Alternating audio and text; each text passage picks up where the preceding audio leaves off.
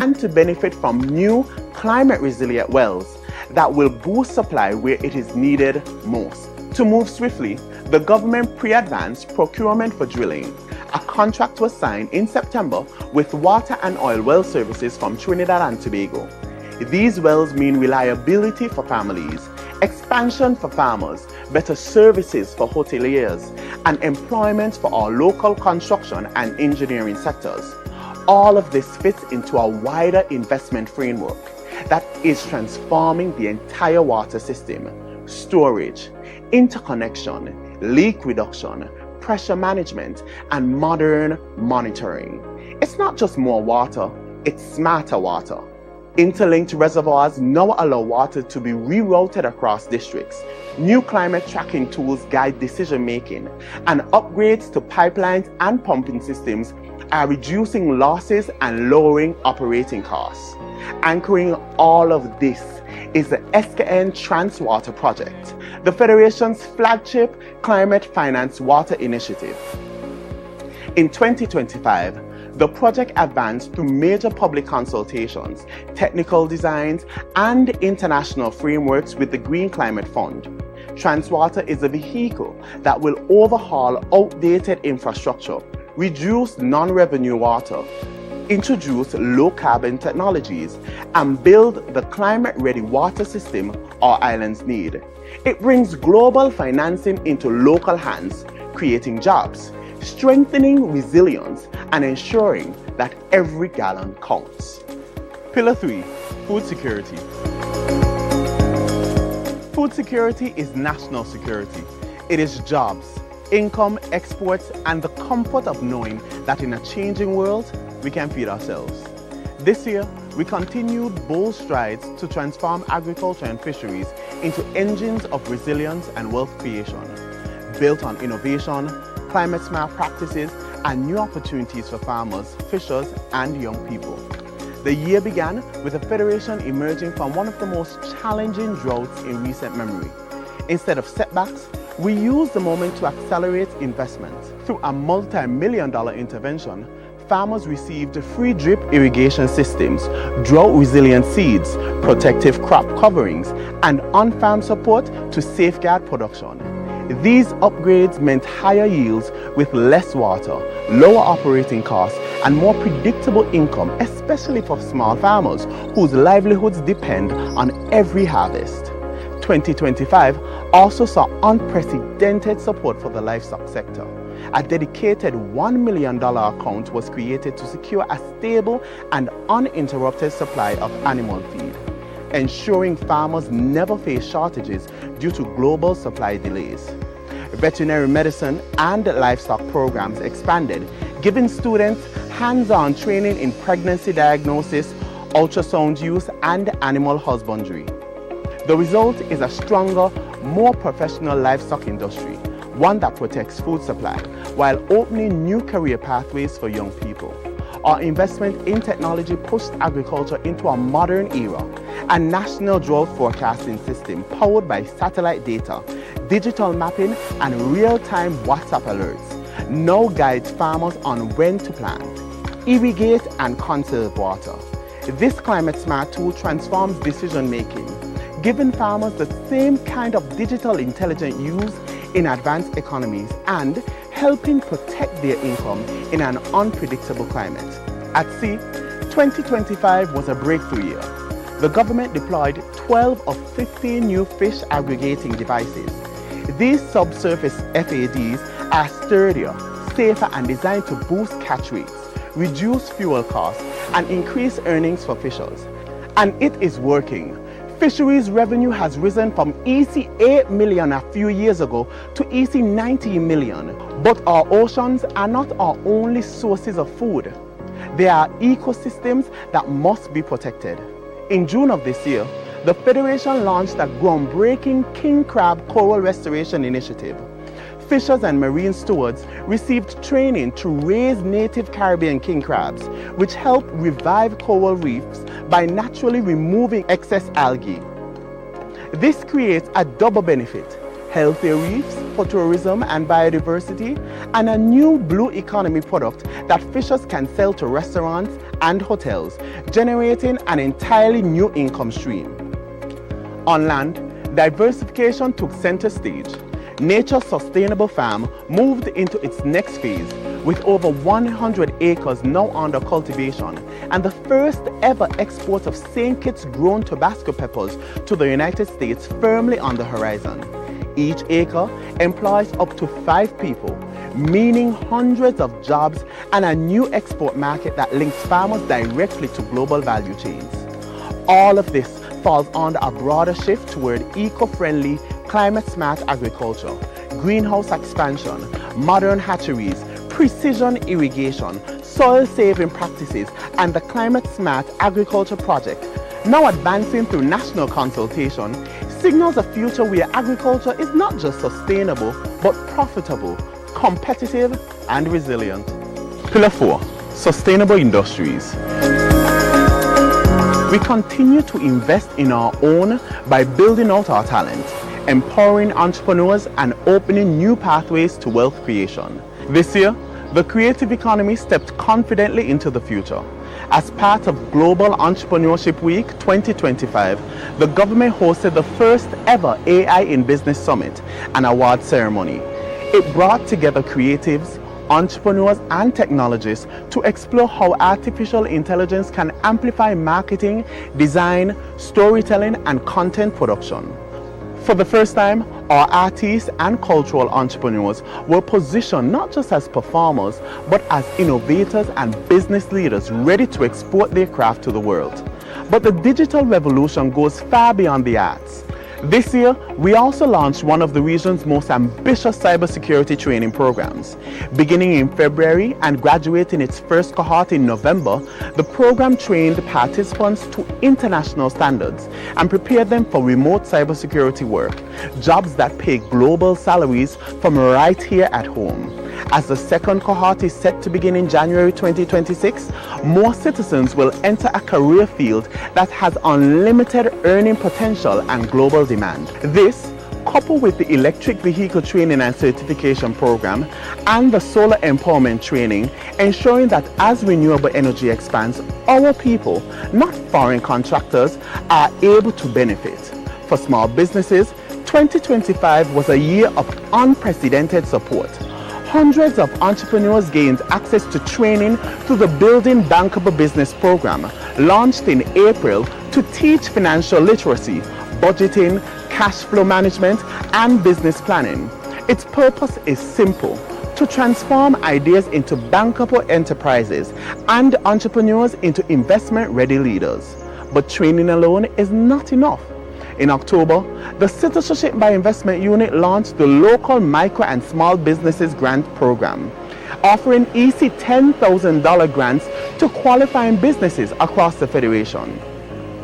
By November, 36 businesses has already been approved, receiving capital to expand operations, purchase equipment, hire staff, or move their services online. These grants injected real money directly into the hands of local entrepreneurs, supporting the creation of jobs, products, and new services across every sector. This momentum is matched by one of the most transformative digital agendas in the Caribbean. In May 2025, St. Kitts and Nevis launched its Electronic Travel Authorization ETA system and e-border platform, enabling faster, more secure processing for visitors and dramatically improving the travel experience, especially during major events like the St. Kitts Music Festival. This strengthens tourism, enhances national security, and positions the Federation as a modern, tech-forward destination. Behind the scenes, the digital transformation is accelerating even further. The government is advancing its national digital ID system, the core of all future e-services, set to enable secure online access to government services, banking, trade, and digital signatures. Parallel to this, the electronic civil registry system also moved forward, digitizing births, deaths, marriages, and adoptions, so citizens and the diaspora can access official documents from anywhere in the world. Together with online tax services, the developing online passport system, business registration portal, and single trade window, St. Kitts and Nevis is building a digital economy that lowers barriers, speeds up transactions, attracts investments, and creates new income possibilities for every citizen. Pillar 5. Sustainable settlements. A strong nation is built, literally, on the spaces where people live, learn, heal, travel, play, and grow. This year, the government accelerated ownership through the NHC Renaissance Project, delivering and constructing nearly 200 new homes across Stapleton, Harry Phipps, Otleys, Sandy Point, and other communities. More land was secured to scale the project further, ensuring that hundreds of families will soon step into houses that instantly increase their net worth. Every home built supports contractors, tradesmen, truckers, suppliers, and strengthens the foundation for generational wealth. Side by side with the new housing came one of the most meaningful reforms in decades: land regularization. In 2025 alone, 531 lots were distributed, with full titles handed over to families in St. Peter's, Lagreet, St. Paul's, and other long-neglected communities. In several cases, beneficiaries walked into the banks the very next day because for the first time they had collateral, dignity, and the power to invest in their future. This is land, not just as a place to live, but as empowerment. And for the first time in our history, the entire land system is going digital. A new land administration and information system is being built, replacing decades of paper files with a transparent, efficient online platform. Beginning early in 2026, citizens will be able to submit applications, track their status, and view available lots on a digital map. This modernization protects national patrimony, strengthens fairness, and speeds up development, making it easier for families, investors, and planners to build a modern St. Kitts and Nevis. 2025 also marked a leap forward in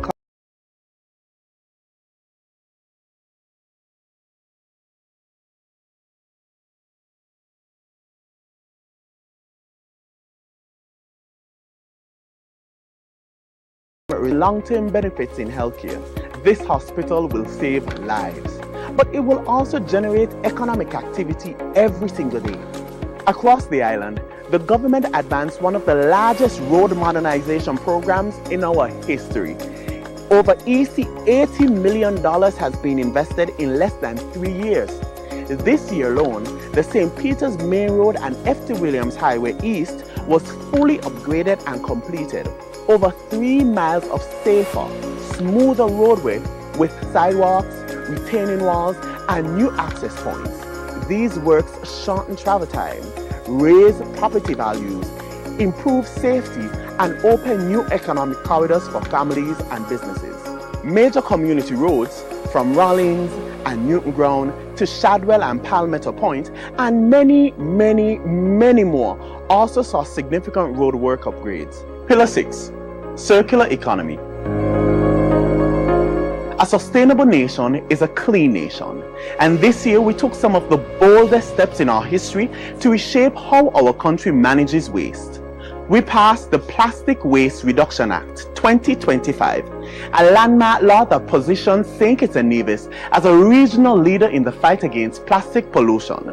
Rolled out in 3 phases, the ban eliminated the import, sale, and distribution of single-use plastic bags, styrofoam containers, straws, cups, plates, and utensils. By November 2025, the major categories of single-use plastics were officially out of the Federation. This means cleaner coastlines, healthier marine ecosystems, reduced landfill pressure, and a better tourism product. But more importantly, it means shifting national behavior, encouraging reusable bags, refilling bottles, and greener businesses that save money while protecting the environment. Alongside legislation, we strengthen the systems that make sustainability real. The St. Kitts and Nevis recycling project, supported by the Taiwan Technical Mission, accelerated significantly in 2025. Paper recycling was introduced on both islands. New pilot recycling programs launched in Nevis communities, and 57 schools participated in a national recycling competition, transforming environmental education into real action. By September 2025, the project had expanded collection points, increased training workshops, and shipped batches of separated plastic overseas, reducing landfill burden while creating new green jobs in sorting, transport, and materials recovery. This momentum ties directly into the wider transformation of our waste sector, a move from simple disposal to a circular economy. This year, the government also intensified landfill reform efforts following February's Connery landfill fire, accelerating planning for safer, more sustainable waste handling systems. At the same time, regional partners supported circular economy training that empowers local entrepreneurs to turn waste into opportunity, whether through upcycled products, recycling services, or green manufacturing. In this new approach, waste is no longer just a cost. It becomes raw material, it becomes innovation, it becomes wealth creation.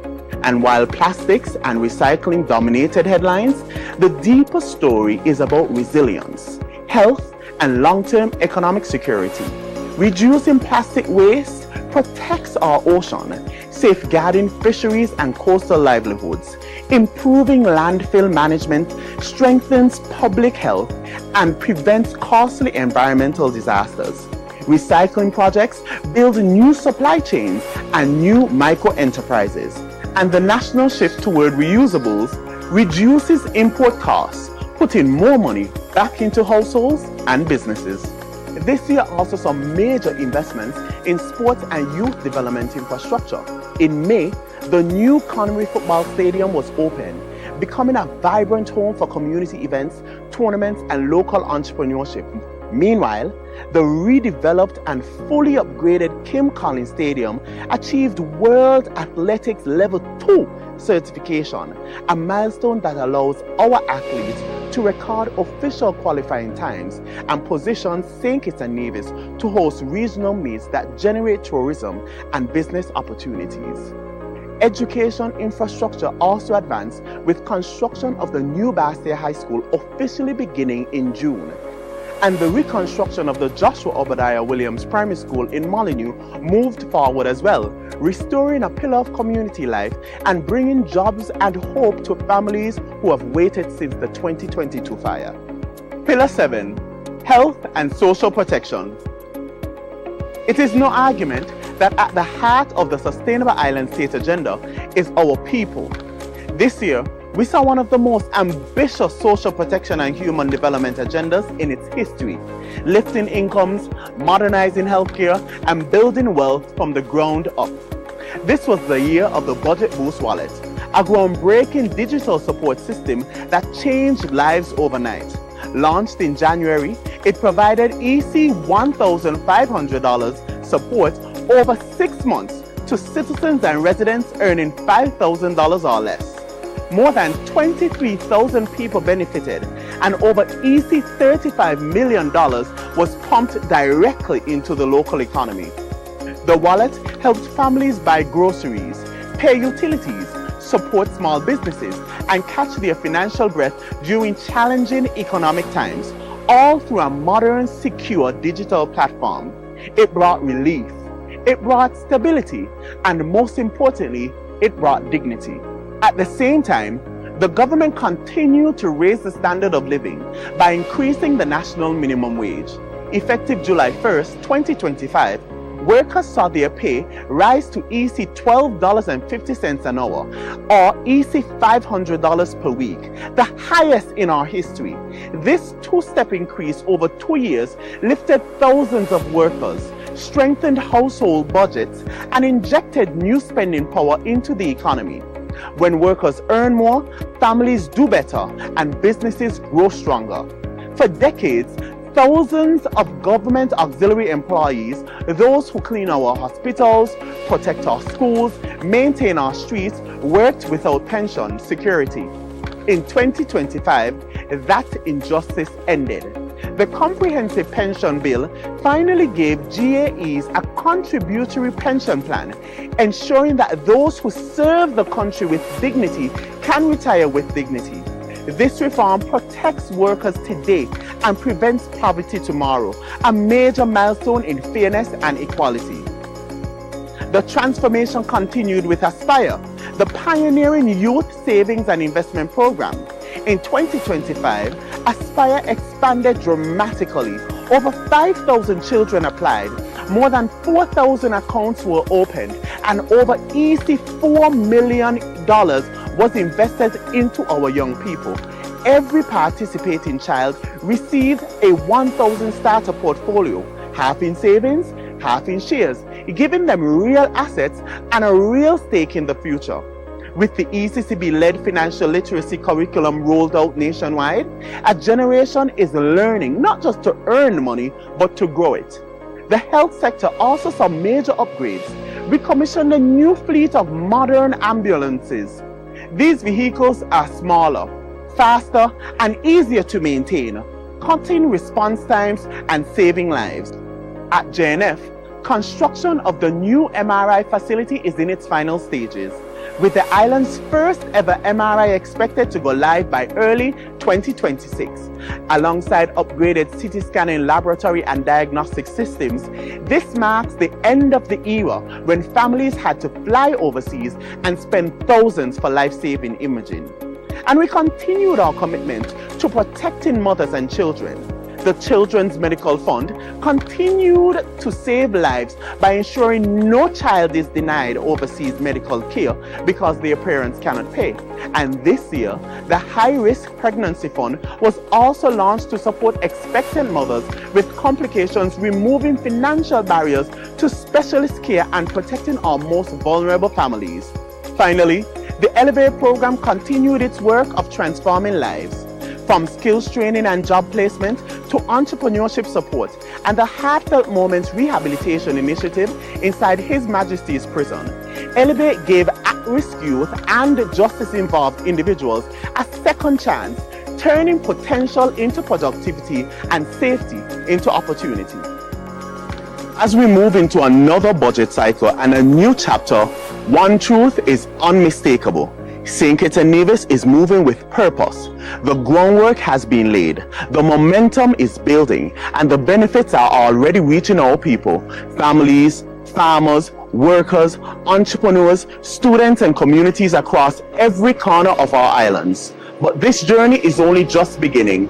The development path we are on is not a short-term project. It is a long-term commitment, a national mission to building a resilient, a prosperous, modern island state where every citizen has a fair shot at opportunity, dignity, and success.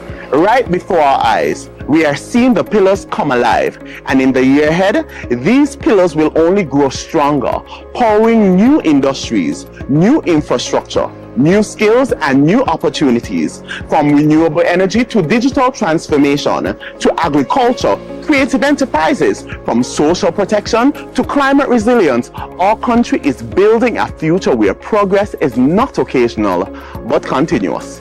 This is transformation.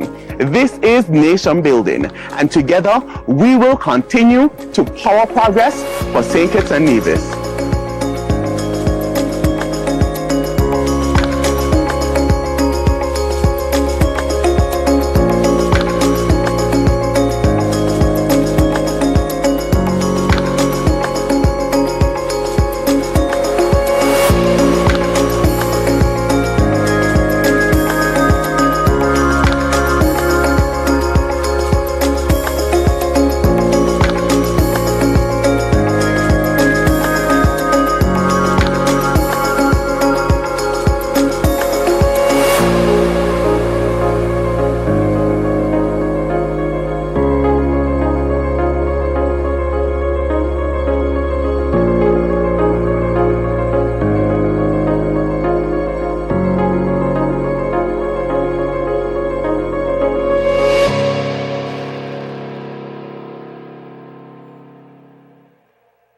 Yes, I'm here with contractor, Mr. Huggins, who is the owner of Huggins Construction, Deputy Prime Minister, and Acting Matron, Sister Lestrade. And this is the MRI building, which is nearing completion. This building, as Mr. Huggins will explain with you, had to be built to specifications, not just an ordinary building. And so we are winding up the construction of it, and we will welcome them the MRI machine. The work is very close to completion. At this moment, what are we waiting on? Some lights and the MRI structure to come in, and then we will have the completion of this building at probably at the end of next month. At this moment, we are preparing the split for scallop that will house the generator and whatever is needed to put there. So at this moment, everything is on plan. This will be very timely intervention, and as you say, state-of-the-art machine. Machine have improved over the years, bringing you more concise imaging for accurate diagnosis of our patient, and so that we can get timely intervention. And looking at the building and the capacities that you the house, it's quite appropriate. It's ergonomically laid out and strategically to meet the demands of the various needs of our patients. So we just want to commend on the expertise that would have been put into it, so we make sure we deliver of high quality international standards. Excellent. So thank you very much. There you have it, the MRI building nearing completion, and we should have this service soon in the future. Thank you.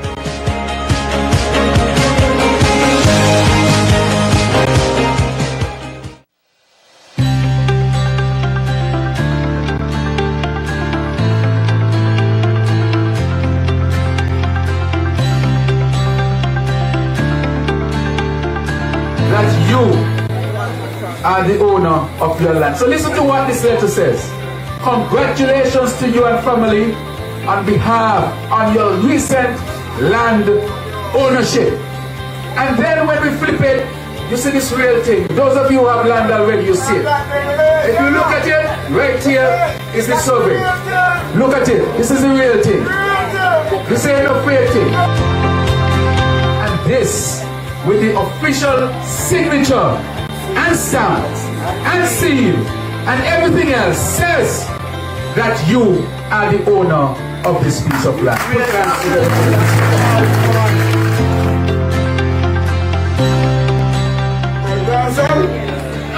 I love him very much, and this man he lived with me, and he was one of the first to get a piece of this land already.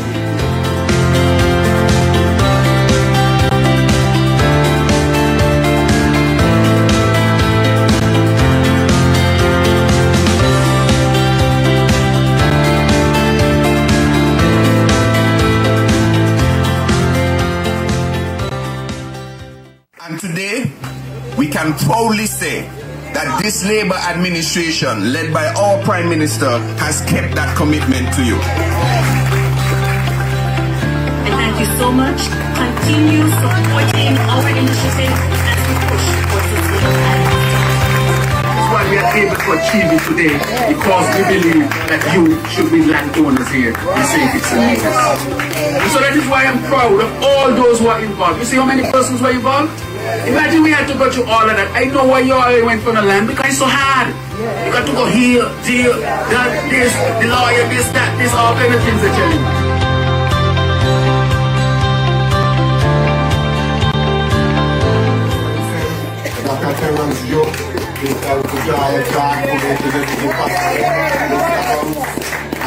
Mr. Cabby Sleeping Tiger, Jeffrey Hadley, the father from Sunny Point, he told you all this couldn't be possible, so if Cabby can appreciate it,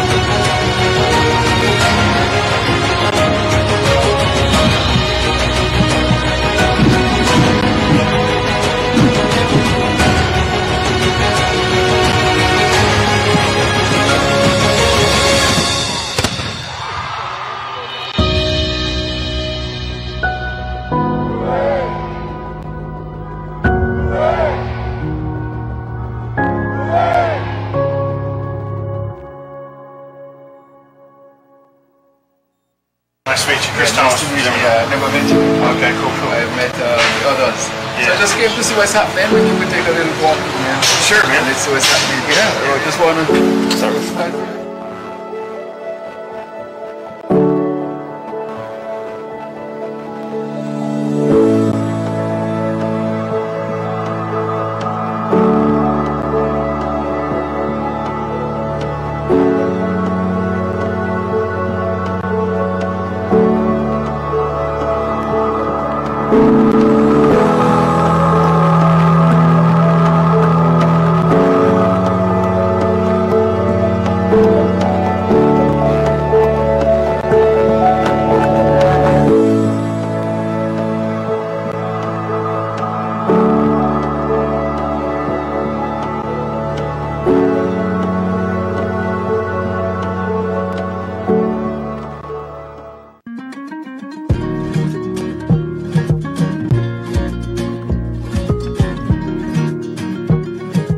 Good day, ladies and gentlemen of St. Kitts. Jerry here from Royal Utilities. We're at the Bird Rock desalination plant, and things are progressing very, very well. As you can see behind me, there's machines and men and barges. Everybody's working to put in the intake and the outfall pipes. Things are progressing very, very well. Over the past weekend, we worked a couple of 12-hour shifts back to back, just to avoid any interruption to any of the local businesses in the area. So we're about 90% complete right now, and hopefully in a few weeks we'll be hitting the start button. But things have gone very, very well, and we're really proud to be a part of this project for St. Kitts.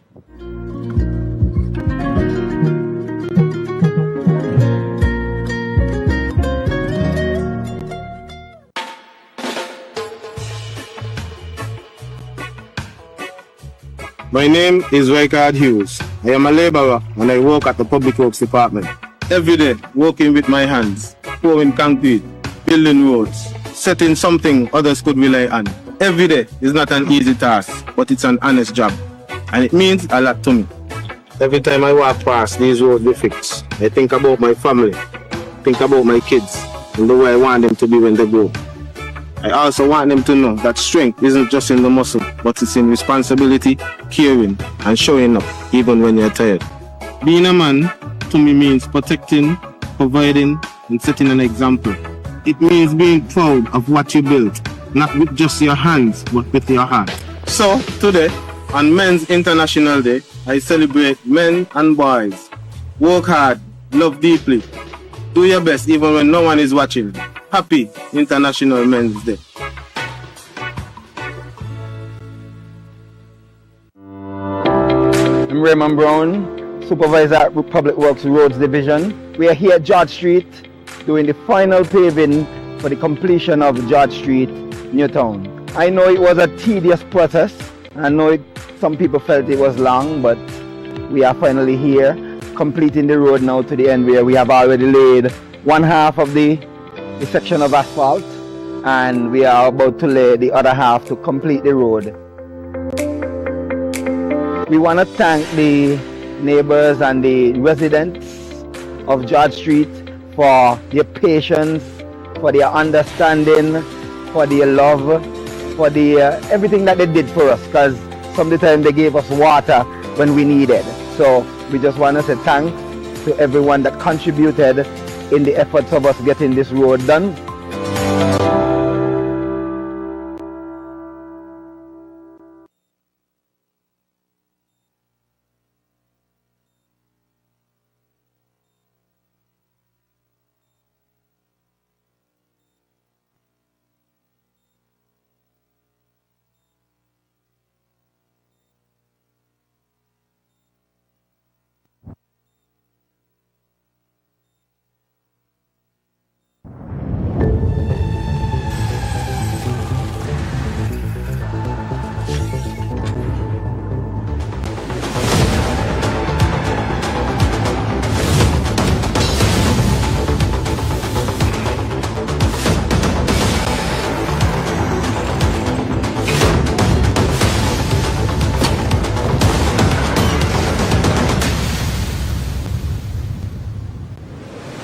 I'm very honored to be here at Southwell Drive, Ponds Pasture, where the Public Works crew from roads, they're here. As you would see that they are removing the road and they are going to do resurfacing of the entire Southwell Drive, a road that would not have been dealt with in just about 9 years. We are now at the point where we are able to deliver that road as I promised. I know it might have caused some inconvenience for the residents and users, and as usual, whenever I had an opportunity, I would always apologize, but I always gave the assurance that we will deliver the road. And now that Public Works were able to get the machineries fixed and ready, this happened to be one of the very first priority projects that they took on, and I'm very grateful for the support from the Minister of Infrastructure, the Honorable Conrad Maynard, and his entire team in ensuring that we live up to what we say we are going to do in delivering on our promises. This was one that I personally spoke about. I gave them that assurance that the road would be done. So I am very pleased this morning that Public Works are here in their full force, ensuring that we deliver on this road. But after 9 years, I am happy that I am able to deliver this road to the people of Ponds Pasture. Thank you, Public Works.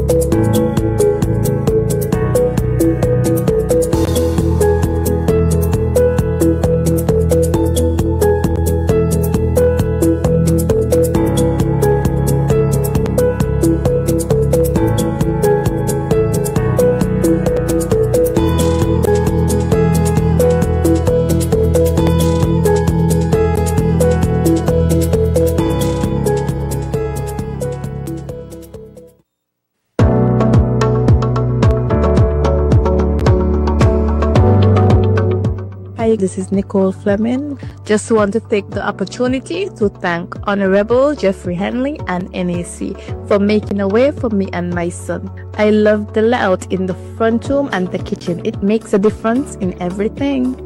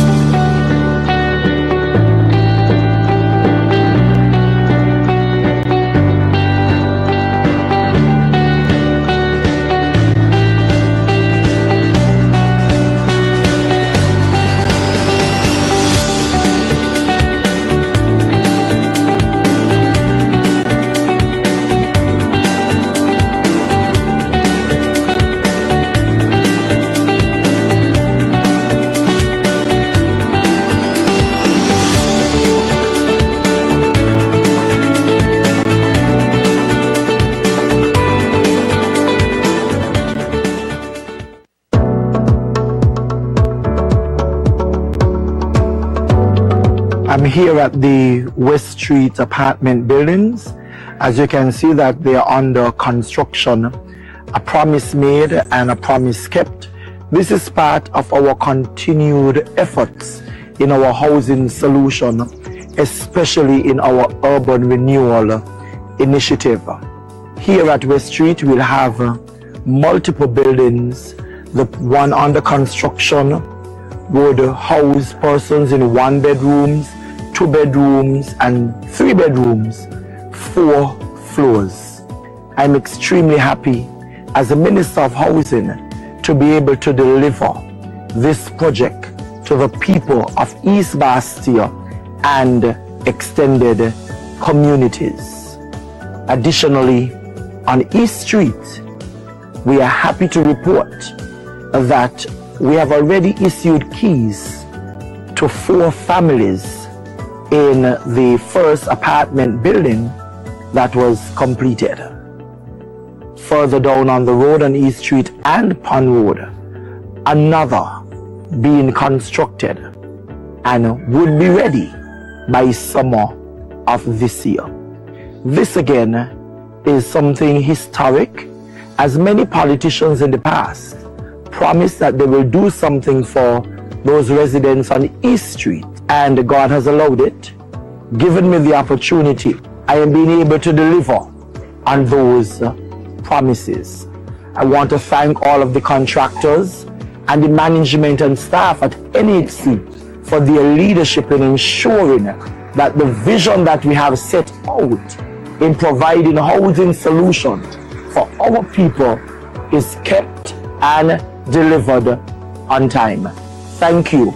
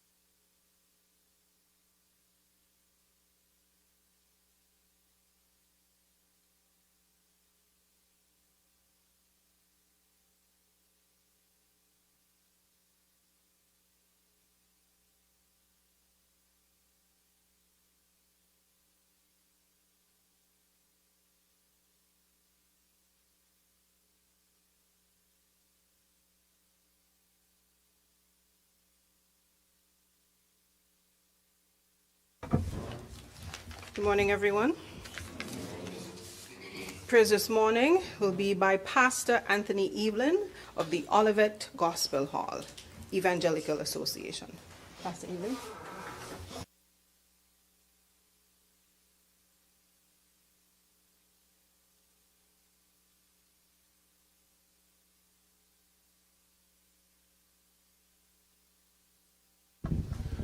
Greetings to all this morning.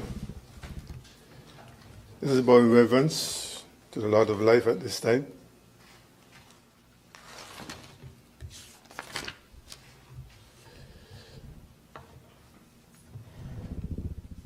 Through all the changing scenes of life, in trouble and in joy, the praises of my God shall still my heart and tongue employ.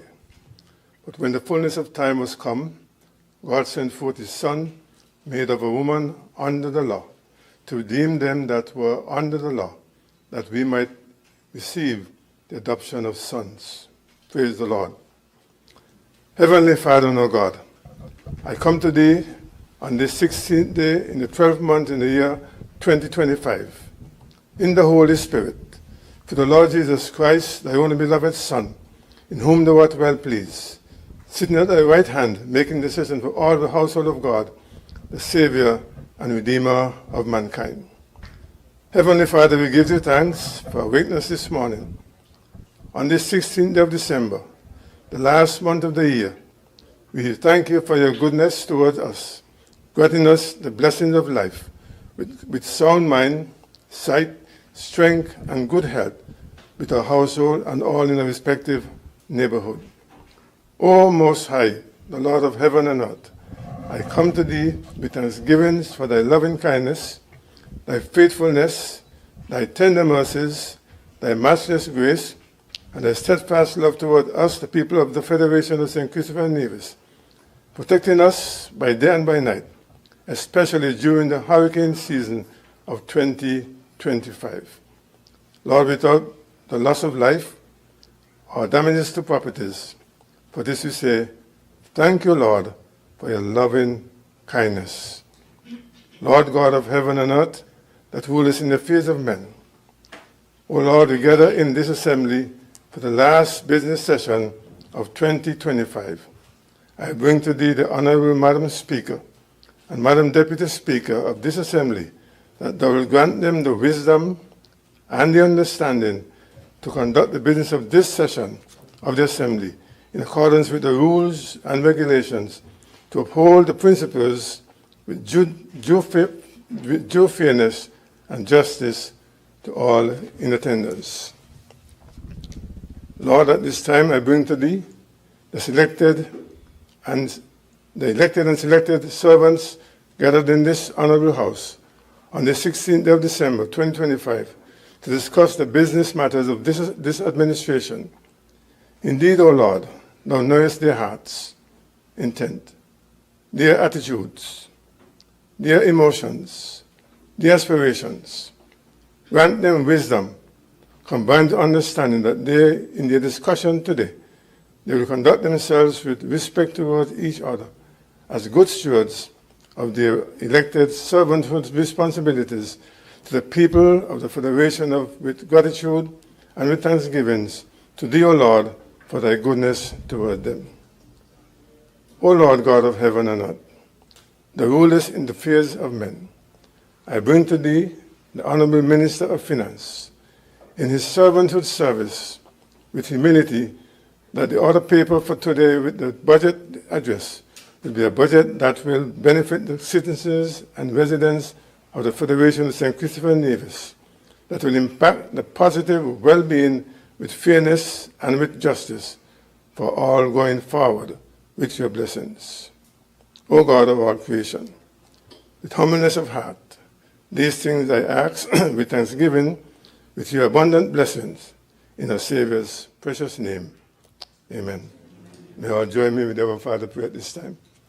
Our Father, who art in heaven, hallowed be thy name. Thy kingdom come, thy will be done on earth as it is in heaven.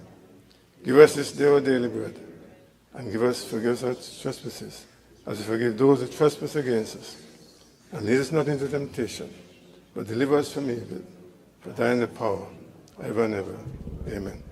Madam Speaker, may I ask of you this morning to allow me the opportunity to grant Christmas greetings at this time?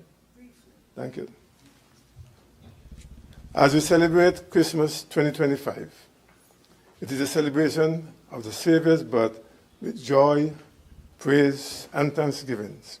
The angel declared, "Glory to God in the highest, and on earth peace, goodwill towards men." On behalf of the Christian Council, the Evangelical Association, my family and myself, I extend Christmas greetings to our radio listeners, our television viewers, and our streaming platform at this time. Madam Speaker, Deputy Speaker, Parliament officials, Parliament members on the right, Parliament members on the left, media officials, officials in the gallery at this time, and all families at home and abroad, a peaceful and joyful Christmas with the blessing of the Lord of life. Merry Christmas to all. Thank you, Madam Speaker. Thank you kindly, Pastor Evelyn. You may be seated.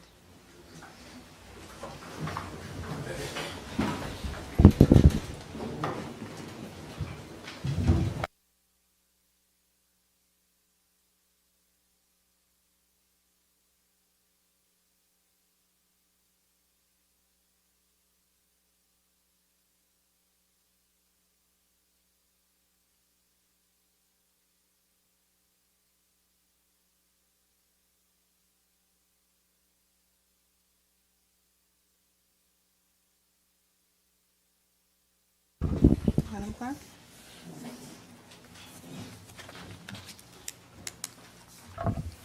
Confirmation of minutes. Minutes are deferred. Messages from the Governor General. One.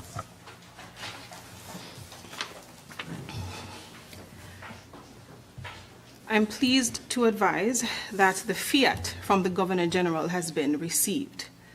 A fiat is required by the Constitution whenever there is a bill which considers the expenditure of the monies from the Consolidated Fund.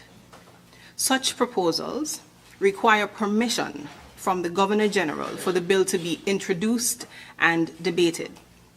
For the record, the fiat was first written to the Honorable Minister of Finance, and it says, "In pursuance of Section 43 of St. Christopher and Nevis Constitution Order 1983, SI 1983, and acting in accordance with the advice of the Cabinet, I recommend for the introduction into the National Assembly the following: the Appropriation 2026 Bill 2025. It is dated the 16th day of December 2025 and signed by Her Excellency, the Governor General, Dame Marcella Liebert.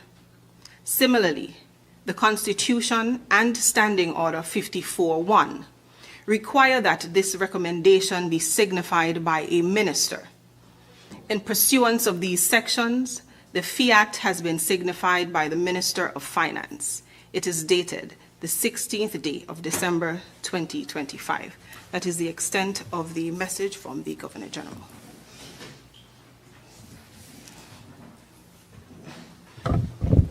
Announcements by the Speaker. Brief announcement.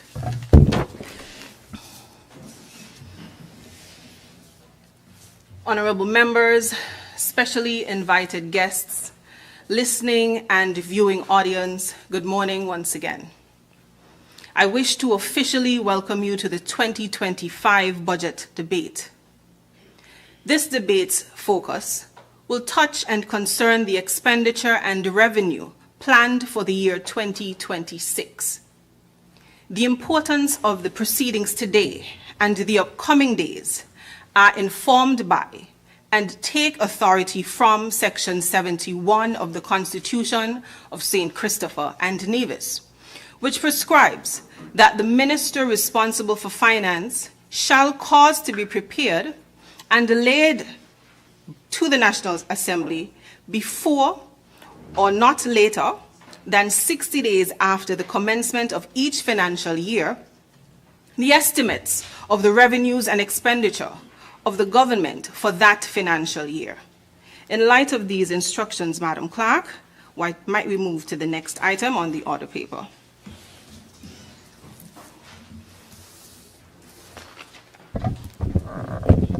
Presentation of papers and of reports from committees. I recognize the Honourable Member for St. Christopher 8.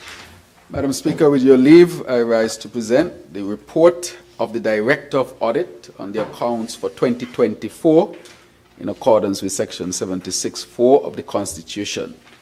May it please you, Madam Speaker.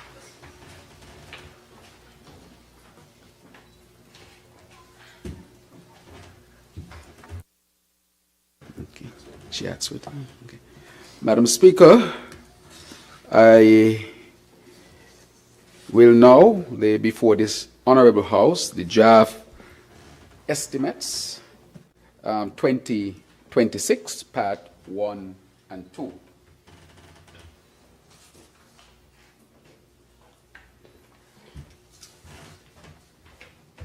May it please you, Madam Speaker.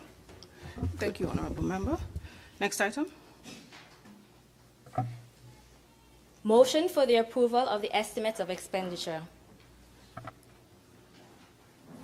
Madam Speaker, with your leave, I rise to move a motion of the approval of the estimates of expenditure. Is there a seconder? I recognize the Honourable Member for St. Christopher 3. Madam Speaker, I rise to second the motion. The question is that the bill shortly entitled, the draft estimates, my apologies, I'm jumping above my usual, I apologize. That the draft estimates of expenditure be adopted. Those in favor? Aye. Those against? The ayes have it. Next item. Statements by ministers. Personnel explanations. Introduction of bills and first reading. I recognize the Honourable Member for St. Christopher 8. Madam Speaker, I rise to move the first reading of the bill shortly entitled the Appropriation 2026 Bill 2025. I recognize the Honourable Member for St. Christopher 1. Madam Speaker, I'm pleased to second that motion. The question is, which is now the correct question, that the bill shortly entitled the Appropriation 2026 Bill 2025 be read a first time. Those in favour? Aye. Those against? The ayes have it.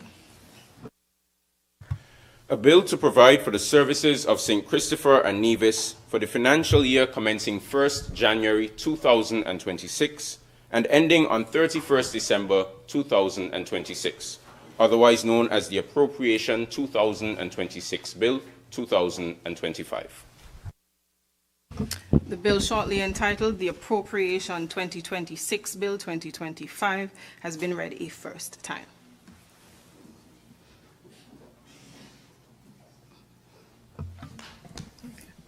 Public business. Bills second reading. Madam Speaker, I recognize the Honourable Member of St. Christopher 8. with your leave, I rise to move a motion for the second reading of the Appropriation Bill 2026-2025. The long title may be read also to give context to the bill. And before I go into my substantive presentation, I seek leave to share with the nation a brief overview of the planned and continuing capital projects for the fiscal year. Brief? Yeah. 2026. Madam Speaker, first of all, let me thank God for giving me the health and strength to be here for the most important debate, and to thank the members on my side, my cabinet colleagues, for their unwavering support over these years in seeking to transition our economy to a stable, well-established, diversified, people-centered economy. Let me also thank all of the members on the opposite side, because without them, this parliamentary process would not be possible. I want to thank also those who always prefer us from the various Christian organizations, and to thank you, the clerk, and all those who are involved in this important process. Let me, of course, thank those who have come today to listen and to support as well in the gallery, and also to thank my wife, who is here supporting me as well. Madam Speaker, let me thank the citizens and residents of St. Kitts and Nevis, because without their support and without their consent to participate in our democracy, these democratic processes that we enjoy in St. Kitts and Nevis, that have become, I would say, a norm, but are really luxury in other jurisdictions, I must give respect and honor to our people here in St. Kitts and Nevis.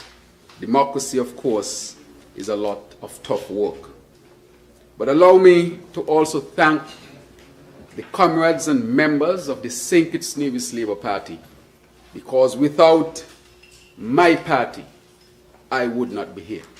This is politics, and I am clear, it is part of the democratic process.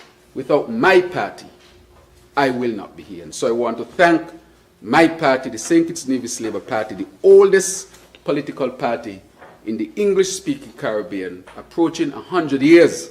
So I stand today not by myself, but I stand on the shoulders of giants who have afforded me the opportunity many decades later to stand here as Prime Minister of St. Kitts and Nevis. Madam Speaker, with that, I will go into a most important speech.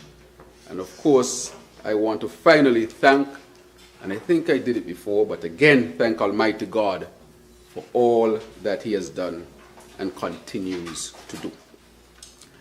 Madam Speaker, honorable members, citizens and residents of St. Kitts and Nevis, it is with a sense of pride, gratitude, and steadfast confidence in our people that I rise today to present in this honorable chamber the bill shortly entitled the Appropriation Act 2026, or Bill 2025. We are meeting at a time when our country is navigating a complex and volatile global environment. Our St. Kitts Nevis Labour Party administration takes pride in the fact that we have risen to the many challenges that confronted us as a country in 2025.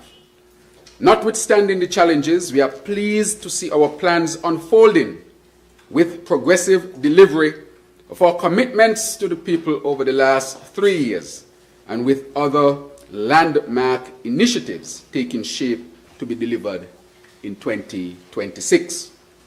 Madam Speaker, context is important. When we took over government by the will of the people, and of course God, we came into office in August of 2022. And what did we find? We find an economy that was affected by the COVID-19, which had shut down the world's economy, and St. Kitts and Nevis, being a small economy, was no exception.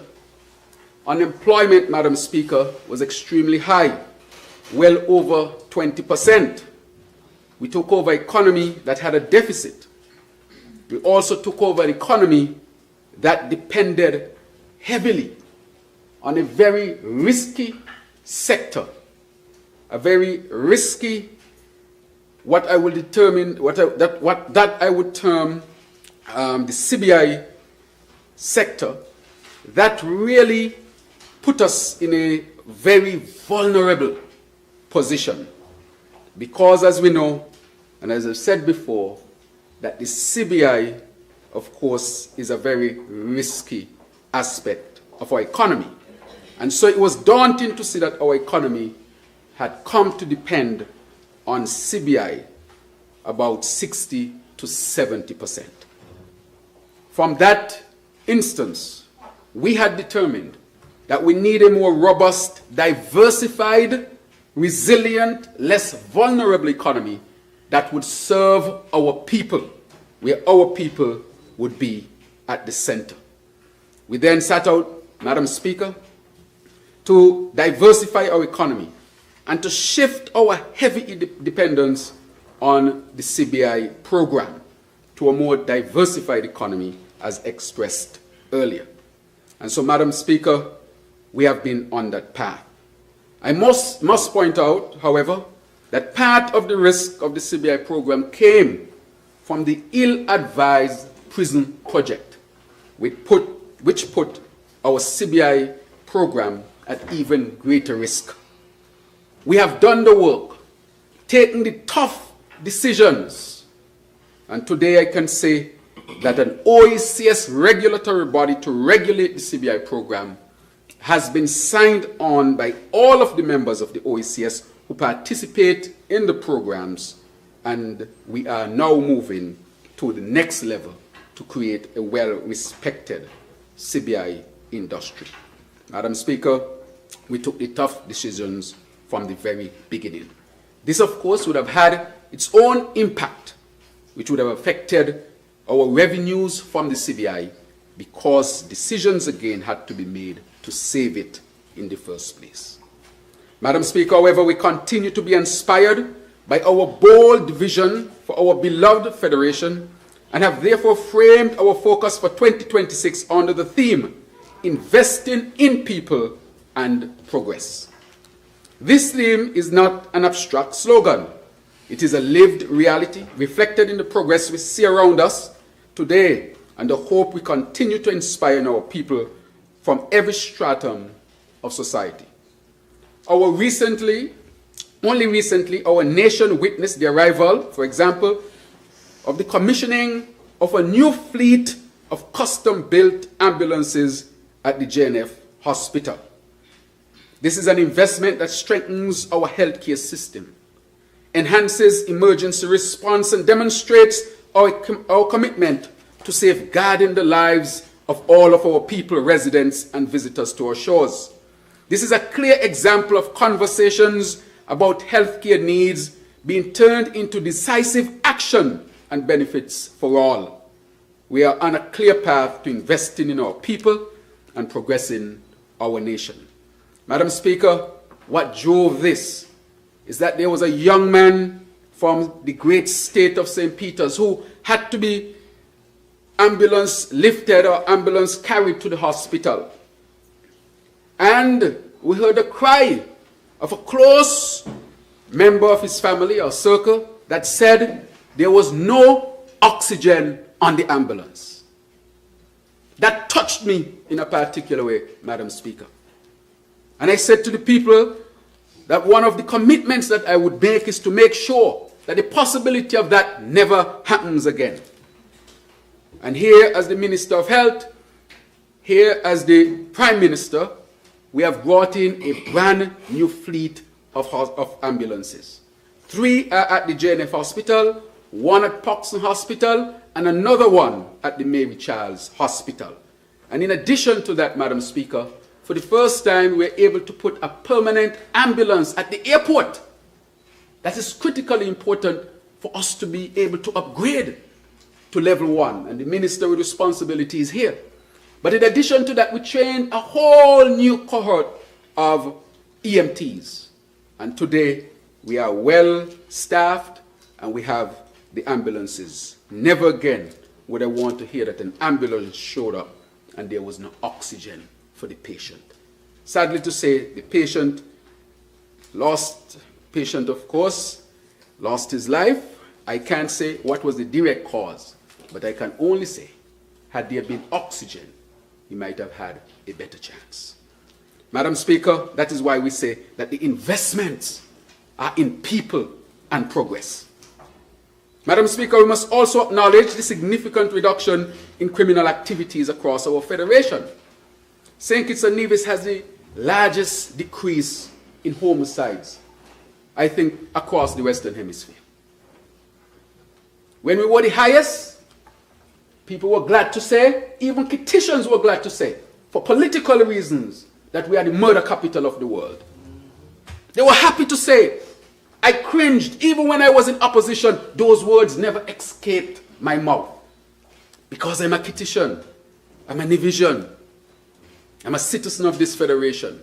So why should I seek to demean my federation on the altar of politics when I understand how far-reaching those consequences would be? But those who don't really care about their federation, but only petty politics, were glad to push that message. But now the people of St. Kitts and Nevis have decided that we want a different path. Why aren't those same people saying that the people of St. Kitts and Nevis have come together under the leadership of this administration to make us as safe as possible? Why do we don't want to spread good news? Why only negative news? Some of us want to spread it because we are being paid $1 to do so. This achievement is the fruit of strategic investments in law enforcement, and I want to really acknowledge the Chief of Police, Commissioner Sutton. I want to acknowledge our Acting Commander, Commander Sutton, and all those who serve in these organizations. I also want to point out that community engagement was critical to this strategic plan, and so I want to thank all members of the community. As I've said before, that the government cannot do it alone. The government will not be able to do it alone. When it comes to issues of crime and violence, these are fundamentally social issues, and it takes a social response. The adage where people say all hands on deck and everybody must be involved, these are correct. However, how is it done is where the source of the matter is. And what we have done is to engage the whole of community under the umbrella of dealing with crime and violence from a public health perspective. And so, Madam Speaker, I want to thank everybody in the community. It is important. I want to thank the mothers, the fathers, the family members, the community members. I can't thank the community enough. I also want to thank, Madam Speaker, even those on the other side who participated, because they were called. Some responded from day one, others responded a day later. But I'm happy that they responded again, because the call is for everyone. I want to thank the Chamber of Commerce and Industry that came to the table very early, not to criticize, but they showed up with their own ideas. This is the private sector participating. So I would say this is a whole of society involved, and these are the results. Let us continue to work to make sure we solidify these extraordinary things. I'll speak to more in depth later on.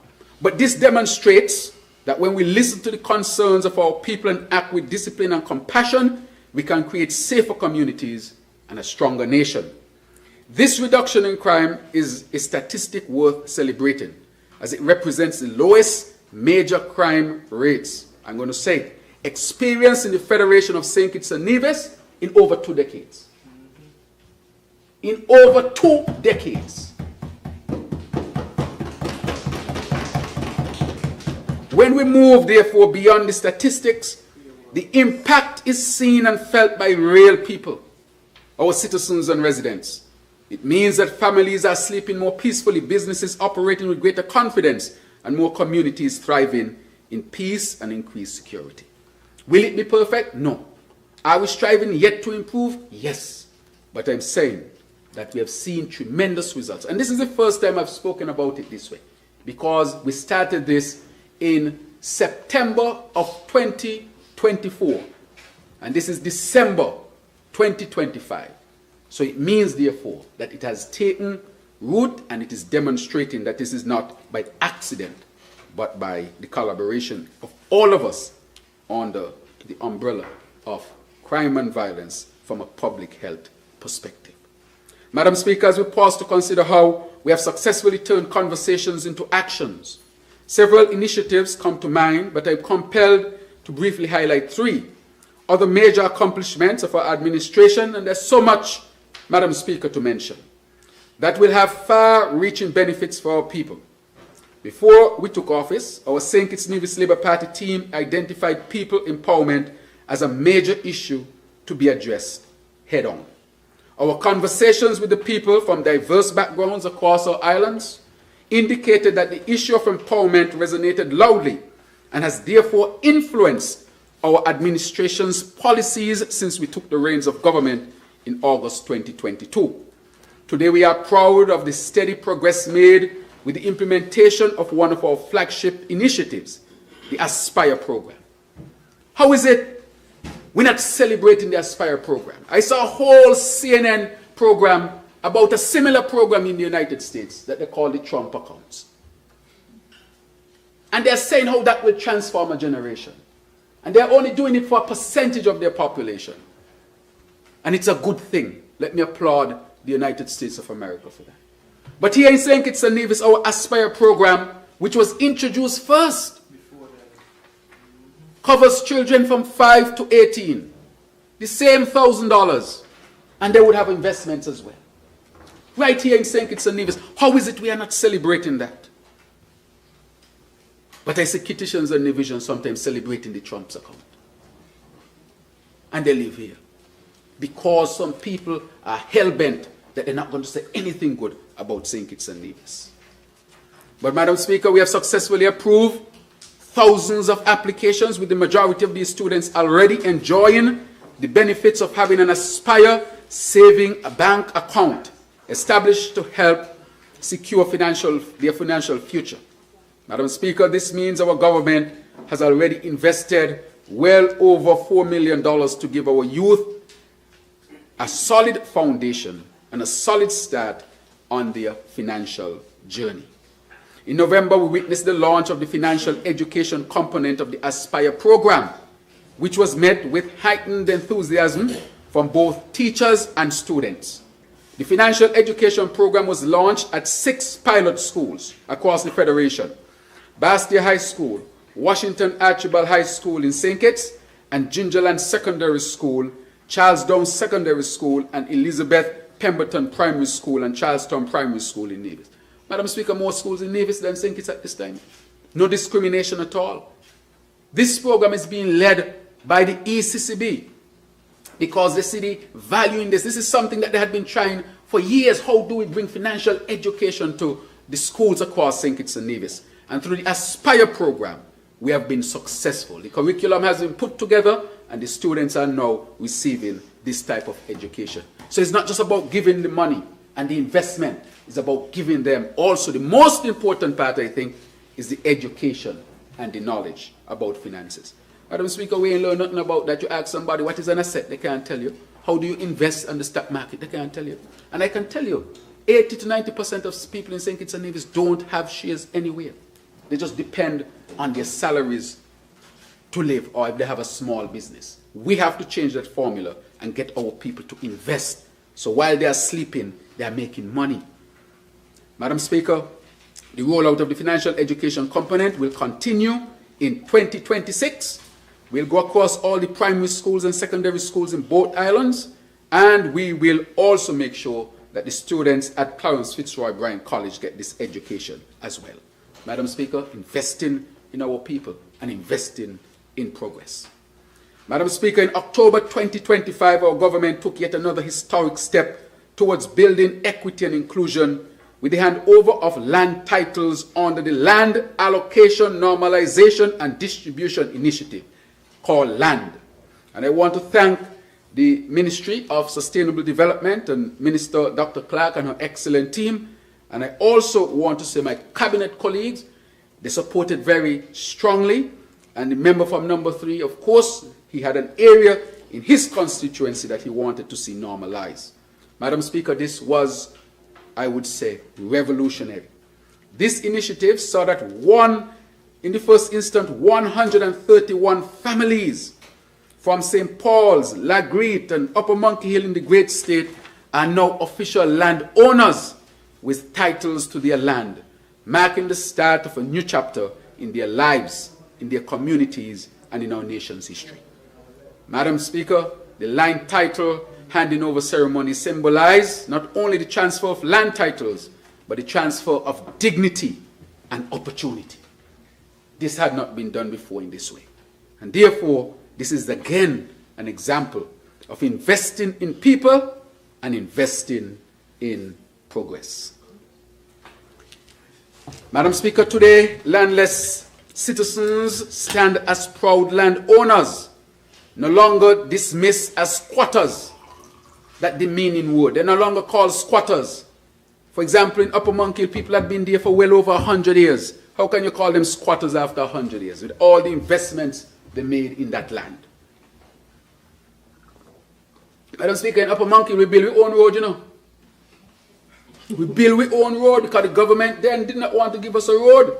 We built our own road in Upper Monkey. We built our own houses. We are resilient people up there. Mr. Conrad Harris, who just passed, God bless his soul, he used to be the tractor driver. On Saturdays and Sundays, as small children, we used to go on the tractor with him to look stone. And then we pump stone Saturday and Sunday to build our own road. So when you come up a Monkey Hill, we build it. Madam Speaker, and the people up there did not have access to their land with all of these investments. And I'm happy that the people of Upper Monkey Hill are now having access. Madam Speaker, the land is now theirs to keep, to build upon, to pass on as a foundation of generational prosperity. Madam Speaker, for decades, too many families lived and raised children without the security of legal ownership. The St. Kitts Nevis Labour Party administration has moved beyond conversations and delivered decisive action correcting a long-standing historical imbalance. Madam Speaker, Lagreet, right here, the people of Lagreet, a lot of them used to be my patients, didn't have access to the land. St. Paul's, what is the area in St. Paul's called? Amsterdam. Where a lot of Rasta live. When I went there to do the ceremony, it's a Rasta community. And now they have access to their land. This is about investing in people and progress. Madam Speaker, the land regularization project gives lives to Pillar 5 of our sustainable island state agenda. So when we talk about a sustainable island state, those words sound fancy, but this is what it entails. Give people land. Start the children in the Aspire program and give them access to education, accounts, and investments. That's what it means. It's about investing in people and progress. Madam Speaker, the next people-centered empowerment initiative I wish to highlight is the issuance of a household retail bond on the Regional Government Securities Market, RGSM. St. Kitts and Nevis was the first member government to issue on the RGSM when it was established or launched in November 2002. It is clear that in 2002 was a Labour government. In 2025 is a Labour government. Given the government of St. Kitts and Nevis' historical leadership in RGSM issuance and our people empowerment agenda, the invitation to participate in this inaugural event presented a strategic opportunity for collaboration in launching a retail bond along with Grenada as the first two pilot OECS countries. The government of St. Kitts and Nevis household savings bond will be launched in the first quarter of 2026 and will provide a secure, accessible, and tax-free investment instrument for households. This initiative aligns with the government's efforts to increase financial literacy, expand investor participation, and promote wealth creation for ordinary citizens and residents. It aligns with the government's commitment to promote financial literacy and encourage early investments in practices among our youths through the Aspire program, for example, and this is for the adults. And I take up this opportunity, therefore, to encourage parents to continue to sign up for the Aspire program. And when we launch this bond, that our people will buy it. Madam Speaker, it is important to note that when this was being launched, I said to them, can this go down to as low as $500? Because it used to be at $5,000, Madam Speaker. You know how much people don't have $5,000 just resting down on a bank or somewhere? And these are the people who should be investing in these type of instruments so that they can grow their financial stability, they can grow their wealth. And we brought it down to $500.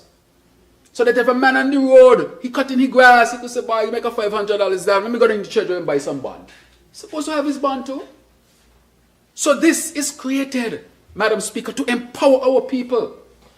This is about investing in people and progress. So they should never be left out, Madam Speaker. And I'm happy that the $500 will be accessible to much more citizens across St. Kitts and Nevis. Please, when it's launched, go in the treasury, buy your bond, put it down. You could pass it on to your children, get some interest from it. Please don't let it just go to those who got already. I want if they got already, they could get more, but I want those who ain't got could get too. And I'm going to make sure that we get it around so that you can invest. I want people in Upper Monkhill to invest. Amsterdam, St. Paul's, Lagreed. They just own a lot of land, you know, so their wealth just went up. Some of them may not even know that just by giving them the land, they increase their wealth immediately. And that wealth can be used as leverage to go to a financial institution to be able to get support for whatever else they want to do. That is empowering people, Madam Speaker. That is empowering people. A few dollars here and there is not going to resolve the issues of bridging the gap. It's these type of investments we have to tell our people they need to make in order to grow themselves and change their realities. Madam Speaker, without a shadow, I want to also highlight that with these, the private sector has not been left out. And I'm happy that the Chamber is here. In this economic environment, the TDC group of companies reported their highest profit ever. And most of that was made from business in St. Kitts and Nevis. So the private sector has not been left out, Madam Speaker. We are creating the environment for private sector to flourish. And so that private sector can take that money and invest more, and hire more, and expand more, and grow more. So we want to create an environment where private sector can thrive, Madam Speaker, not just exist. And so I want to congratulate the TDC group of companies on making its highest profit ever. Madam Speaker, without a shadow of a doubt, the milestones that I've mentioned, for example, in healthcare, the reduction of crime and public safety, the empowerment of our people, the private sector thriving, are vivid illustrations of progress. They demonstrate tangible results, and we are committed to continuing this most positive trend of turning conversations into action while we build our sustainable island state together. Madam Speaker, this budget is therefore a declaration of confidence of what we can achieve together right here in St. Kitts and Nevis. Madam Speaker, the Labour Party administration and the determination of this government to place our citizens at the very center of national development must be commended. This is a budget of optimism, discipline, and compassion. It is firmly anchored in the Sustainable Island State agenda. All those things I mentioned are part of the Sustainable Island State. So if you understand the term, say I get me land, that's Sustainable Island State. I get the money for my child, that's Sustainable Island State. The ambulance come, that's Sustainable Island State. It is firmly anchored in this agenda, Madam Speaker. Over the past year, we have advanced boldly under this agenda, transforming challenges into opportunities and laying the foundation for a stronger, more inclusive future. We have strengthened food security by investing in agriculture and fisheries, ensuring that our people can rely on local produce and sustainable livelihoods. I'll go deeper into that. We have expanded renewable energy initiatives, Madam Speaker, and we are setting the stage for reducing dependence on imported fuel and positioning St. Kitts and Nevis as a leader in clean energy within the Caribbean and, of course, in the world. We continue to invest in healthcare, education, recognizing that true wealth of our nation lies in securing the well-being and expanding the potential of our citizens. Madam Speaker, these things are critically important. They are people-centered initiatives.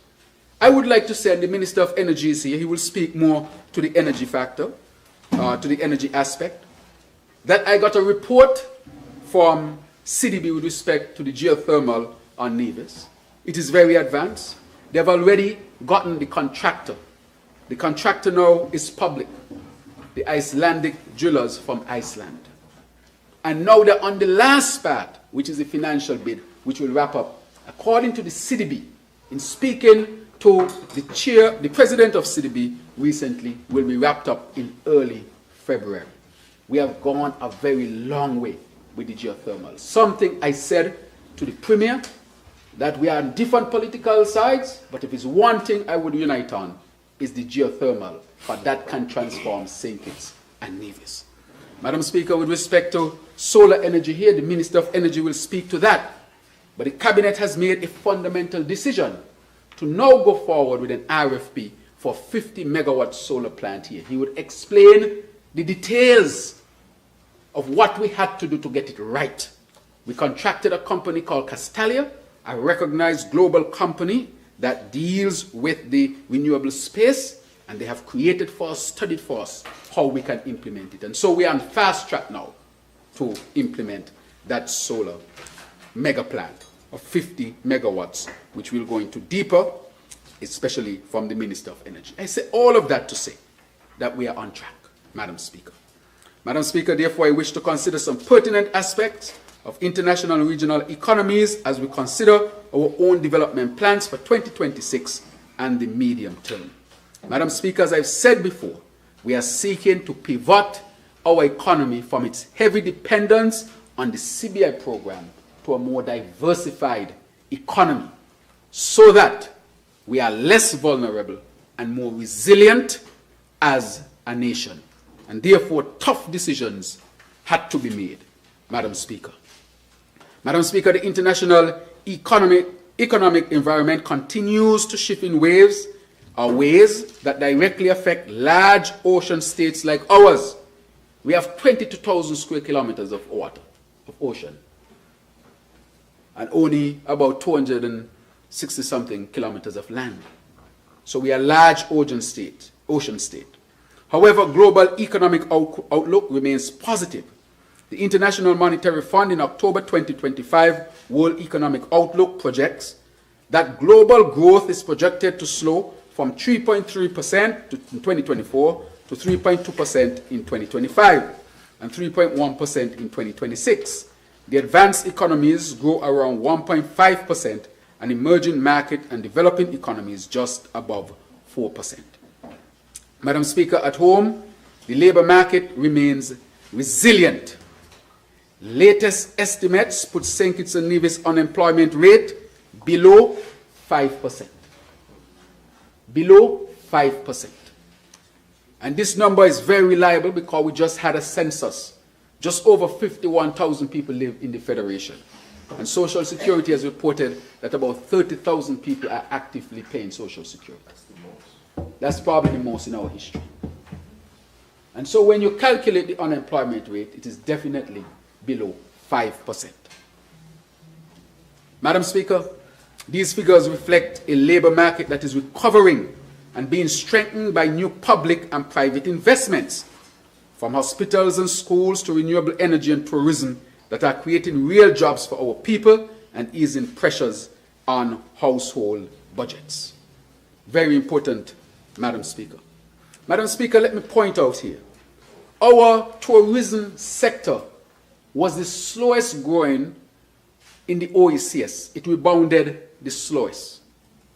And that means tens of millions of dollars. And that affected us for almost 2 years. Why was it the slowest?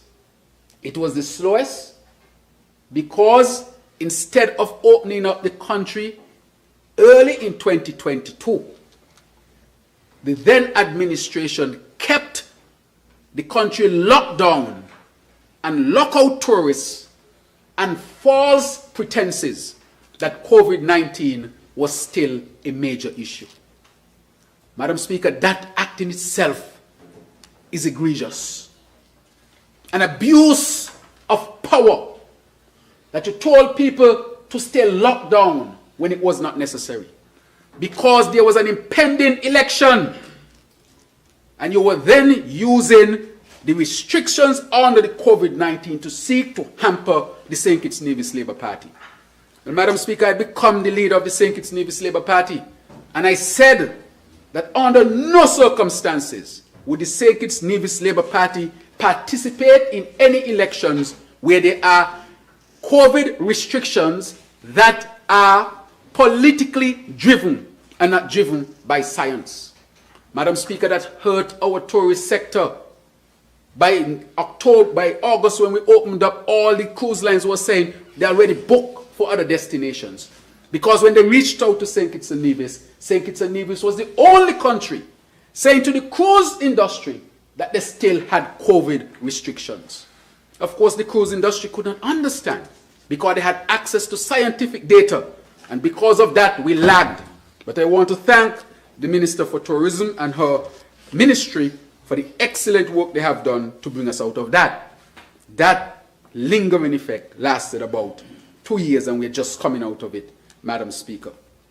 Madam Speaker, coming a little closer to home, it is expected that the regional economy will continue to be challenged by the challenging world economic and geopolitical developments. However, the forecast for growth remains positive. Economic growth in the Eastern Caribbean Union is projected to reach up to 3% and 3.3%. The main drivers of ECCU regional growth continue to be tourism. Madam Speaker, tourism. So those who got out the blocks first, they benefited the most. And those who did not get out the blocks, they suffered the most. The economy of the Eastern Caribbean is driven by tourism. And that is why we have lagged in our recovery. Madam Speaker, the main drivers, as I said before, would be construction and tourism. Tourism, of course, being the foremost. Though not uniform, inflation continues to move on a downward trend across the ECCU as countries remain watchful for shocks that may reverse this trend. Madam Speaker, the global landscape has undergone significant changes since I last appeared before this Honourable House to deliver the 2025 budget address.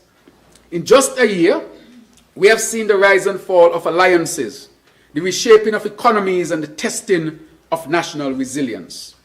Yet, amid this global state of flux, our small but awe-inspiring nation has maintained its resilience. The economy is expected to achieve positive growth despite the setback of over 1%, reaching a value of 2.3 billion in 2025, with an estimated average annual growth of 2% over the medium term. This steady expansion has been mainly driven by contributions from key sectors. Madam Speaker, again, we are seeking for that diversity. The leading sector include manufacturing. Manufacturing, 2.9%. Hotels and restaurants, 2.6%. Construction, 2.5%. Wholesale and retail, 2.3%. Financial services, 1.6%. Additionally, moderate progress in the transportation, storage, and communication sectors, as well as real estate, renting, and business activities, those will continue to grow as well, Madam Speaker. So the story here is two things our economy fundamentally depended on: CBI and tourism. Tourism hurt because of abuse of power, of keeping the country locked down in 2022 when it should have been opened up, turning away potential cruise liners and other visitors who wanted to come. So we lagged behind the whole of the OECS. And secondly, the ill-advised prison project that hurt the engine of the economy, which was the CBI program. And the question becomes, how do we recover from all of that? That is why I said from the beginning that the CBI program will be the hardest thing for me to deal with. It was not crime and violence, because I know that there is a scientific way of dealing with it, and it would respond. But the CBI program, which have influencers from outside of our region, very powerful influencers, over whom you have no control, Madam Speaker. And therefore, how do we recover from those two things? Nonetheless, we are seeing growth, Madam Speaker. The growth within the construction sector can be ascribed to an increase in residential and government-led housing developments, as well as rising commercial construction projects. In the hotel and restaurant sector, growth is attributable to a surge in tourist arrivals. Madam Speaker, I want to announce today that we have surpassed the pre-COVID arrivals to St. Kitts and Nevis. We have surpassed, even before December is counted, up to November, we have already had more arrivals at our airport than in 2019. And December is our highest, is our peak, our best month. So we are expected to surpass that by thousands, Madam Speaker. And again, I want to thank the ministries involved. That is real recovery. But this should have happened a year and a half ago had we not used COVID to keep our country locked down in 2022.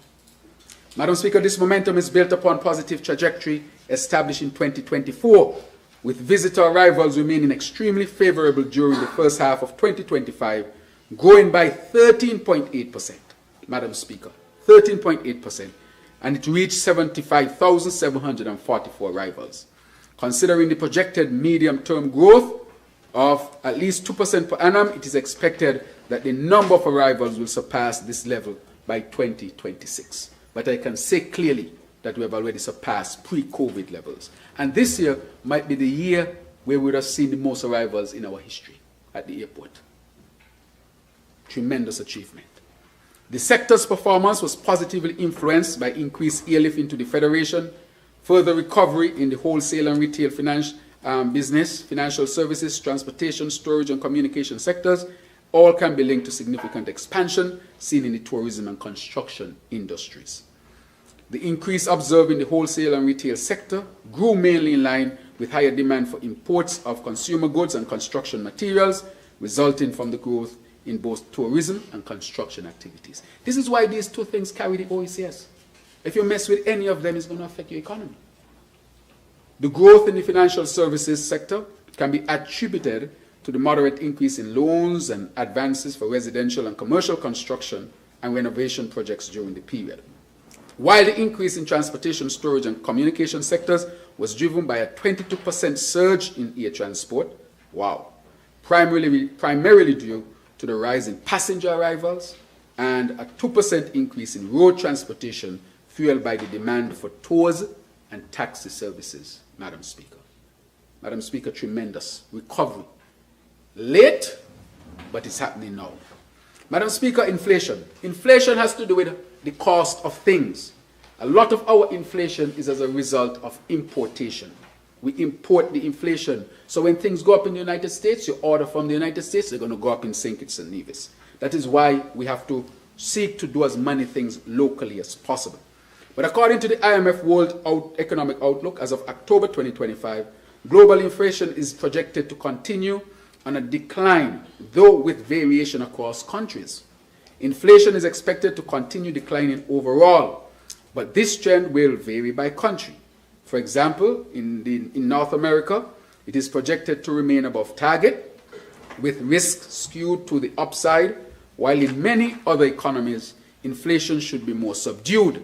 However, Madam Speaker, for St. Kitts and Nevis, inflationary pressures eased in 2024, as inflation dropped from a high of 3.6% in 2023 to 1.1% in 2024. As of August 2025, data shows that inflation decreased by an additional 0.5 percentage points to 0.6% over the period. Madam Speaker, this is possibly the highest drop or the most significant drop in inflation in this part of the world, in the hemisphere period. And it is because of measures directed to control inflation.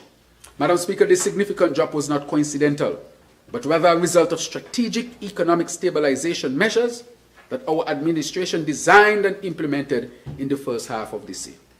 After analyzing global price trend, we recognize the need to act and provide the financial relief our citizens required to mitigate rising prices. Madam Speaker, this is the reason why in 2024, when we saw what was happening, we gave the VAT relief for 6 months and a budget boost wallet for 6 months of the year.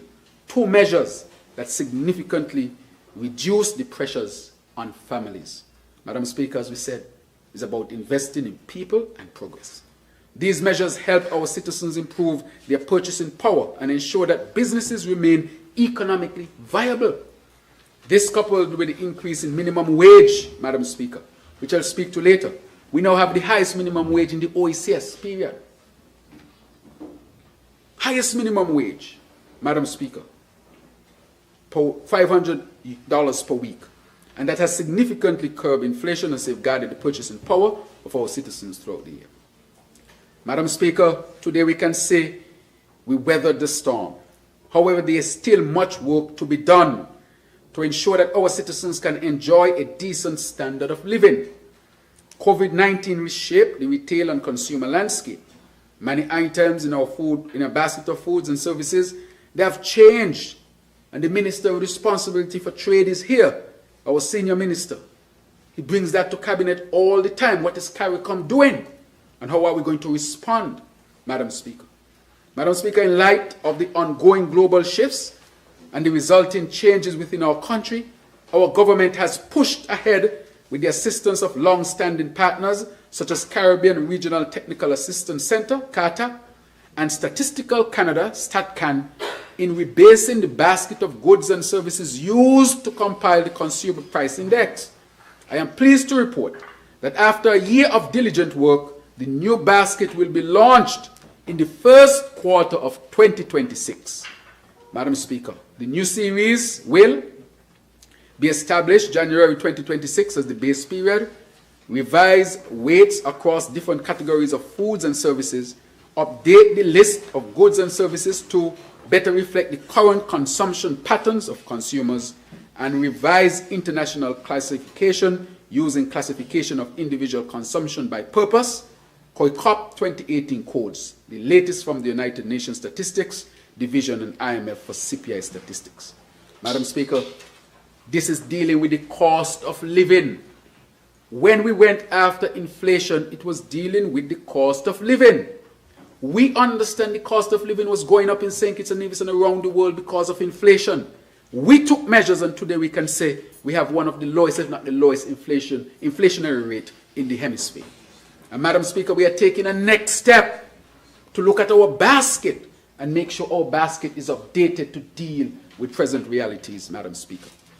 So, Madam Speaker, I wish to pause and extend commendation to the consumers of our country.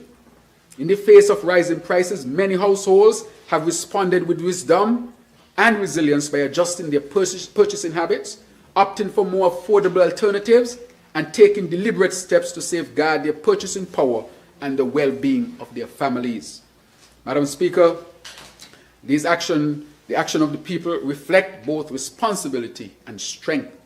I must also acknowledge our wholesalers and retailers who have heeded the call to provide alternative goods at a low cost. Equally deserving of recognition is the National Cost of Living Task Force, headed by our esteemed Cabinet Secretary, whose members have been working diligently, often behind the scenes, to mitigate the burden of our citizens.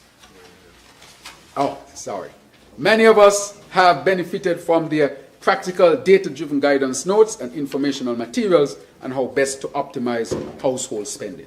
Madam Speaker, it's about giving people choice. It's not telling people what to do, but giving people choice.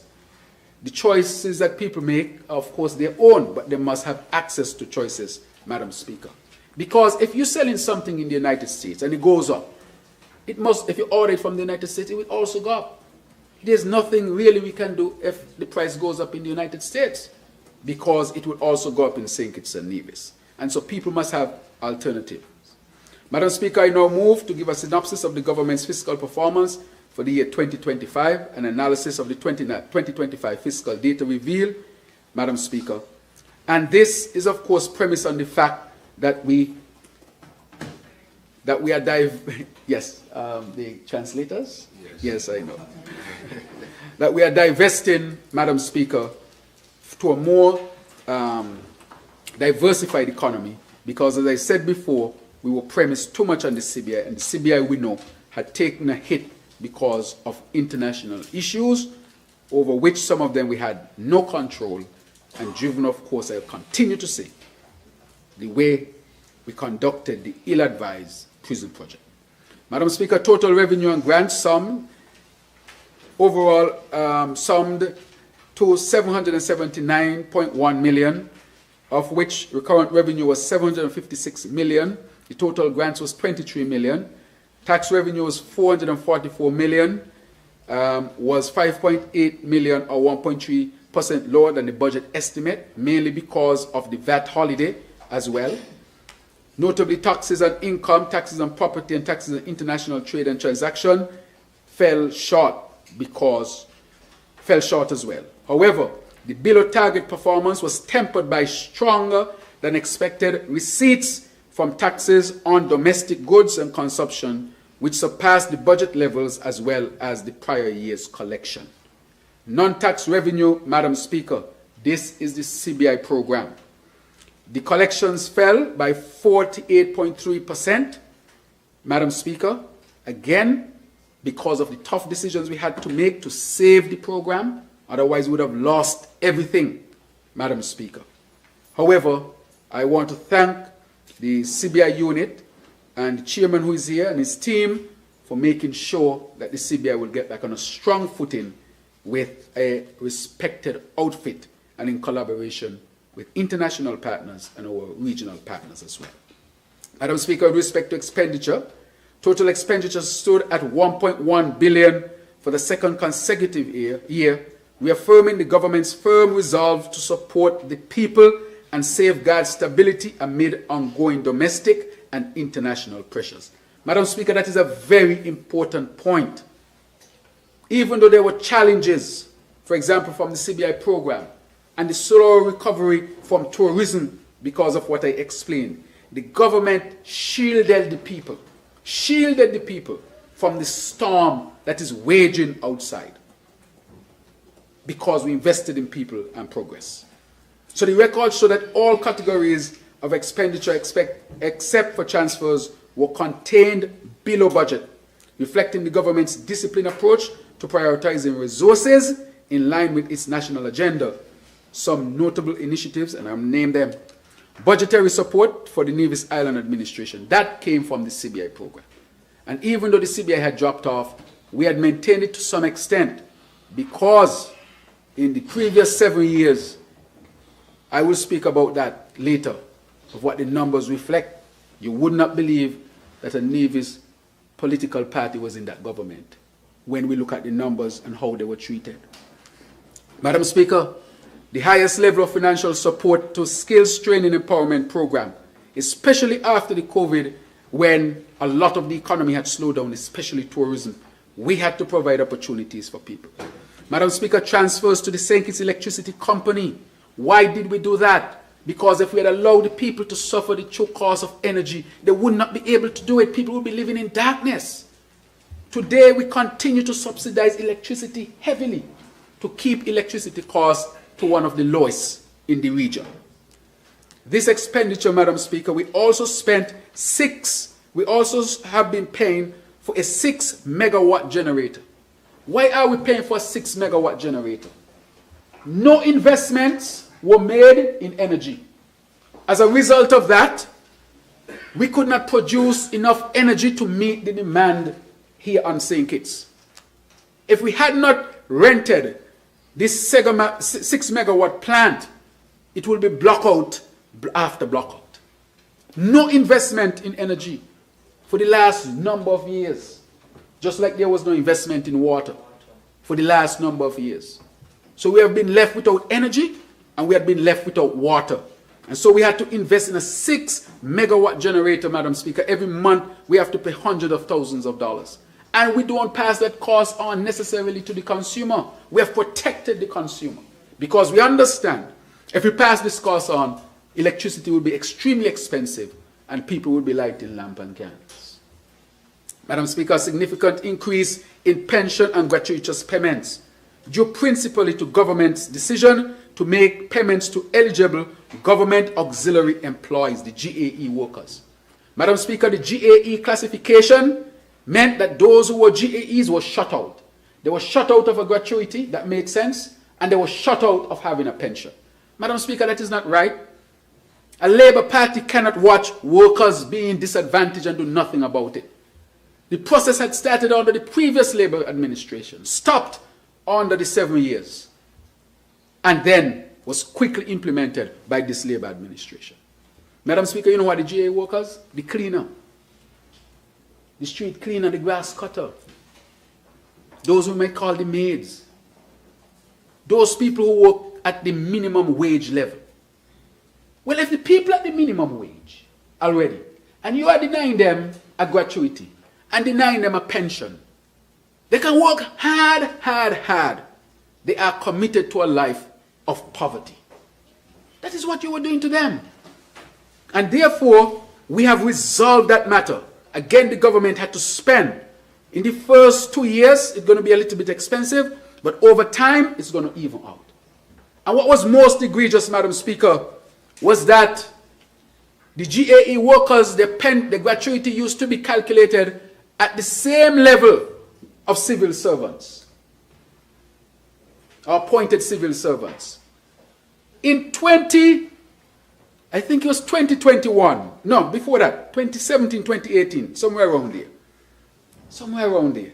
The then government said it was a mistake, and they shifted the way the gratuity was calculated for the GAE workers. So a GAE worker who under the previous calculation would have gotten, let's say, $25,000 for gratuity, that same GAE worker would only get about $5,000 to $6,000 under the new calculation under the last administration. So the people who work for less, the least, you are now telling them that we're going to even take away money from you.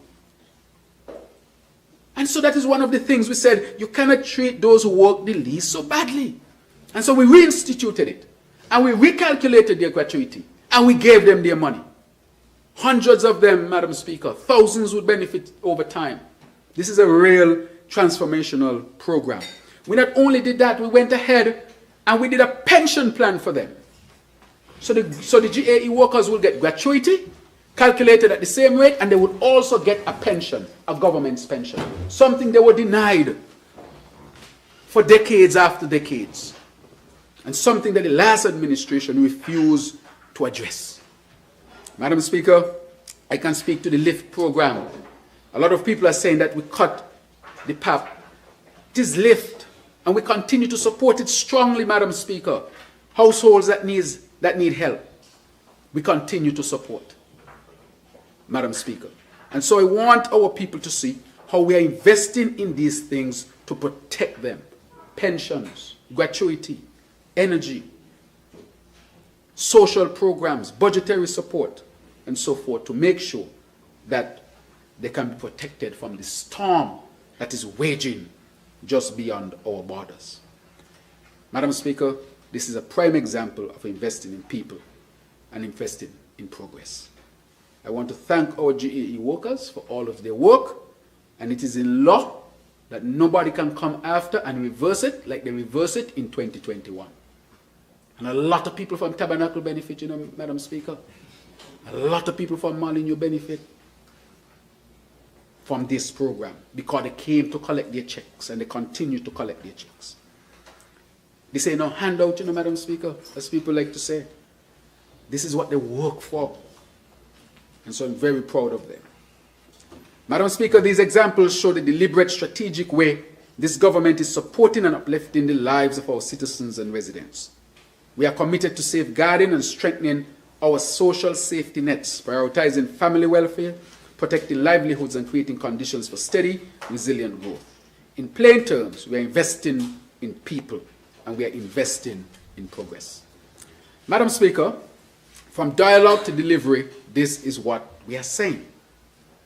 Permit me now to outline recent developments and forward-looking plans that advance our people-centered agenda for building a sustainable island state. If a sustainable island state sounds fancy, is everything we do, that is part of the sustainable island state. I will highlight key progress and priorities across agriculture, construction, housing, tourism, health, social development, education, and energy.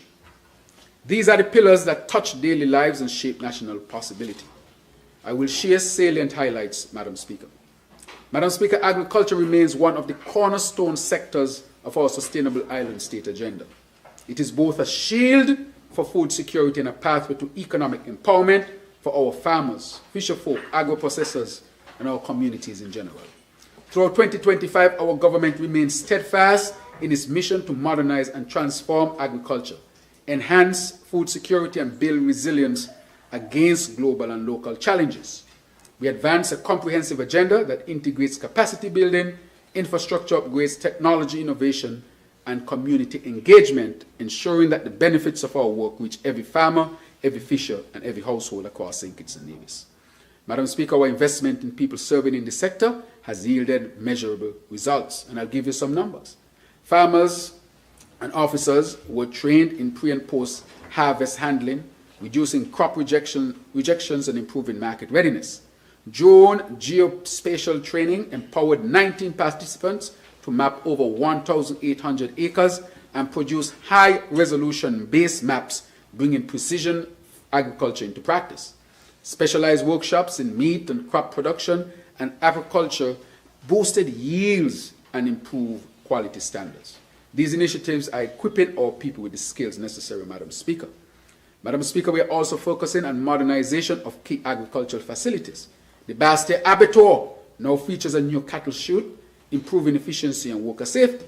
The agro-processing unit has been renovated and equipped with professionally calibrated machinery, advancing our zero-waste vision. 20 plus greenhouses, Madam Speaker, are now being constructed. 6 are already complete and awaiting roofing, with work progressing steadily on the remainder. These facilities are expressively targeted at youth and women farmers, and I would also add, Madam Speaker, 15 new cold storage containers have significantly expanded our capacity to preserve perishable produce. Madam Speaker, these are significant investments. I would like to thank the Republic of China, Taiwan, for its significant collaboration, for its significant, I would say, technical support in establishing the chicken breeder farm at Bayfords in my constituency. Has hatched over 3,200 chicks. 3,200 chicks, cutting our reliance on imports and strengthening national food security. These initiatives are practical, productive, and purposeful real investments that create jobs, bolster supply chains, and put food on family tables. Madam Speaker, they are not just promises, they are proof, clear evidence that we are investing in people and progress. Madam Speaker, they produce so much chicks, they send some to Statia. A lot of chicks they produce all went to Statia. And they're producing a lot of eggs now, Madam Speaker. The goal is that we won't have to import any eggs, not even for the hotels and restaurants. Madam Speaker, this has created jobs. This has lowered the cost of living. Investing significantly, Madam Speaker, significantly, Madam Speaker, in our people, in terms of jobs and the cost of living. Madam Speaker, if we produce all the eggs, because we have the capacity, we have enough chicks, if we produce all the eggs we can for local consumption, hotels, restaurants, and even the cruise ships, Madam Speaker, that alone is a whole brand new industry. And we have to invest in this hatchery and invest in people. Tell them get in the egg business and sell eggs because the market is ready. I've spoken to hotel owners here. I've spoken to cruise ship owners. And they say how much you can produce. When they call the number, I say, boy, that number sounds big. So that means there's enough market. And now we have a yachting industry. Oh, Madam Speaker, I haven't spoken about that. You know how much interest we have seen in the yachting industry that just launched? 561 interest. They want to come to St. Kitts. I mean, that is massive. Go over there right now. You'll see yachts. You'll think they are cruise ships. How large they are. 3- and 4-story, 5-story yachts in St. Kitts and Nevis. And they are saying to us, we need our people to get into the yachting business. So they're going to have a startup weekend where they're going to show the type of businesses attached or associated with the yachting industry. Madam Speaker, that has the potential of providing thousands of jobs for our people directly and indirectly. And so we're going to start aggressively getting people into the yachting business. Think about it. They even need people to specialized persons to know how to clean the yachts. Technicians, engineers. So all levels we can have our people trained, from engineers all the way down and from down all the way up. And the reason why they can't take the 560 something this year is because we have work to do.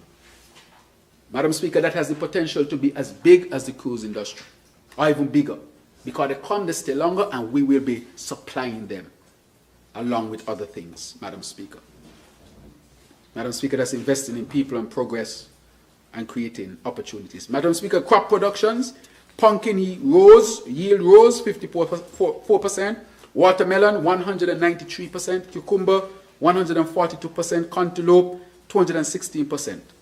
Through the National Planning Program, the Department of Agriculture oversaw planting of 60,000 banana and planting trees. Madam Speaker, I got some trees in my yard. 150,000 pineapple plants, 15,000 coconut trees. This is replanting. I got some coconut trees in my yard too. This is replanting the whole of St. Kitts and Nevis. If you got a little yard, plant something. It works, you know.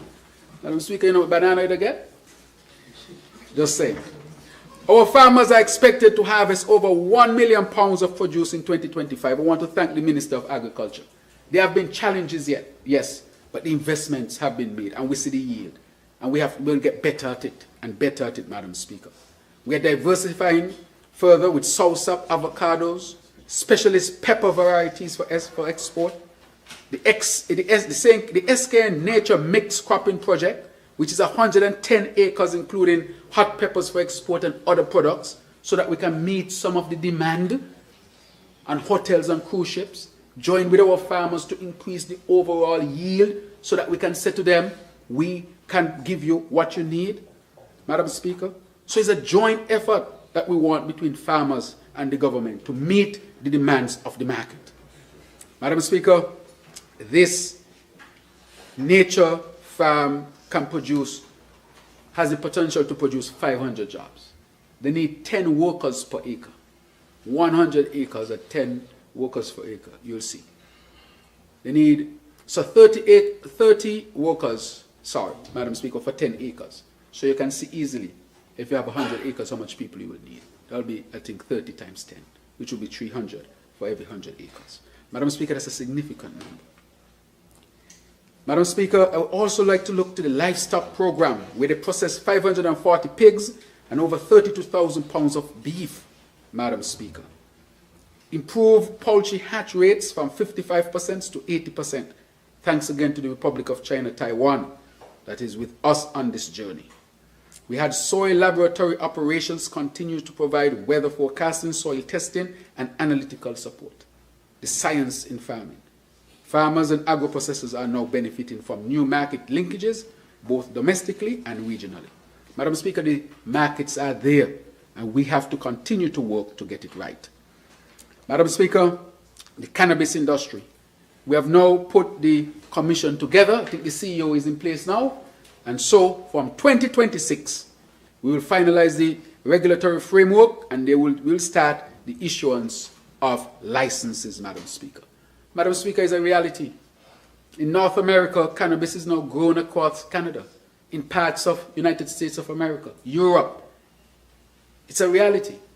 So we can't allow them to supply us the medicinal aspects of cannabis. We should really capture our own market and benefit from our own market, Madam Speaker. And so we are moving on that. Madam Speaker, so agriculture is going to be and has been a cornerstone of our improved development. Madam Speaker, on construction, which is another fundamental aspect of our economy, we can see a lot of work being done here in St. Kitts and Nevis. But let me say, in 2025, our Public Works Department, especially the Quarry Division, achieved historic progress. We have invested heavily in modern machinery through commissioning of new primary and secondary crushers and upgraded screening equipment. These strategic upgrades have strengthened our resilience, Madam Speaker, to make sure we have the raw materials necessary for the construction industry. Madam Speaker, the Roads Division has been equally dynamic, upgrading drainage and raising safety standards. We have embarked on the largest road infrastructure expansion in the history of our country. This is the largest in the history. We are investing over $80 million in critical roadworks across Bastille, George Street, Trafalgar, Shadwell, Boyd, Sandy Point, Racecourse, Harris's, Otleys, New Road, every aspect of our country. And if I didn't call you, it doesn't mean they didn't get roads, because every constituency was touched. In 2025, we have invested in 13.2 miles of new and upgraded roads, significant These are not just projects. They are the results of conversations transformed into action, promises kept, living standards lifted, communities connected, and futures secured. Madam Speaker, a signature achievement is the rehabilitation of the St. Peter's Main Road and F.T. Williams Highway East with an investment of around $31 million. We resurfaced nearly 4 kilometers of roadway, constructed a modern roundabout, added sidewalks, retained walls, and advanced drainage and safety features. The official commissioning of this road, Madam Speaker, marks a new standard for infrastructure built to last. And Madam Speaker, this was done by a local company. We should be proud, Madam Speaker, that a local company, Rock and Dirt, was able to undertake such a project and execute it with excellence. I like when our people do well, Madam Speaker. Madam Speaker, the people of St. Peter's were denied a road. We remember when St. Paul's and constituency number 6 and part of number 7 were denied the Island Main Road because of politics.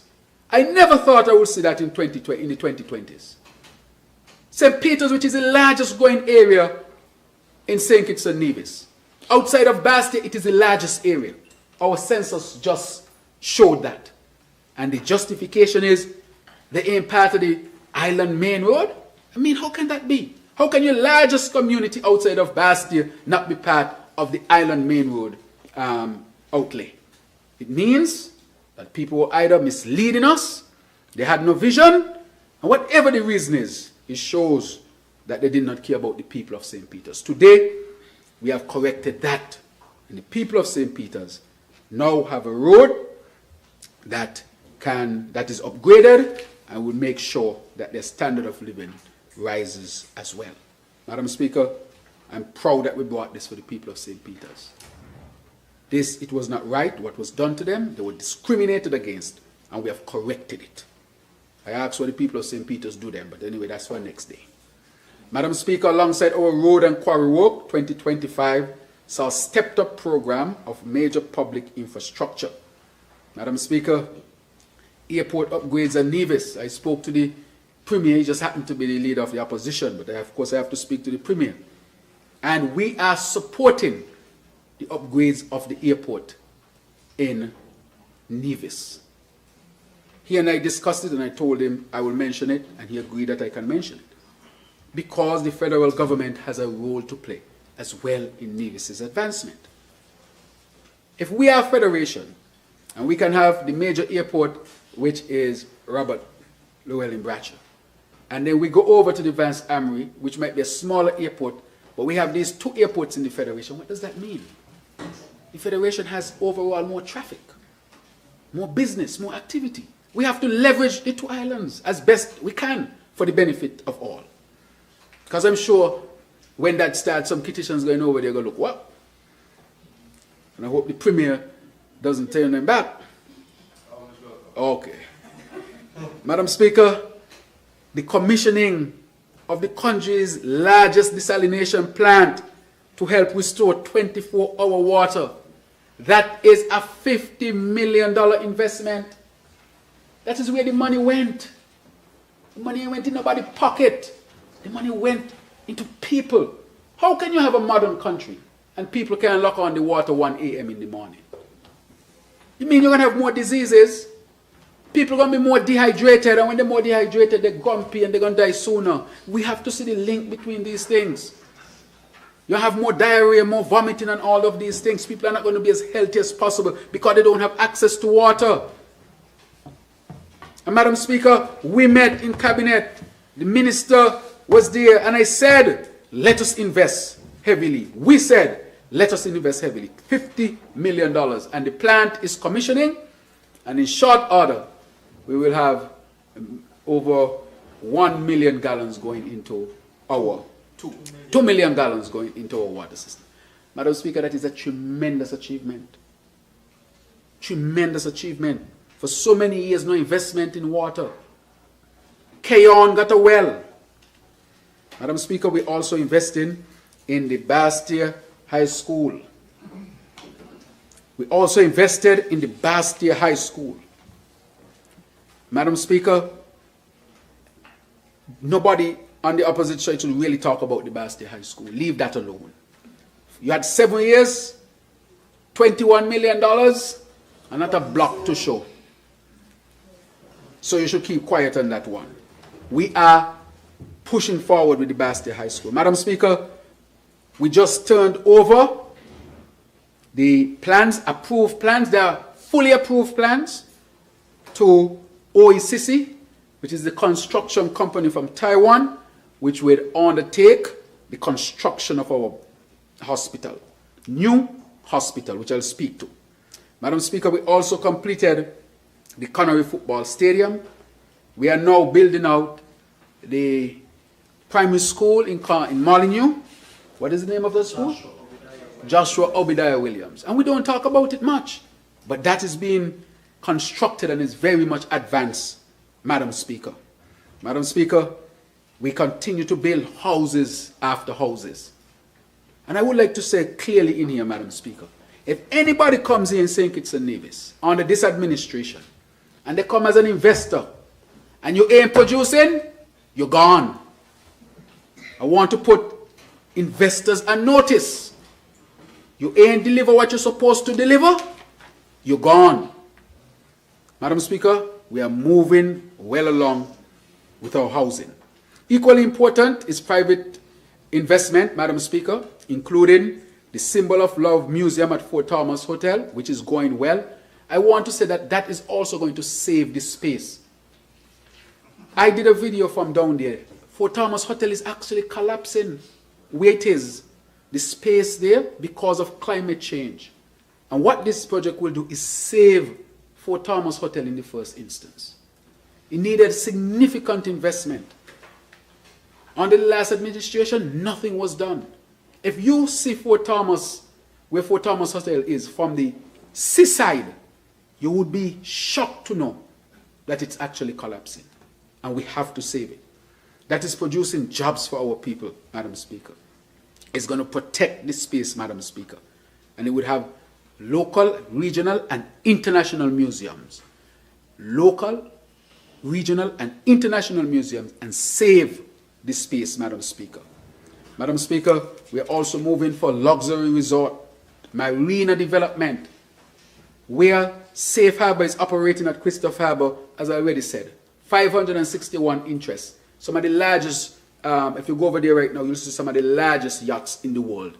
If you go there, this picture doesn't show the yachts, but if you go over there, you will see the yachts presently. Just drive over there. You'll see what we have brought to St. Kitts and Nevis. Madam Speaker, this Safe Harbor investment is producing jobs already till they say they can't find enough people. They have to do a startup weekend to teach our people the opportunities. Madam Speaker, in the renewable energy area, we are very advanced with geothermal, as I expressed. Solar energy, Madam Speaker. To that end, we are training people to be technicians in the solar energy space so that they can know how to put down solar panels and implement projects, Madam Speaker. Madam Speaker, our people already, I would say, graduated from such course, and that was an investment in people and progress. Madam Speaker, these are jobs that I'm talking about being created.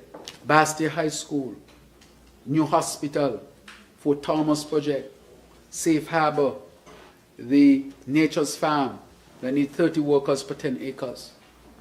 Madam Speaker, construction of homes, the tourist sector, the expanding arrivals, expanded cruise, expanded yachting. Madam Speaker, it goes on and on and on. I'm asking our people to get into this new economy. Get into this new economy. Take up the opportunities, Madam Speaker. Madam Speaker, this is our pledge to turn meaningful conversation into action in the construction sector, as I've spoken about, Madam Speaker. Lots of jobs. And when you speak to the private sector, you know what they tell me? Doctor, just slow down. They say, slow down. They say, you know, do this too big one and then put the next one a little later because we can't keep up. They told me that. And therefore, we have to manage how fast the development is going so that they can keep up. Madam Speaker, on housing and human settlements, we have said already, and I've said already, how many houses are being built. During the past year, the Ministry of Housing and Human Settlement, in collaboration with National Housing Corporation has pursued a twofold approach, expanding the housing stock for low and middle income families and revitalizing existing communities to improve the overall quality of life. Our work goes beyond building homes. It is about creating communities that foster safety, dignity, and opportunity for wealth creation. Madam Speaker, just to name a few, the East Street Housing Project, revitalizing that area of St. Kitts and Nevis. The West Street is also undergoing transformation with 4-story building, Madam Speaker, modern building. This is a new approach, Madam Speaker, in that area to revitalize it. Madam Speaker, therefore I would say that the 2026 budget will also set the stage for introduction of a fencing improvement project, Madam Speaker, so that we can beautify our economies while uplifting our people. Madam Speaker, presently, the National Housing Corporation continues to lead the expansion of affordable houses. For example, in Stapleton Village, where 27 homes are being built. Madam Speaker, across St. Kitts and Nevis, additional 8 communities are being afforded housing. For example, Halfway Tree, Otleys Village, Gillards for the town area, Sandy Point, Newton Ground. Madam Speaker, every single constituency that is going to be touched by this program. And sometimes people don't know how many houses are being built. And I said to them, show people how many houses are being built. These houses are built to withstand Category 5 hurricanes, Madam Speaker. So this program prioritizes low and middle income families. Again, investing in people and progress. This will provide jobs, Madam Speaker. Jobs, jobs, jobs. And it will help to deal with the cost of living and help people to build wealth, because this will be their home. Madam Speaker, sanitation remains key here in St. Kitts and Nevis, and the government continues to invest, Madam Speaker. Madam Speaker, on the front of tourism, tourism continues to be the engine of growth of St. Kitts and Nevis, fueling economic development, community upliftment, and international recognition for our federation. Guided by the National Development Planning Framework and the Sustainable Island State Agenda, the Ministry of Tourism and tourism authorities remain committed to developing the industries in a way that is innovative, inclusive, and sustainable, balancing economic benefits with the preservation of our environment and culture. Madam Speaker, the year 2025 opened with exceptional performance, setting new benchmarks for the tourism sector. Over 2024-2025 peak season, more than 102,000 stayover visitors were welcomed, surpassing pre-pandemic levels, Madam Speaker. Madam Speaker, the campaign Venture Deeper is really reaching our people. Cruise tourism rebounded strongly, and again I say we were the last in the region because we opened late. This affected tourism and the economy, with over 778,000 passengers arriving between October and April, representing an 8.4% increase over the previous season. These gains translated into tangible impact, with US $24.3 million worth of business transacted online alone in the first quarter alone, including more than $12 million US dollars contributed by US travelers. Madam Speaker, we continue to expand airlift into the Federation. In 2024, the government introduced Cape Air with a new regional air service now operating alongside Inter-Caribbean, Sunrise, Caribbean Airlines, and Liat. This move expanded regional connectivity and revitalized access to the Federation from the USVI, which has long served as a consistent destination and visitor hub for Kittitians and divisions. Madam Speaker, on the international front, Delta Airlines commenced its inaugural direct service from JFK to the Federation, complementing the existing flight from Atlanta, Madam Speaker. Furthermore, negotiations with American Airlines have led to the commencement of double Saturday flights originating from Miami, beginning November 2025, with scheduled services extended into the summer of 2026. United Airlines and Air Canada also resumed winter services from Newark and Toronto starting in November 2025. Madam Speaker, this is why the numbers have gone up, and I want to thank the Minister and the Ministry for such an excellent work to make sure that we have the international and regional connectivity. Madam Speaker, our source markets have performed impressively. The UK recorded a 20% increase in arrivals, 20%, supported by new tour operator partnerships and bold marketing campaigns. They have come on board. Madam Speaker, cruise tourism remains resilient, with 450 calls scheduled for 2025-2026 season, including several inaugural visits.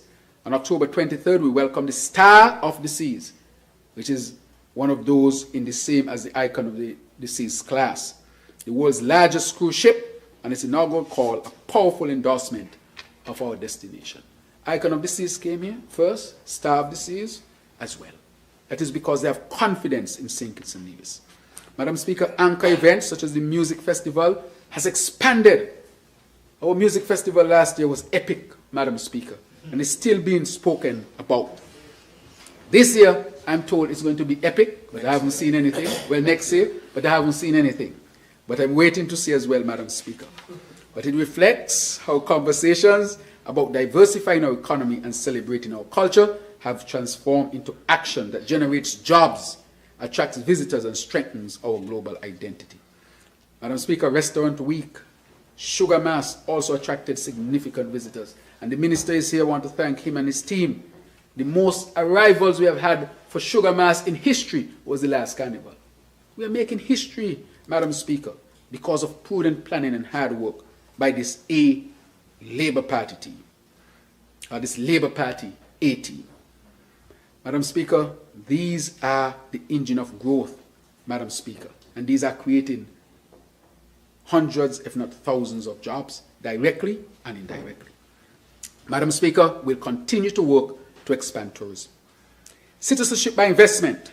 Madam Speaker, the transformation of our Citizenship by Investment unit over the past year is not just an administrative milestone.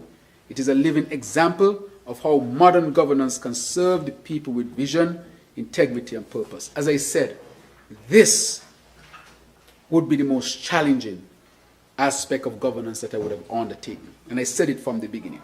However, I would like to thank the Board of Governors. I would like to thank the leader of the CBI unit and all those who are at the unit for their excellent, excellent work. So, Madam Speaker, what have they done?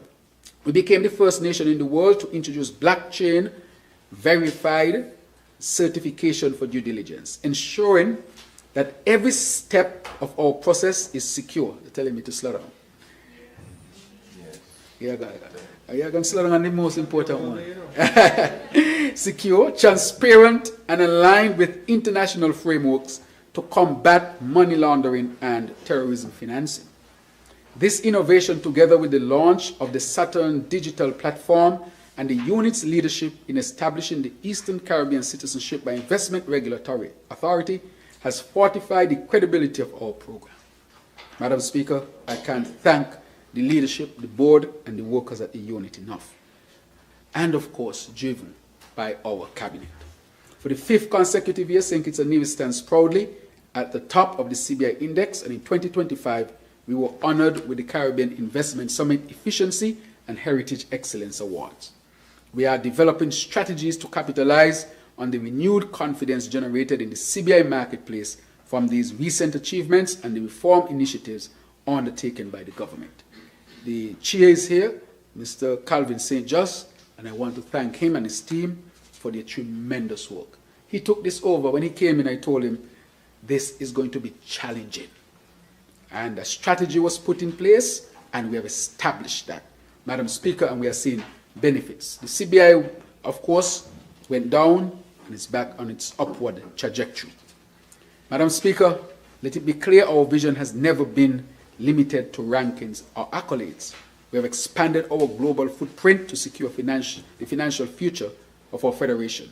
Through thousands of direct engagements and participation in events, the unit has ensured that St. Kitts and Nevis remains at the forefront. We will continue to work, Madam Speaker. This outreach culminated in the Investment Gateway Summit, which welcomed close to 200 citizens and investors to our shores, and we'll have another edition in 2026. Madam Speaker, importantly, the success of the CIU is now being felt directly in the lives of our people. Our continued leadership in the CBI sector not only enhances our international standing, but also contributes significantly to our national development. The funds generated through CBI program have been instrumental in financing infrastructure projects, healthcare, education, and climate resilience initiatives. Madam Speaker, in support of our grassroots economy, the CIU recently launched the first micro and small business grant program, awarding easy $10,000 to 36 local businesses. Madam Speaker, these grants are empowering, and they have empowered our entrepreneurs. So this goes from snackets to creative studios, beauty and wellness services, trucking and logistics, agriculture, fisheries, digital service providers, and so forth. So this has really touched our people. And so I want to say that the CBI continues to be fundamental in the development of our economy. But we must also acknowledge that we need a diversified economy, and CBI will be a part of it so that we are not so heavily dependent on it, though I will continue to say it is very important, Madam Speaker. Social development and poverty reduction is also important to us. Madam Speaker, at the heart of any strong and sustainable nation are its people. That is why this budget is about people, investing in people and progress. A society is only as resilient, as innovative, and as prosperous as the individuals who live in it. Our government believes that true development is not measured by GDP alone, but by the well-being, dignity, and inclusion of every citizen. From our youngest children to our elder seniors, from those with disabilities to our youth, Madam Speaker. Social development and inclusion is not just a policy priority, it is a moral imperative. This year, a key milestone was reached with the creation of a single-window school-based assistance program, combining uniforms, early childhood subventions, book loans, and CXC fee waivers. In its pilot year, 2,100 expressions of interest were received, streamlining access for families. This new arrangement with the school-based assistance program will bring efficiency gains for the government and parents and guardians. It allows parents to utilize one portal to apply for various school-based assistance programs while helping to sustain the use of public resources with better targeting of assistance to vulnerable families. Madam Speaker, in 2026, the Ministry will undertake a review of existing programs so that those programs can deliver what we intend for them to deliver, which is the upliftment of our people. Having completed major infrastructural work at the New Horizons Rehabilitation Center Village, the Ministry will now move to recommend certified technical and vocational courses for the residents. This will help to ensure that residents at the center acquire practical skills that will open up opportunities for employment or entrepreneurship to engage upon reintegration into society. Madam Speaker, we are transforming this most important program. In July, we commemorated the 35th anniversary of the ratification of the Convention of the Rights of the Child, launching child rights ambassadors to promote children's rights and responsibilities. The Ministry of Youth Empowerment, Aging and Disabilities placed inclusion at the center of the Sustainable Island State. If you want to know what Sustainable Island State agenda is, taking care of our children. In 2025, the St. Kitts and Nevis acceded to the 2 Inter-American Conventions on the rights of persons with disabilities and older persons.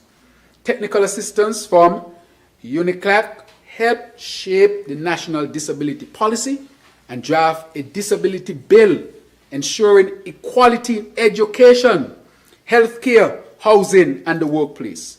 In 2026, all government-owned service delivery spaces will be assessed with a view to removing barriers to access by citizens with disability. A multimedia campaign promoting awareness and tolerance of persons living with disability will also be launched. Madam Speaker, our administration does not view young people only in terms of their future role as the leaders of tomorrow. As a matter of fact, I don't like that. You are the leaders of tomorrow. No, you are the leaders now. Lead now. Therefore, we fully embrace them as meaningful contributors to nation building today. In 2026, youth recognition programs such as the 25 most remarkable teens will be refined to emphasize community service and volunteerism. Madam Speaker, we want our young people to be volunteers as well. Give a number of hours of community service per week. Those things look good on a resume. They get you in places if you're looking to see what will be other tangible benefits apart from uplifting your community. Monthly youth dialogues will ensure that the voices of our young people are heard and that they are informed and positioned to influence public policy. Madam Speaker, out of when we had the budget consultation with our people, the youth stood up and they asked for further inclusion, and we will respond. So the 2026 budget will continue to support active programs that deals with aging and disability, health fairs, cultural activities, and chronic disease management courses. Madam Speaker, we will respond to the needs of our people. Madam Speaker, St. Kitts and Nevis is chanting a path toward a truly inclusive, resilient, and empowered society. From children to youth, from persons with disabilities to seniors, every citizen is visible. Madam Speaker, I would like to say that we have the Elderly Enrichment Program.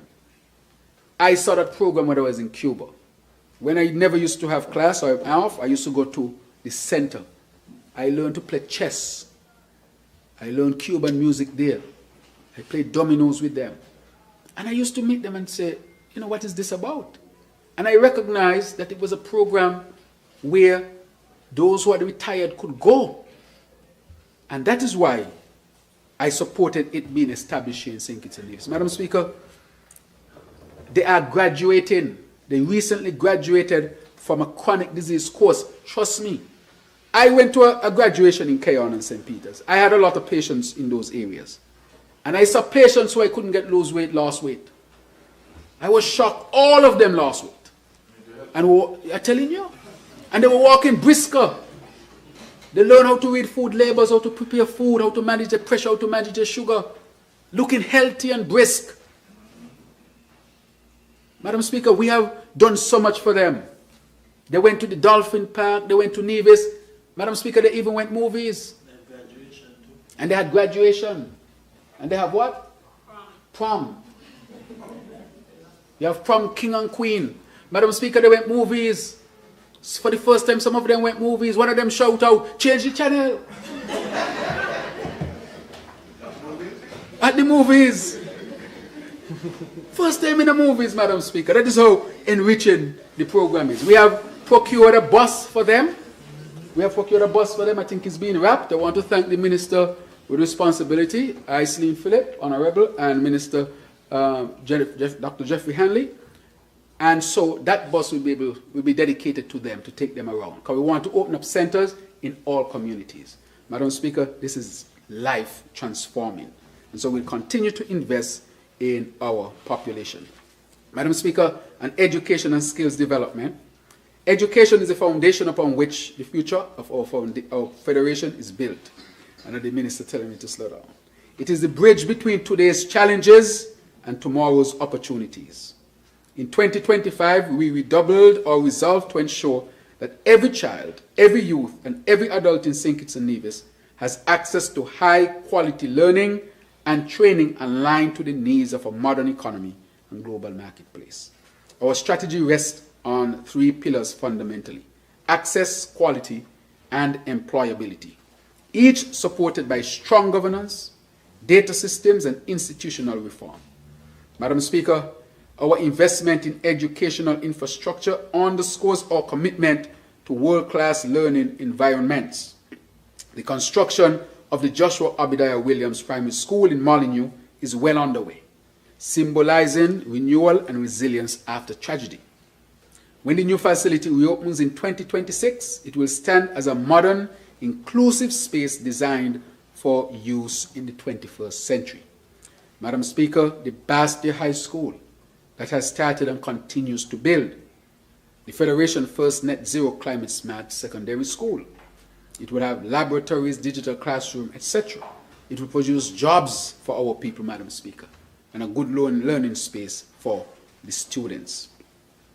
Madam Speaker, the new Bastia High School will produce in its construction hundreds of jobs, directly and indirectly, Madam Speaker. Madam Speaker, one of the issue of quality, the ministry advanced work on the development of oversight and standards for the sector. This is on the issue of quality. A comprehensive framework to transform education is being developed with the support of UNESCO, while the National Teaching Council Secretariat is being established to regulate teacher certification and professional development. Work also progressed on the development of a national statistical digest, strengthening evidence-based planning and monitoring outcomes. These reforms elevate teaching to a fully professionalized status and ensure that policy decisions are guided by data. Madam Speaker, in terms of employability, our most transformative initiative was the restructuring of technical and vocational education and training right here in the Federation.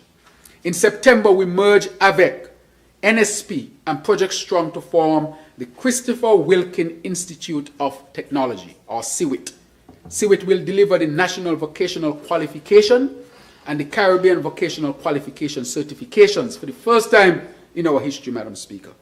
Integrate prior learning recognition and align programs with international standards.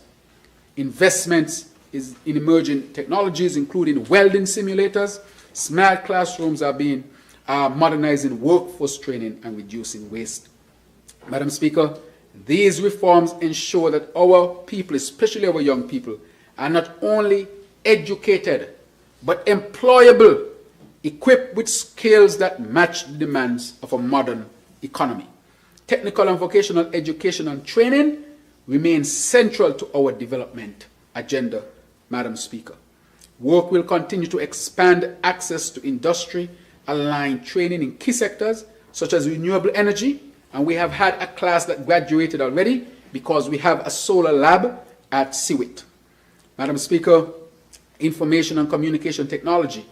Having established partnership locally, regionally, and internationally with institutions and industries, to support the administration of CVQs and NVQs, the Tibet Council Secretariat successfully completed the training of 4 cohorts totaling 36 persons during 24-2025 academic year. That's a significant achievement for a start, Madam Speaker. We are happy to report that this resulted in the first conferral of the National Vocational Qualification of St. Kitts and Nevis, NVQ-SKN, in Level 1 for electrical installation, air conditioning and refrigeration, welding and carpentry. Madam Speaker, this certificate will actually get you jobs, get you in.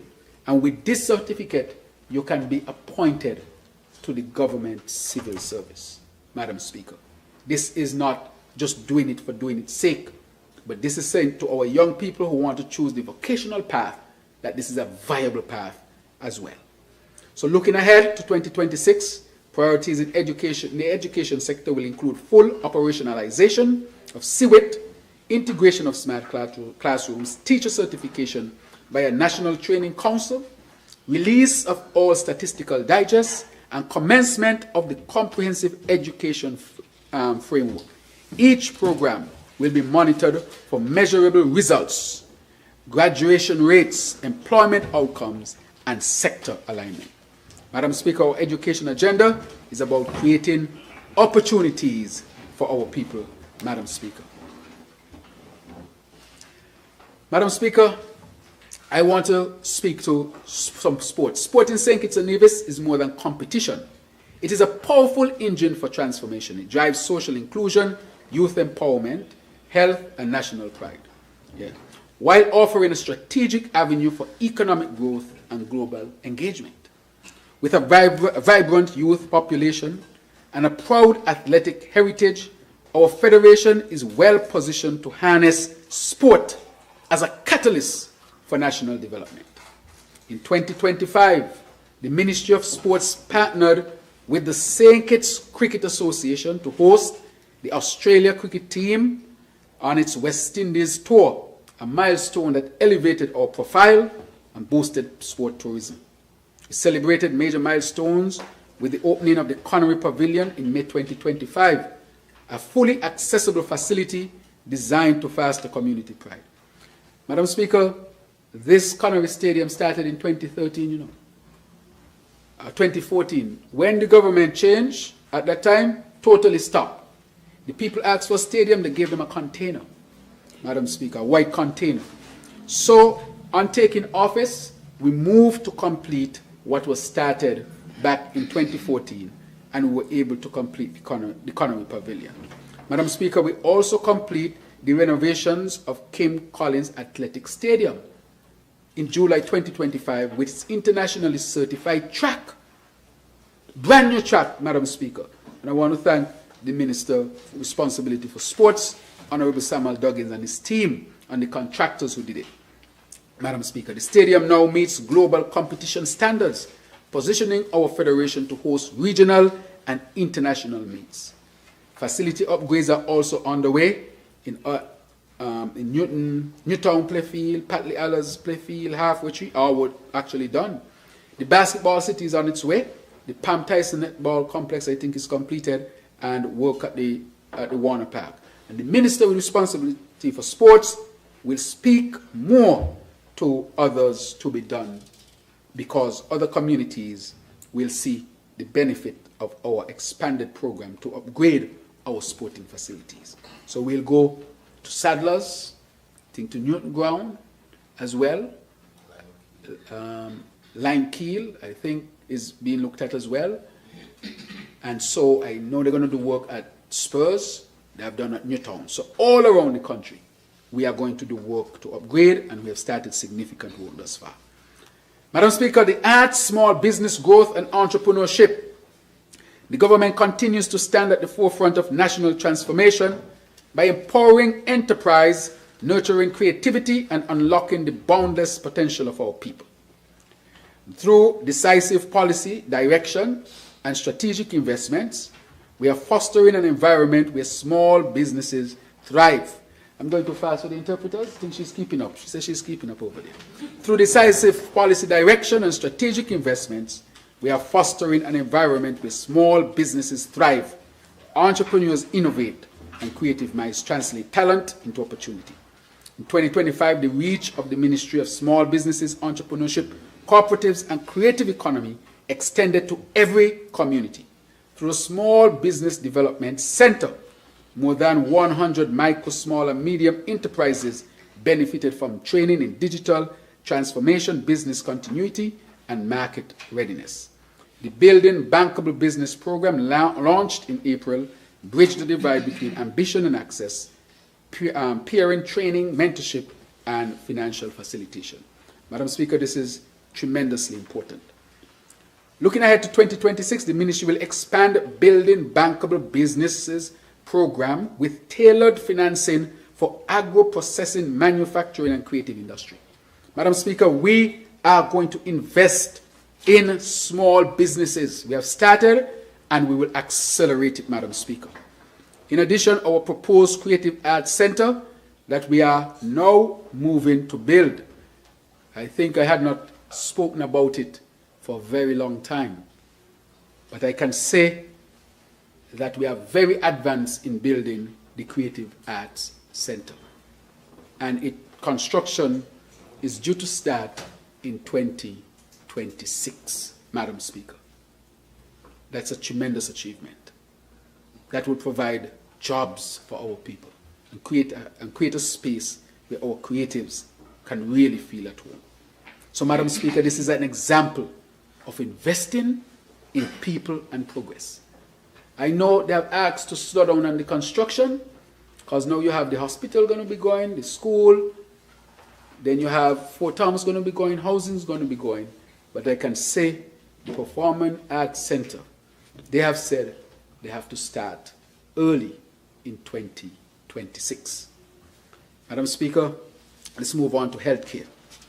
Our government turned conversations into action again, investing in people and progress by advancing our vision for healthcare as an important pillar of our sustainable island state agenda. This year, our achievements are aligned with our holistic strategy of strengthening system, modernizing infrastructure, expanding specialist services, and ensuring compassionate and person-centered care. Across all programs, the medical and administrative teams are guided by the principle that healthcare is not a privilege, it is a right, a shared responsibility, and the background of a thriving society. Madam Speaker, as simple as it sounds, this is very important for our people to know, to understand and to reflect on the fact that they have a right to good healthcare and they have a shared responsibility in partnership within the healthcare system, whether they choose to tap into the system via private or public modalities. Madam Speaker, our administration is not about talk, but action. In October 2023, a new fleet of ambulances represents a $1.7 million investment. Madam Speaker, early in August, we had 2 refurbished ambulances. And can you hear the noise around St. Kitts? Refurbished ambulances. I see a lady write on Facebook, well, when they come for you, don't go. And she was right. How can you criticize that where you now have access, where you had limited access? But I said to the people, we were using them in the interim until the new ambulances come. And so they tried to make it a political matter. And when in collaboration with TDC and Toyota, 5 brand new ambulances arrived, fitted for our environment, culture, and people, the noise went totally down. And still, there were those who were trying to find an issue with them. Madam Speaker, people should talk, but there are things you just don't talk about unless you're going to give credit where credit is due. Never again I want to see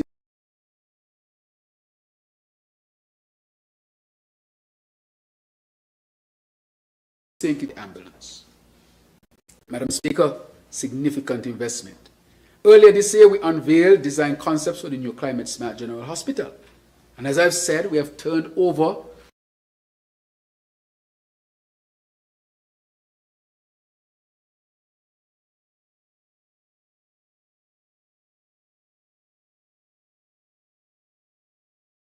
hospital. People were asking me why. I said because the hospital we have, it cannot withstand a category 5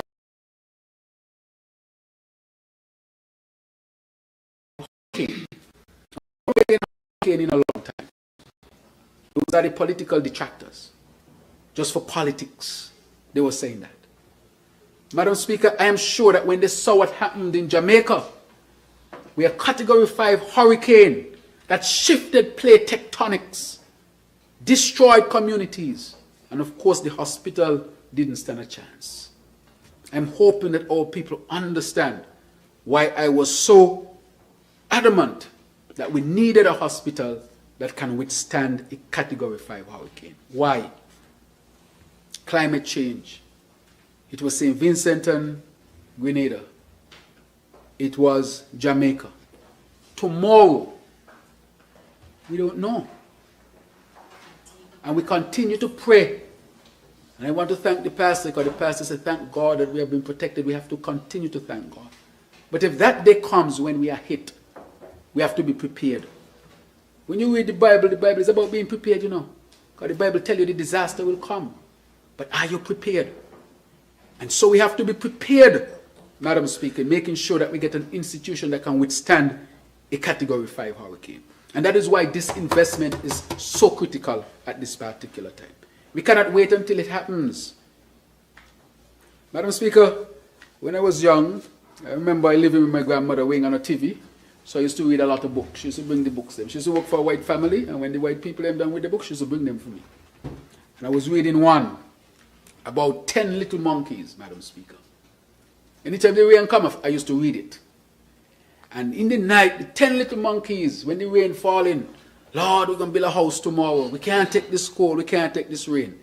Next day, the sun come out bright, and the monkeys forget what happened in the night. Night hit again. They run up and down in the day they play. Night hit again. Lord, tomorrow we're going to build a house. We're going to build a house. We can't take this rain at nights. Next day, sun. They play again. They forget they have to build a house. And eventually, they built no house. And when the storm really came, they were all destroyed. We cannot look at this period of calm as it's going to always be calm. We have to prepare. Madam Speaker, for the worst and not be like those 10 little monkeys. That when the sun is bright, we forget the storm that can come. And even in the Bible, Madam Speaker, 7 fat cows, 7 skinny cows. When they say the 7 fat cow, I mean, you know, the wise man, what his name was again, or the pastor is it? He put a lot of, you know, he stored it. He said, what are you storing all that for? Well, we saw 7 days of abundance and 7 days of lack. Save up for the 7 days of lack. Had he not done that, the people of Egypt would not have survived. And his own brothers then went to Egypt to look for food. The one who was sold into slavery. And when he recognized it was his brothers, he was able to even give them some food. Madam Speaker, these are lessons for us. These are not abstract lessons. He said, prepare. Prepare. And sometimes when we are preparing and people can't see the danger in front of them, they think that you are preparing in vain. But those of us who lead must have the vision to know that we take the tough decisions.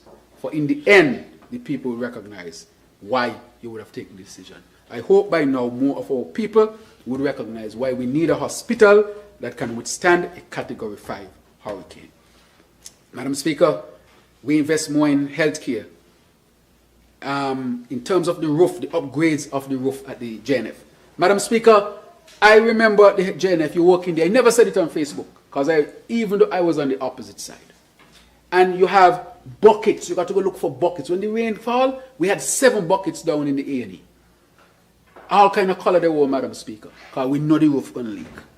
So you pull out the buckets each time the rain fall. And it's because there's a fundamental issue, and you know people have tried to fix it, but it continues to give issue. Right now, there are people on the roof at JNF seeking to make sure that they continue to work to stop the leaks that are there. Madam Speaker, we have invested significantly in that as well. New air conditioning units. We want all of the units to have AC. We did medical ward, ICU, surgery, private ward, which we're going to open up and is soon to be opened up. We're now on the pediatric ward and the maternity ward. I can say right now, they are putting in the AC on the pediatric ward and the maternity ward. So for Christmas when I go there and see the firstborn for Christmas and New Year's, I expect that the AC will be working.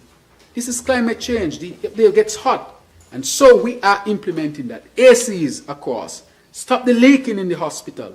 New ambulances. I want to thank TDC and Cable and so forth who helped us to refurbish the foyer. So when you go into the foyer of the hospital, it is pleasant and it's welcoming. We put cameras around the hospital to improve security, Madam Speaker. Madam Speaker, we invested in the CT scan machine. Brand new 128 slice CT scan machine with injectors. Fancy word to say it could take fancy CT scans and it could also see the arteries around your heart. Madam Speaker, the blood vessels. Madam Speaker, advanced technology. And presently we are now completing the MRI building, Madam Speaker. So the MRI building is nearing completion as well. Madam Speaker, we invested in the St. Peter's Health Center. The polyclinic that is there was tied up in all kind of, I would say, legal drama from the previous administration. That didn't stop us from renovating the clinic that's there. We put in AC even in that clinic. And we are still going to move on the other one. Madam Speaker, we are now going to move down to Poxon and other health institutions to make sure that we get things done.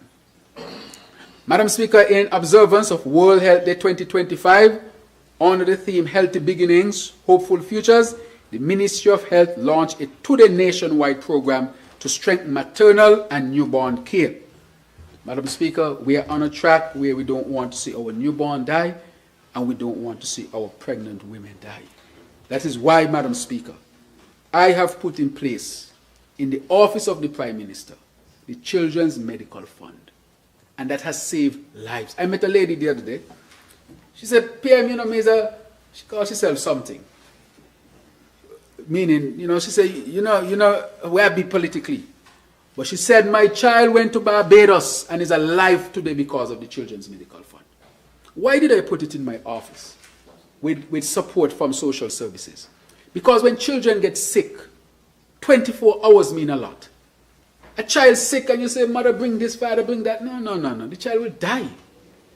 Because the window of opportunity to save them is very small. You need to know, doctor said child needs surgery, child has to get surgery. Forget all these things. All you want to know is the mother, the father, bring the ID, the basic things that you could just have in your purse, Madam Speaker. And we were able to send away a lot of children to get advanced medical care. And as a result of that, many of them are alive. Remember the young man from Nevis who fell, God bless his soul, and injured his neck? Within short order, we had him on an operating table getting life-saving surgery because of that program. The father ain't had to go there and the mother ain't had to go there and ask for this and ask for that. We just know that the child needed that. The only thing we want to know is a doctor's paper to say the child needs this, and we act. Madam Speaker, that program brings a tremendous amount of satisfaction too. And we have now launched the high-risk pregnancy support, because there are women in St. Kitts and Nevis who might be high risk when they're pregnant, and if they don't get the necessary support, they can die during pregnancy and childbirth, and the child can die as well. And they need a specialized program in order to monitor them. And we have a program like that at the JNF. And I want to thank the Republic of Cuba with professionals who are here and independent professionals who we have as well, who help with our maternal program. And our nurses and doctors and all of our staff at the JNF. That we have been able thus far, to not have any maternal deaths. And it's because we have a program that is really focused on high-risk pregnancy. And we have nurses who monitor these high-risk pregnancies. And as a result of that, we have been able to save lives. These things don't just drop out of the sky. They are data-driven. And I want to thank the PS and the Ministry of Health for really looking at data and be driven by data. Madam Speaker, I'll say one thing on data. Because we have been looking at our data, and we have been analyzing our data, we cannot follow the American and the European and the British screening schedule. We have found through our data that our colon screening, our breast screening should start sooner than in Europe, in the United States, for example, and further afield. That is because we have made it homegrown. And so I'm tasking the Ministry of Health to come up with our own schedule of screening in St. Kitts and Nevis. Why? Because we have seen early people getting breast cancer earlier and aggressive. You say, is that person 30-something and dead? What happened here? We have seen younger people getting colon cancer. And we have been looking at people getting cervical cancer or cervical cancer at an earlier age and aggressive as well. And so our screening pattern based on data would have to be specific for St. Kitts and Nevis. And I'm happy that we're not just accepting what they say in USA and what they say in England. We're going to get our own data here and decide what is best for our people. And that will save lives. Because of the screening, for example, for breasts, 45, 50, we might say let's start 40 here, or we might go down to 35, based on our data. And so that information should be given to our people here in St. Kitts and Nevis. Madam Speaker, we are data-driven in health. Madam Speaker, I want to thank the United States Air Force Southern Command and the Republic of China, Taiwan, in collaboration with us and other countries in the OECS for the Lesser Antilles Medical Assistance Team. Madam Speaker, thus far they have seen 2,130 patients treated, 135 surgeries performed, and 21 critical pieces of medical equipment repaired. And so we'll have this program again next year. They have done community health fair in Newtown, reaching 117 residents with consultations and screenings. This coordinated effort reinforced our healthcare infrastructure and expanded access to vital services. Madam Speaker, I want to thank the United States Air Force. I want to thank the Republic of China, Taiwan. And Madam Speaker, when it comes to health, I want to thank the Republic of Cuba as well. Through a program that respects international labor laws and rooted in human rights and workers' rights, Cuba has been assisting us with medical professionals. I myself studied in Cuba. Because of Cuba, let me tell you, we have the most specialists we have ever had in our history at the NF. And sometime in the future, another Minister of Health is going to say it, because they want it to continue to grow. We have a urologist, That's one who deals with prostate, because we had a lot of prostate issues and men couldn't afford it. We have a doctor at the hospital dedicated to that. We have nephrologists, those who deal with kidneys. We have oncologists who deal with cancer. We have a neurologist that deals with strokes and seizures and epilepsy, headaches and so forth, right at the hospital. And we have an endocrinologist. Those are doctors who specialize in hormones, diabetes, and so forth. We have gynecologists. We have anesthesiologists. We have vascular surgeon. We have general surgeons. So, Madam Speaker, Cuba has collaborated extensively with us based on these principles that I just mentioned to ensure that our people can have access to specialized medical care. All of those specialties I just called are at Geneva at this point in time, all of them. And so we are thankful we are able to offer this high level of care. As a matter of fact, Madam Speaker, in COVID, the mortality rate went up. The mortality rate now has dropped significantly because I track the numbers with the team on a monthly basis. Mortality means the number of deaths. In and out of hospital, that has dropped. We have seen a drop off of the maternal deaths this year as well. And so we know we are moving in the right direction, Madam Speaker.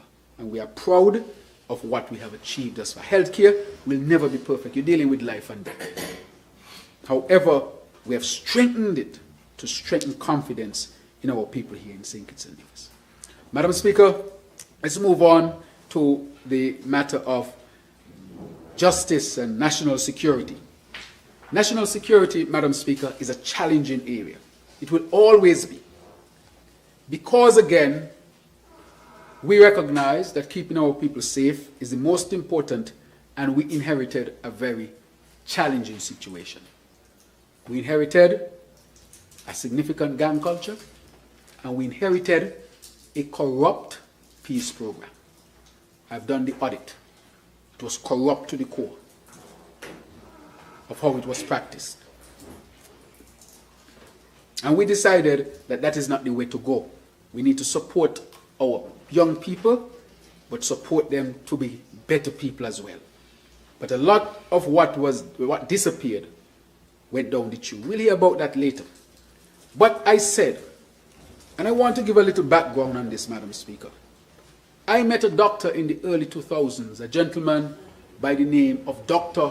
Frank Irvin, God bless his soul. He was the first researcher that came to St. Kitts and Nevis in the 1970s and established what is called the first monkey farm. And he started to do research with our green velvet monkey. When I was interested in medicine, I went to see him, to be mentored by him, for him to really guide me. And he was in the behavioral science field, which means, psychology and psychiatry and so forth. And one of the first things he told me, he said, PM, he didn't call me PM then, he called me Terrence then. He said, Terrence, he studied at Harvard. He said, I did a research on prisoners in Boston. And he said more than half of the prisoners who were in there for murder and all sorts of things, more than half of them had an undiagnosed, treatable mental illness.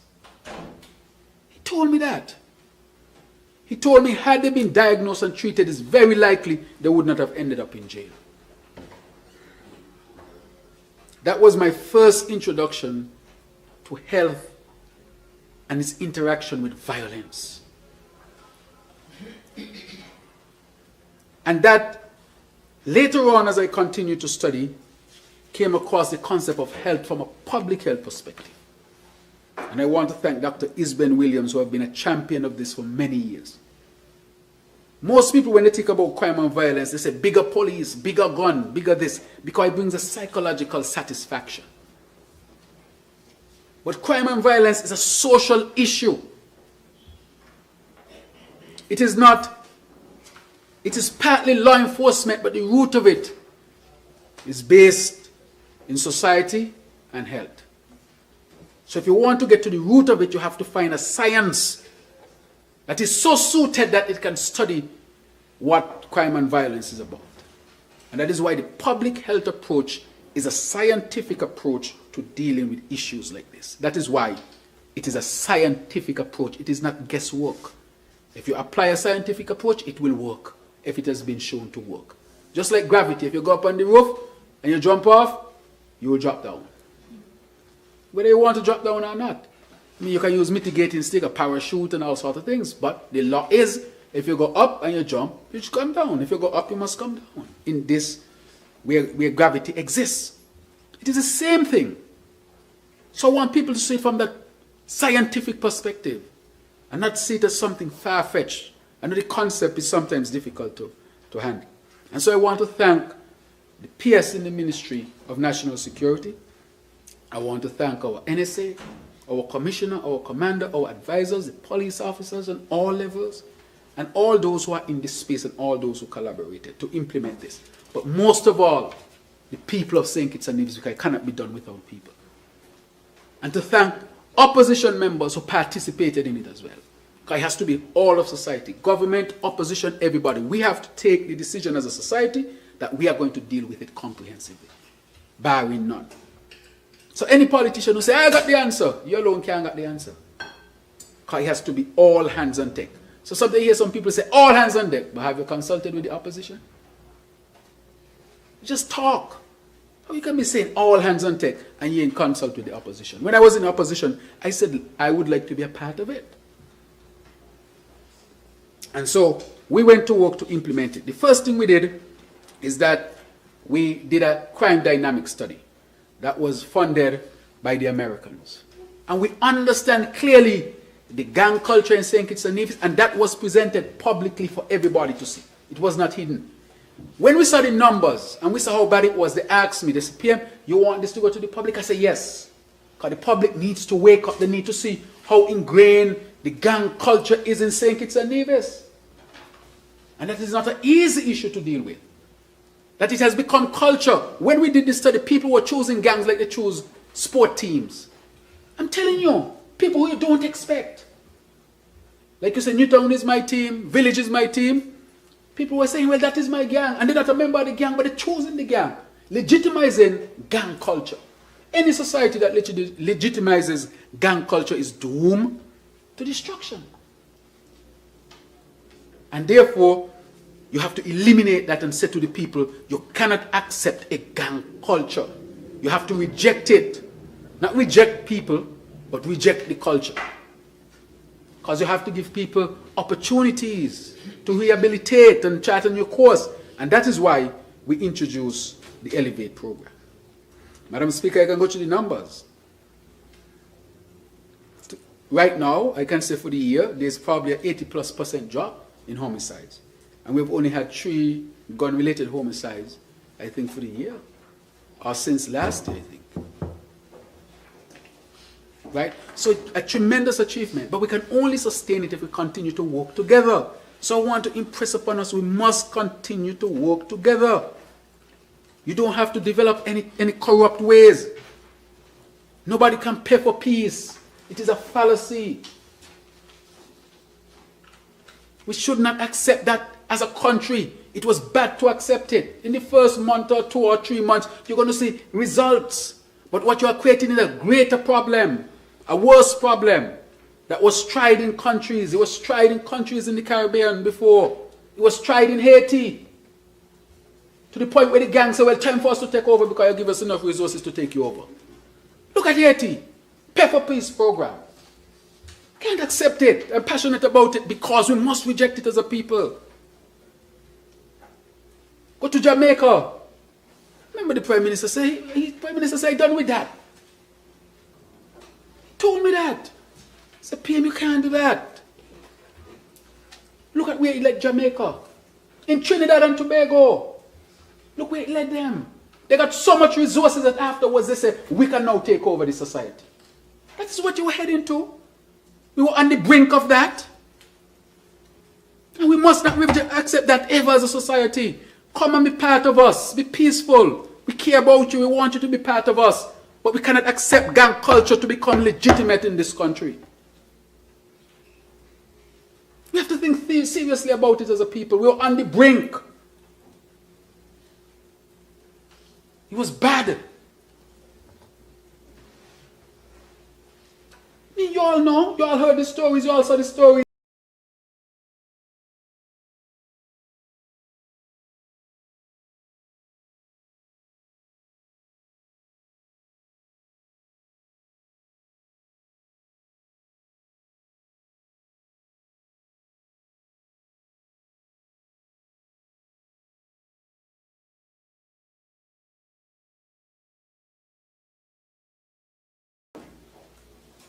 And nobody is saying it's a Nevis Kojolimi and the science of this, not the evidence, not the data.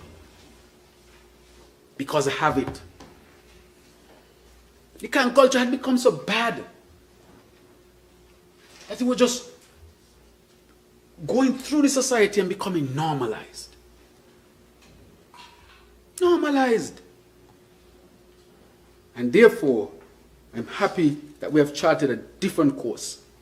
Let us give people real opportunities to reject gang life and gang culture. Give them opportunities to participate fully, to be in the communities, Madam Speaker. And bringing in a program like that, we have seen the biggest drop in homicides in the last 20 years. In the last 20 years. And therefore, I want to thank our people and all the professionals involved. Madam Speaker, as you can see, I'm passionate about it because I know we were on the brink of getting to where the countries in the Caribbean who are being beaten because they thought they could have paid for peace. Trinidad and Tobago, Jamaica, and the worst case being Haiti. And the other countries I will not mention at this time, but it's obvious that that method cannot work at all.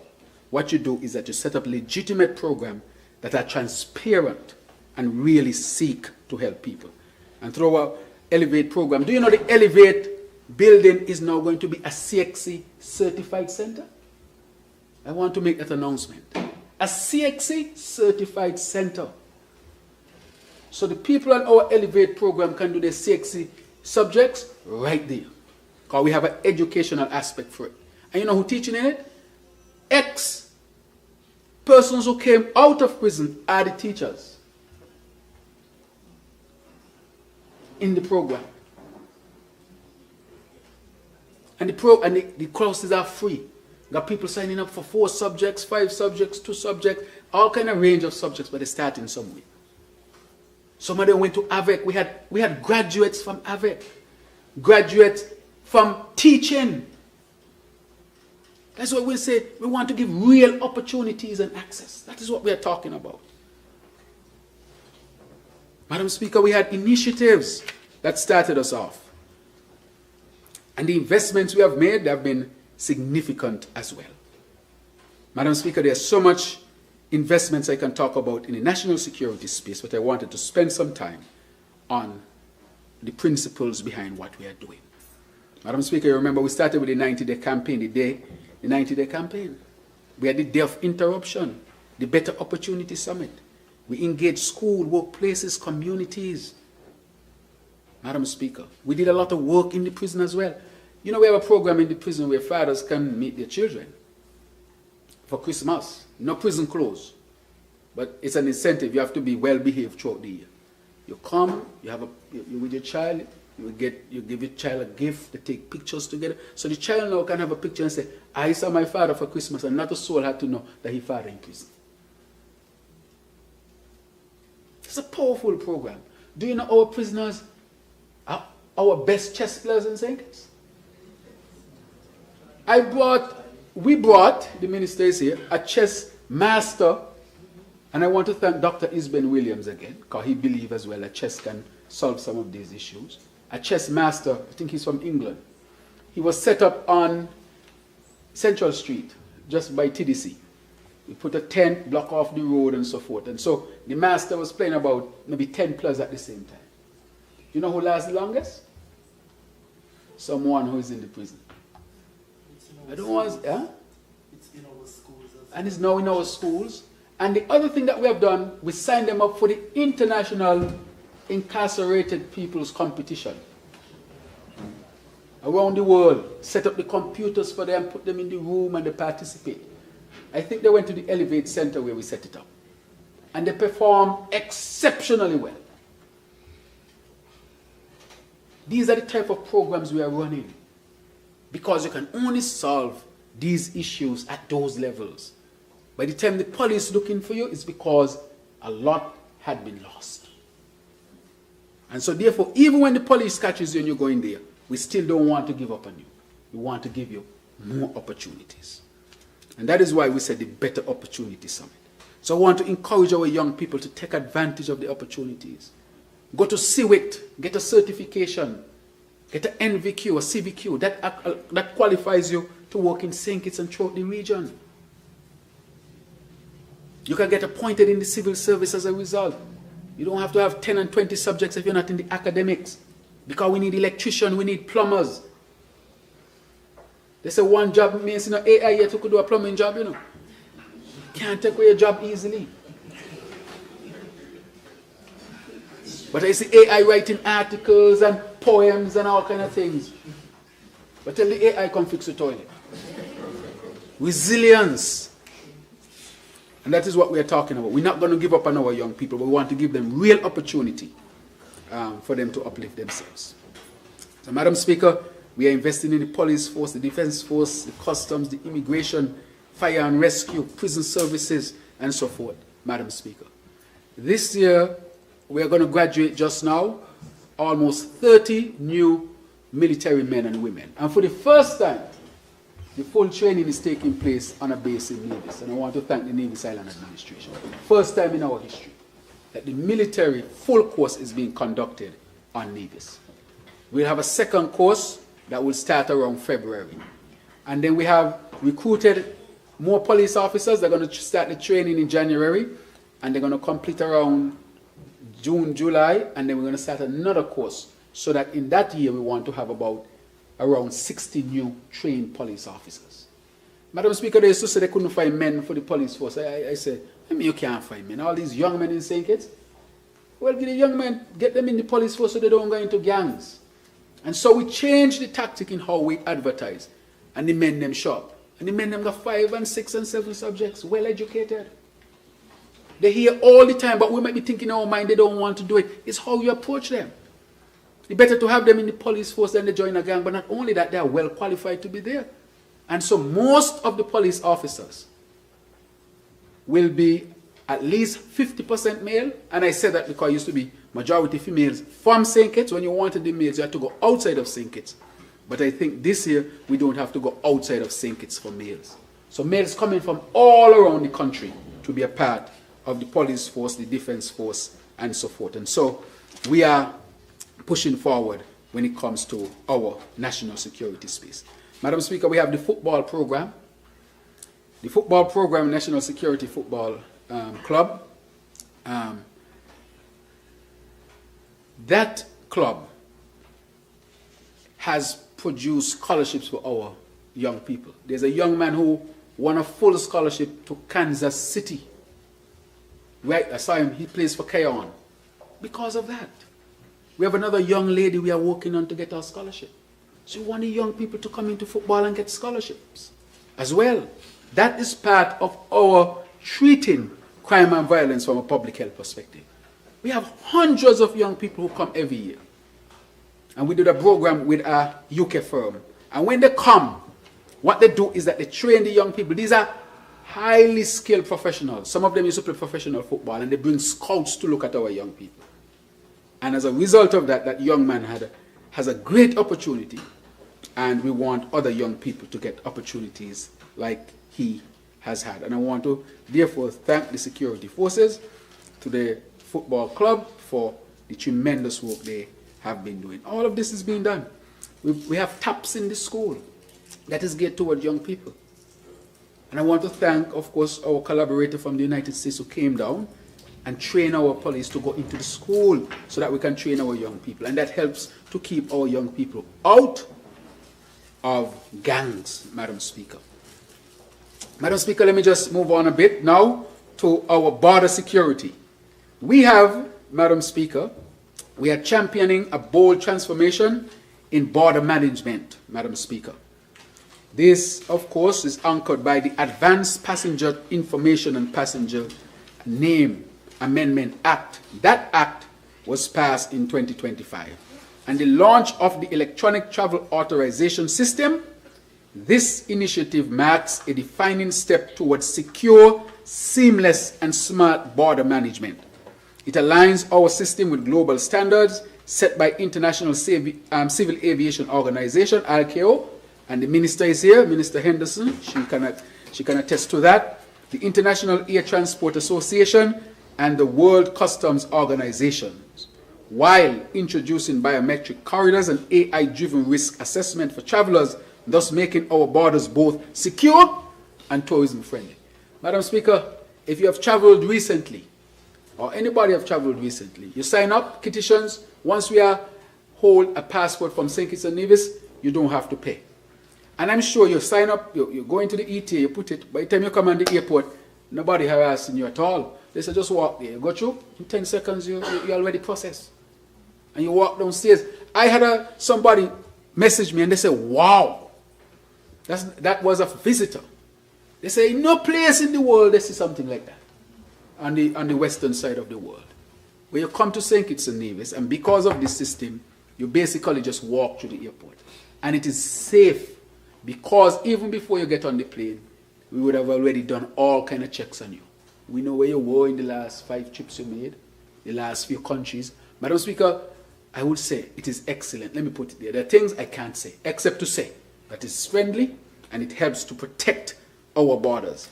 Madam Speaker, that's the best, because you could go from Canada all the way down to Argentina. None of them have it like that. I can bet you. But that is not the end of our investments in our security. In June 2025, St. Kitts and Nevis won High Security Printing's prestigious Best New Passport Award for our state-of-the-art biometric e-passport. Madam Speaker. Madam Speaker, that's international, The best. They ask our little country could have the best. That is what they're asking, the best. So no people have the passport, but they didn't realize they got the best. When they go through our ETA system, they didn't realize we have the best. But we are small, but we say we are tolerant. And we should not allow our smallness to dictate how big we can think. The mind is beyond size, right?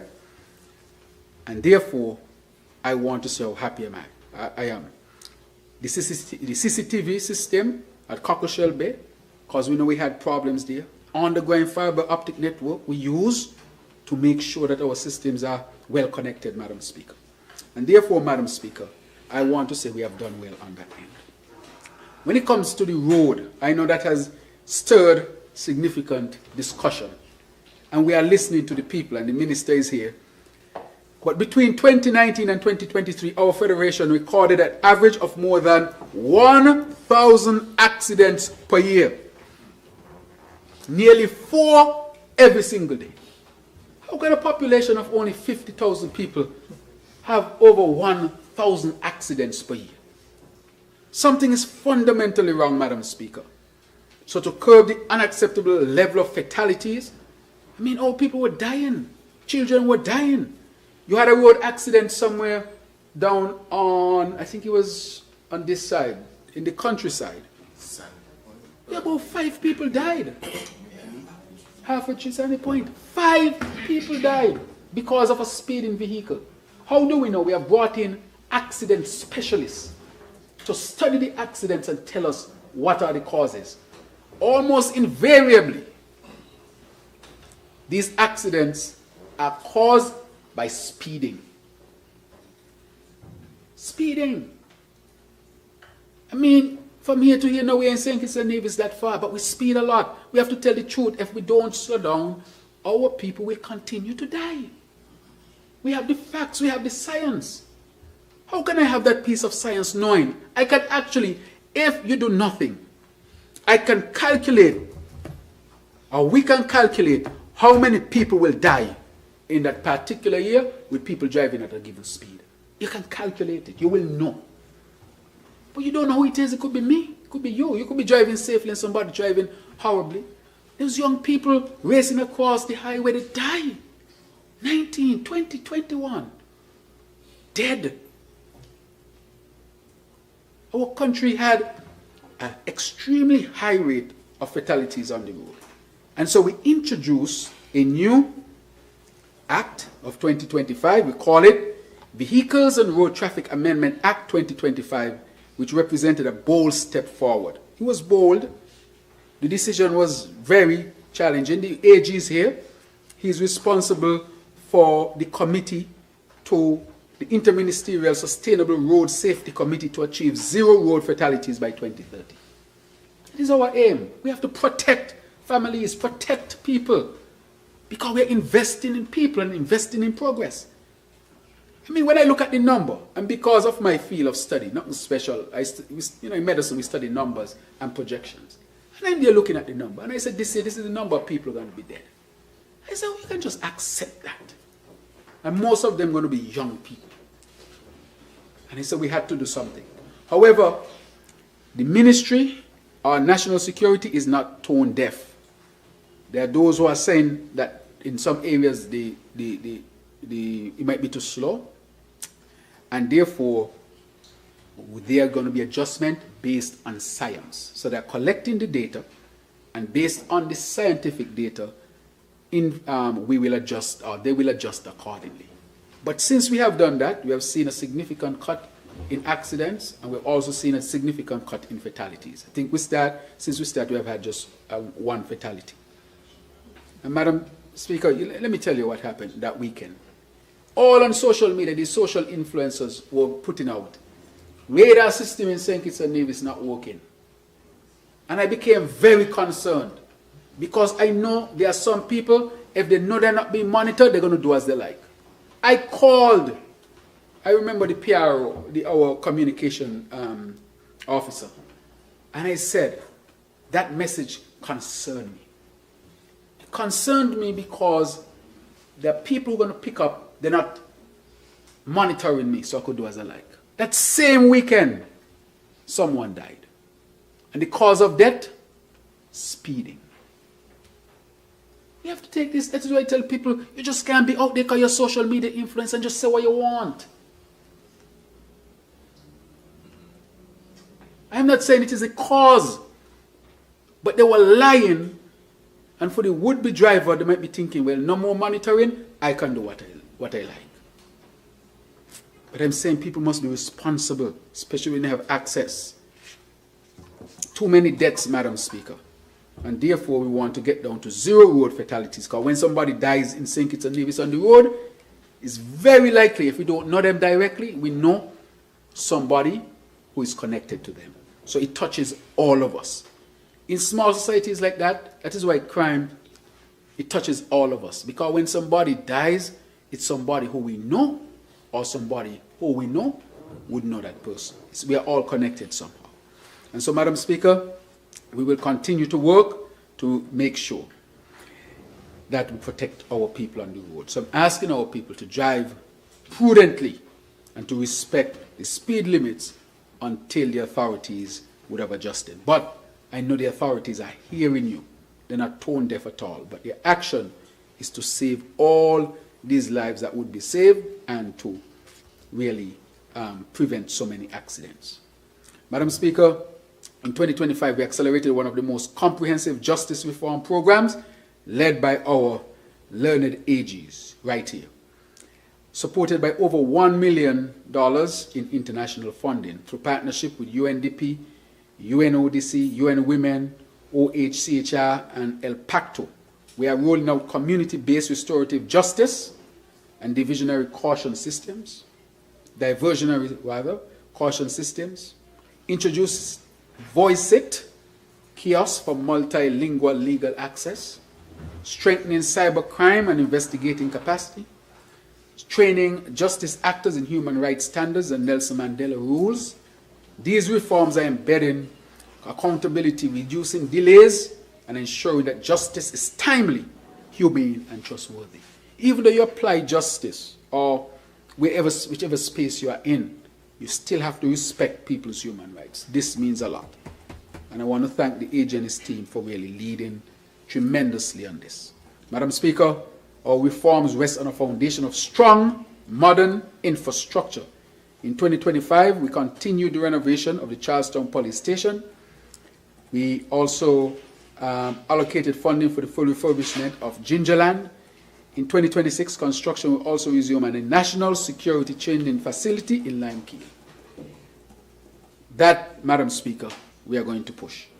The National Outreach Center at Shadwell, we'll do that as well, and a purpose-built facility uniting counseling and drug prevention services under one roof. That is our aim. So, Madam Speaker, here we are investing in people and we are investing in progress. Madam Speaker, energy. I love energy. The Minister of Energy is here. Madam Speaker, energy is what is going to help to transform our economy and reduce our reliance on the CBI program and diversify our economy. And in addition to that, it will produce new jobs. In addition to that, it will cut the cost of living. The cost of living will be cut when we are able to cut the cost of energy, Madam Speaker.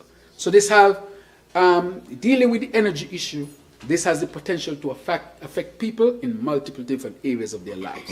Cost of energy directly, cost of living generally. It will also create sustainable energy for all that we want to do, and it will also attract industries and so forth. So energy, water, food. That is the minister's theology on this thing. Energy, water, food. But it all starts with energy. And so investing in alternative energy will help to transform us, Madam Speaker. And we are hoping to get to 100% of electricity from renewable energy by 2030, which is possible. In 2025, Madam Speaker, the challenges in this sector were sobering. Skelec faced volatile fuel markets, rising demand driven by climate-induced temperature increases, and the strain of an aging fleet of generators. Madam Speaker, when we took over, the gensets were old. They're still old, Madam Speaker. No investment in water and no investment in energy. I don't know how you can run a country without energy and water.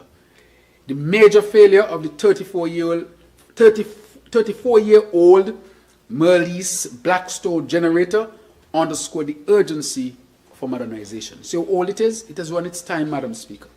Yet through resilience and innovation, Skelec's technical team kept the lights on, proving their dedication to our people. Madam Speaker, decisive action has been taken. In October 2024, we commissioned a 6-megawatt rental plant. Madam Speaker, we had to do it. We had to rent energy at Nevis to stabilize supply. Madam Speaker, we're in partnership with the Saudi Fund for Development, where we are securing US $40 million concessionary loan to facilitate the procurement of 18 megawatts dual fuel plant with battery storage. These are new types of gensets, Madam Speaker. 18 megawatts, which is more than half of our peak demand here in St. Kitts and Nevis. This project will continue into 2026 and is scheduled for commissioning in 2027. They're going to the whole procurement and all of that. They have to be built, custom built. So these things, you just don't go on a shelf and pick them up. You have to build them, plan for them, and all sorts of things, Madam Speaker. But this will help to transform St. Kitts and Nevis. So we know that these will be underway for 2027. Madam Speaker, we are also laying the legislative foundation for clean energy, which we have done. In 2026, the small-scale distributed renewable energy generator pilot will begin. Cabinet just met and approved this, incentivizing households, Madam Speaker. So it means if you have your own solar panels and you're producing more energy than you need, you have the ability to sell that energy to Skelec, and Skelec find a way to compensate you for your energy. They credit you. Can you imagine that? Tremendous achievement. And I want to thank the Minister with responsibility for energy and his team, Madam Speaker. So in 2026, we are going to start the pilot study. I want a solar on my rooftop as well to cut my energy costs, and maybe I could get some credit from Skelec. And that is the goal that we are striving for. So this will be, Madam Speaker, by a new arrangement that we will call a new net billing mechanism. You have feedback tariffs, net billing mechanism is one of them. So this allows you to use what you need, and what is left, you sell. Or you get credit from Skelec. This, of course, Madam Speaker, would help us to get to the 2030 renewable energy goal that we have. Madam Speaker, utility scale projects are also advancing. A new independent power producer initiative will deliver 30 to 50 megawatt solar PV and battery storage facility at the Royal Bastia Valley National Park, reducing diesel consumption by 40% once operational in 2027. This is estimated to create approximately 350 jobs during construction and commissioning. Madam Speaker, that is going to start next year. We did not speak about it before because we were doing all the evaluation and studies. Now we have completed that with a reputable company that now we have taken the decision in Cabinet to move forward. Madam Speaker, this is tremendous. Madam Speaker, therefore, investments in transmission and distribution we know are urgent. In 2025, we made a multi-million-dollar investment in feeder upgrades, and this will continue in 2026, Madam Speaker. Approximately $300 million will be required between 2026 and 2030 to fully modernize the grid. These investments are essential to ensure climate resilience, renewable energy integration, and the electrification of transportation. Madam Speaker, partnerships are helping to drive our progress. Through the Global Environmental Facility, Jeff, we secured US $3.3 million for rapid decarbonization, including renewable retrofits across public buildings and development of curricula on sustainable energy finance at the CFBC. With the EU and GIZ, a solar PV integration study is underway to guide rooftop expansion. A World Bank grant of US $500,000 is supporting studies for inter-island interconnection, preparing our grid for geothermal and solar integration. Madam Speaker, this is on its way. In just 3 years, in just 3 years we have done all of this. Technical cooperation with Greening the Islands Foundation is helping us chart optimal renewable pathways, while our electric mobility transition is laying the groundwork for EV charging infrastructure and fleet electrification. Madam Speaker, these efforts from solar deployment to electricity mobility form part of a coherent national strategy to deliver reliable, affordable, and sustainable energy for all. They reinforce our determination to transform St. Kitts and Nevis into a model sustainable island state where clean energy powers our economy, protects our environment, and secures a prosperous future for generations to come. Madam Speaker, we as a country must shift to renewable energy. It is not just about climate. It is about economic transformation. The cost per kilowatt is 50% less than the cost per kilowatt when you use diesel. So compare renewable energy to diesel generation, it costs 50% less with renewable energy than it costs with diesel. It will transform the economy, and it will of course make life cheaper. This is how we deal with the cost of living, Madam Speaker, providing cheaper energy for our people. Madam Speaker, in this modern era, digital infrastructure is no longer a luxury. It is a very important foundation to propel our CISA, Sustainable Island State Agenda, forward. Our government has placed technology, innovation, and data security at the heart of our transformation agenda. Under the Sustainable Island State Agenda, Pillar 7, Digital Transformation and Innovation, we are building a smarter, more resilient, and more equitable federation, one in which no citizen is left behind. Madam Speaker, to this end, what have we done? At the core of this approach lies our whole of government technology strategy, organized around people, process, and technology. With the establishment of the Digital Transformation Management Unit, we are not simply speaking about a digital future. We are building it now. transforming the civil service, and improving the way we operate and serve citizens, Madam Speaker. One of the most significant milestones that has been achieved is the development of the St. Kitts and Nevis Internet Exchange Point.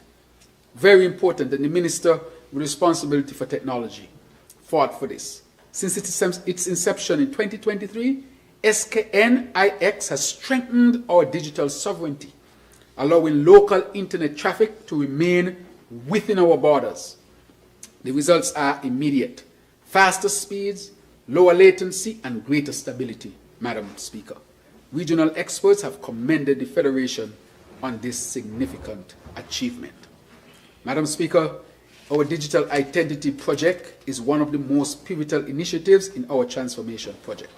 St. Kitts and Nevis EID will empower citizens to securely access services in healthcare, education, and finance, thereby laying the foundation for citizens to gain the full experience of participation in the digital economy. With support from the Republic of China, Taiwan, and Estonia, and guidance from the International Telecommunication Union, we are building a secure, interoperable framework that enshrines privacy, data protection, and sovereignty. By April 2026, we intend to deploy 25,000 EID cards, ensuring inclusion and global interoperability. Madam Speaker, let me break that down. That is simply saying that now you would have a card, look like a credit card, that is your ID.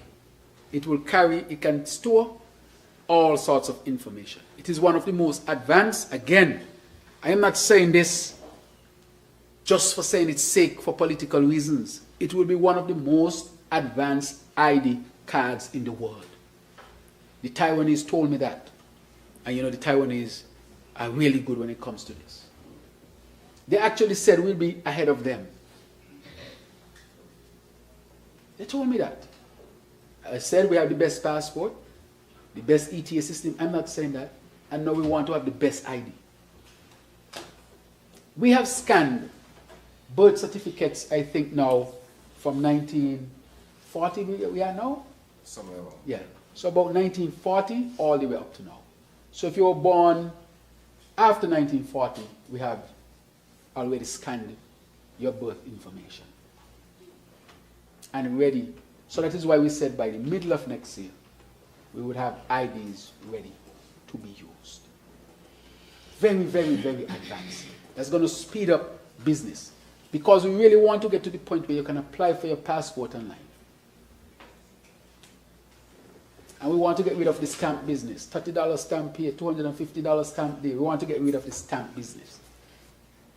And you can transact all of your things online. We are very close. If you look at it. This is actually here. This is it. The prototype is done. The pilot is going to start next month. That is how advanced we are.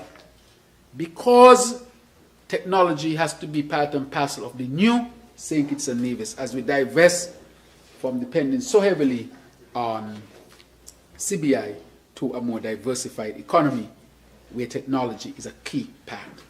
We have also achieved significant progress in the civil registry digitization, as I mentioned before. Madam Speaker, our development and adoption of technology is moving apace as we continue to deliver tangible results. For example, our ETA, Madam Speaker, important. The Government Online Directory, new electronic tax administration system, and modernized system for consumer affairs and the land registry. Work is underway on an online passport portal, as I mentioned, and a single window system for the Customs and Excise Department, advancing our paperless trade initiative. And I want to thank the Minister of Trade, our Senior Minister, for pushing that forward. A government-wide electronic document and records management system will also help to safeguard official information and create a disaster-resilient archive. Madam Speaker, this is where we are. This is not talking about coming. This is actually happening. Already you all know you can renew your driver's license online. Already you know you can pay your taxes online. You have already been enjoying some of this, Madam Speaker. I am pleased Madam Speaker, with the results to date as the first cohort, and I want to talk about now the government announced a training initiative in cybersecurity. In that first cohort, we had 21 trainees receive their certificates on the Cyber Nation cybersecurity program. Madam Speaker, this is a program out of Toronto.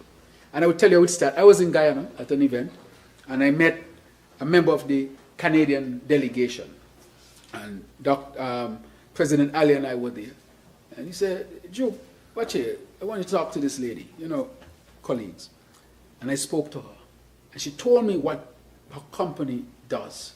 What they do is that they have a program that is certified to the Canadian level for entry-level cybersecurity training. And from that conversation, in short order, we already had 21 people graduated, and now they can work in the cybersecurity space. Because this is a space around the world where they just don't have enough people to work, and they need people. And so, Madam Speaker, we're going to start another training in this field in 2026. Why are we training so many people in cybersecurity? Because when the ID goes online, we have to protect people's data. So we want a robust cybersecurity sector here in St. Kitts and Nevis to protect the country and to protect people's data. And so we have already started the training, and we just don't want to shop for some wishy-washy training. We want this to be a hardcore certified training to the first world, advanced economies level. Madam Speaker, this is a tremendous, tremendous achievement. And I want to thank Cyber Nation for collaborating with us, and of course, through the Canadian government for this connection as well. So, Madam Speaker, the Ministry of ICT will continue to work to transform St. Kitts and Nevis into a digital space. Environmental stability, sustainability, Madam Speaker. The plight of small island developing states, or my preferred term of large ocean states, in the face of the triple planetary crisis, climate change, pollution, and biodiversity loss, grows more urgent with each passing year. On behalf of the people of St. Kitts and Nevis, I express solidarity, of course, with the people of Jamaica, who in October endured the most severe storm in that country's history. Such a catastrophic impact on a small island state underscores our long-standing argument that small island developing states are vulnerable and deserving of targeted international support if we are to achieve climate justice. Madam Speaker, legislation has been the foundation of our response. Our Parliament passed the Plastic Waste Reduction Act, instituting a phase ban on single-use plastics while easing the transition with duty waivers and sustainable alternatives. We also enacted the National Conservation and Environmental Management Act, NCEMA, establishing frameworks for biodiversity conservation, pollution control, and protected areas. Under NCEMA, the Ministry of Environment, Climate Action, and Constituency Empowerment, I want to thank Minister Honorable Dr. Clark, assume custodianship of the St. Mary's Biosphere Reserve, safeguarding a national asset integral to biodiversity, tourism, and agriculture, Madam Speaker. In waste management, we want to thank again the Republic of China, Taiwan, through the agency or organization ICDF. They have launched a solid waste management and recycling project, and this has entered into the second phase, Madam Speaker, and it's going full speed ahead at the landfill in Connery. The Parks and Beaches Unit complemented this with beautification efforts, ensuring our coastlines, green spaces, and urban areas reflect pride and resilience. Madam Speaker, to that end, I'm asking our people to protect our communities and keep our communities clean. We don't have to litter, Madam Speaker. And the matter of plastic, some people might say, we don't produce. I see a post online that says we don't produce that much plastics. There's something called microplastics. And microplastics is very hazardous for the health. It's now entering into the system of human beings. So human beings, we are of course flesh and bones, but quickly we are becoming flesh, bone, and plastic. And it's a serious statement because it is now part of us because of how much plastic we are exposed to.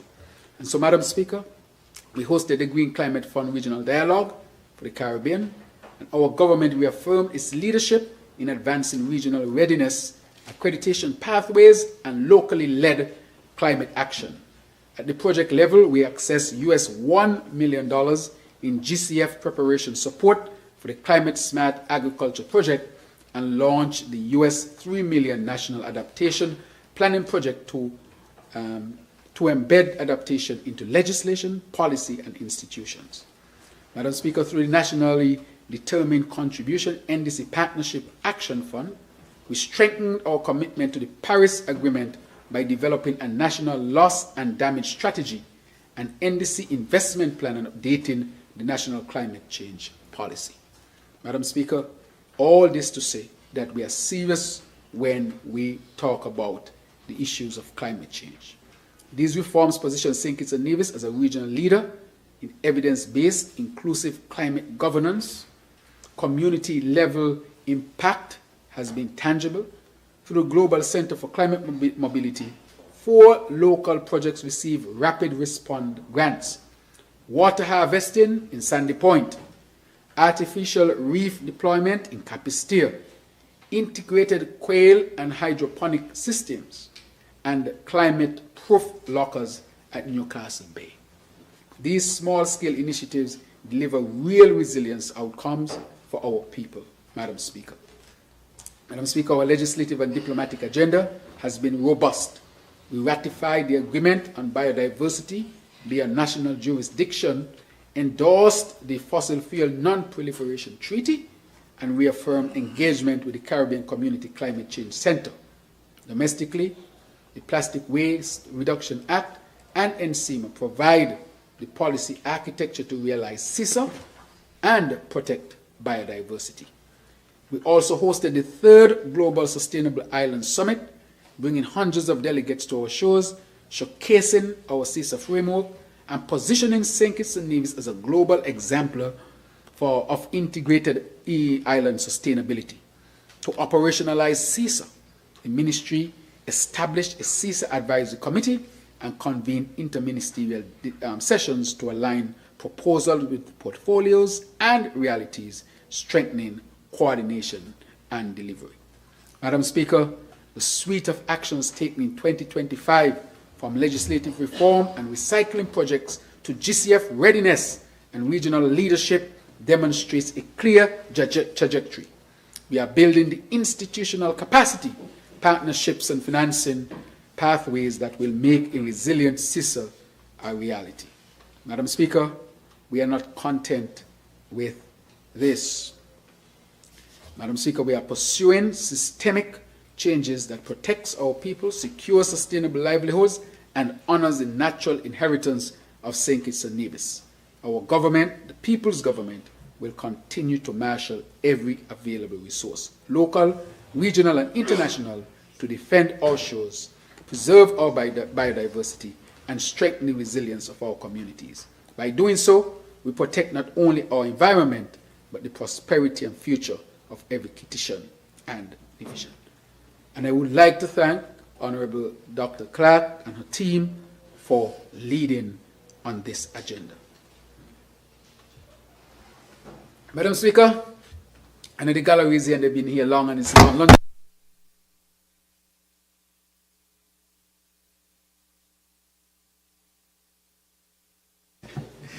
We're almost at the end. Building tomorrow. So the medium-term economic management strategy. Madam Speaker, I now, and this is the final section I think I'm going to, I now provide an overview of the medium-term economic and fiscal outlook for the national economy. As I mentioned earlier in my presentation, the global economic landscape is fluid and complex as a result threatens several downside risks of us here in the Federation. We are not daunted, however. We remain laser focused on mitigating the identified risks and, more importantly, finding the opportunities that come with these changes.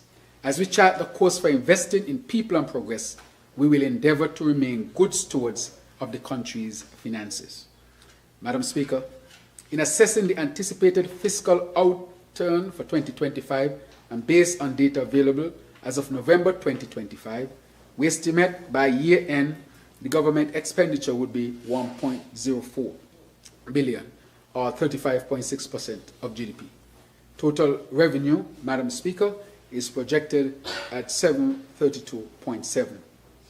This revenue performance relative to 2025 approval estimate is projected to be affected, attributable to the shortfall in receipts from the CBI program.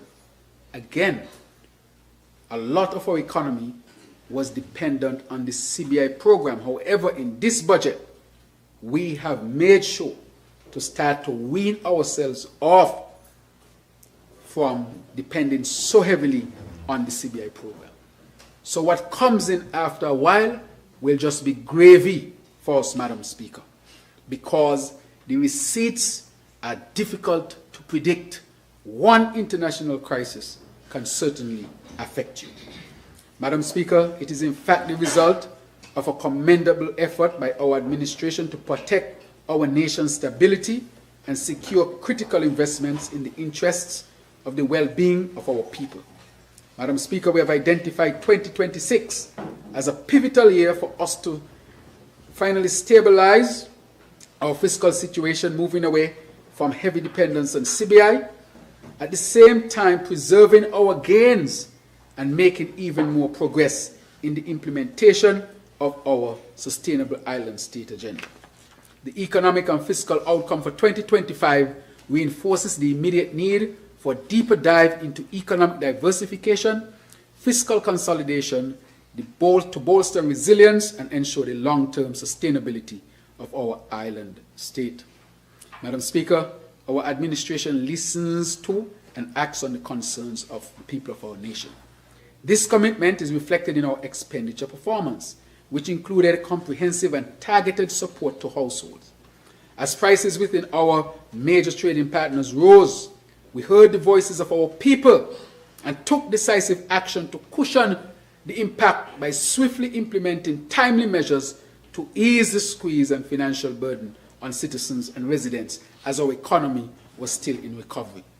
Madam Speaker, the Budget Boost Wallet initiative, which was the first of its kind that used technology, was truly an innovative instrument, and it was done by a local company, JAD, that delivered the technology for this to be done. Again, our local people are stepping up, to the plate. Madam Speaker, the government invested over $36 million, even though we know that it will be a challenge if we were to leave the people exposed without the help during that period when we saw what was happening in the world. Our people would have been significantly affected. This supported 23,000 of our people under this initiative for the first 6 months of 2025. Madam Speaker, when we look at what was happening, we also said, let us look at the VAT rate for that period. And so we give the people two significant lifts. One, with the Budget Boost Wallet to 23,000 people per month for 6 months. Nowhere else in the region something like that. And we deliberately cut the VAT rate at that particular time so they could have seen more help, Madam Speaker. So, Madam Speaker, this really helped to temper the impact of inflation. Madam Speaker, this is what you call investing in people and investing in progress. $36 million directly, and the savings from VAT, almost another $20 million, Madam Speaker. Madam Speaker, our economy is on a positive trajectory and gaining momentum. Our diversified economy. The Statistical Department at the Ministry of Sustainable Development projects real GDP growth of 2.8% for 2026, outpacing 2025 significantly and stabilizing at 2.3% in the medium term. While this expansion is expected to be led by key sectors such as construction, wholesale and retail, public administration, hotels and restaurants, the financial sector, the energy sector, agriculture. It's a broad base, Madam Speaker. It is expected to generate wider economic activity that will translate into jobs,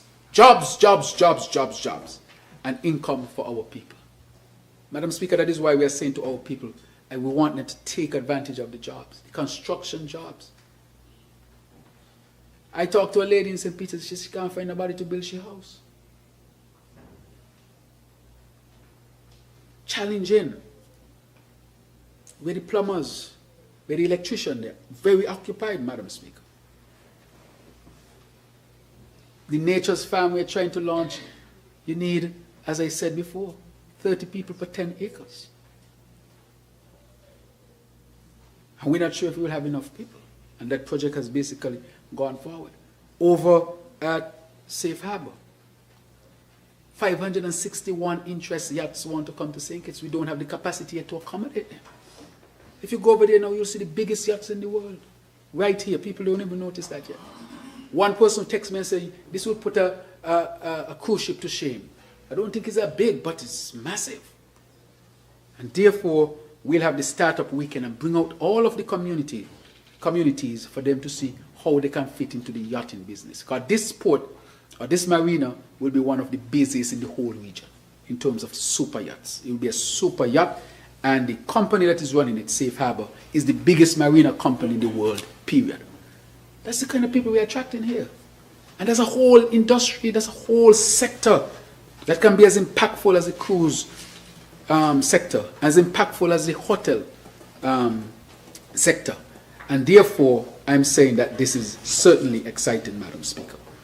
Madam Speaker, of course, when there's growth in the economy, the government also benefits from increased tax revenue, and this is reflected in the current medium fiscal framework, which is the blueprint for our 2026 estimates. We are guided by a robust framework which sets out the government's fiscal strategy for the next 3 years, 2026 to 2028. Guided by this framework, we will place emphasis on strengthening public financial management across the public sector. We have to be responsible, increasing transparency and accountability, institutional strengthening, and improving delivery of service to our people. The framework prioritizes accurate costing of government services and advances tax policy reforms designed to deliver a more equitable and modernized tax system supported by stronger compliance measures. Madam Speaker, guided by this framework, our government is positioned to generate revenue in line with the projected GDP growth. Total revenue and grants are estimated at $894.8 million for 2026. The current revenue is projected to yield $855.7 million for 2026 and $899.1 million for the medium term. The amount for recurrent expenditure is expected at $879.8 million for 2026 and an average of $892.4 million for 2027 and 2028. We are projecting, Madam Speaker, $167.2 million for capital expenditure and net lending in 2026, while an average of $115.8 million is forecasted to be expended for the medium term. Madam Speaker, this is so realistic. As a matter of fact, we tempered our projection for the CBI. So that is why I said anything that comes above that is going to be gravy. We have to create a realistic picture here in St. Kitts and Nevis that we can sustain.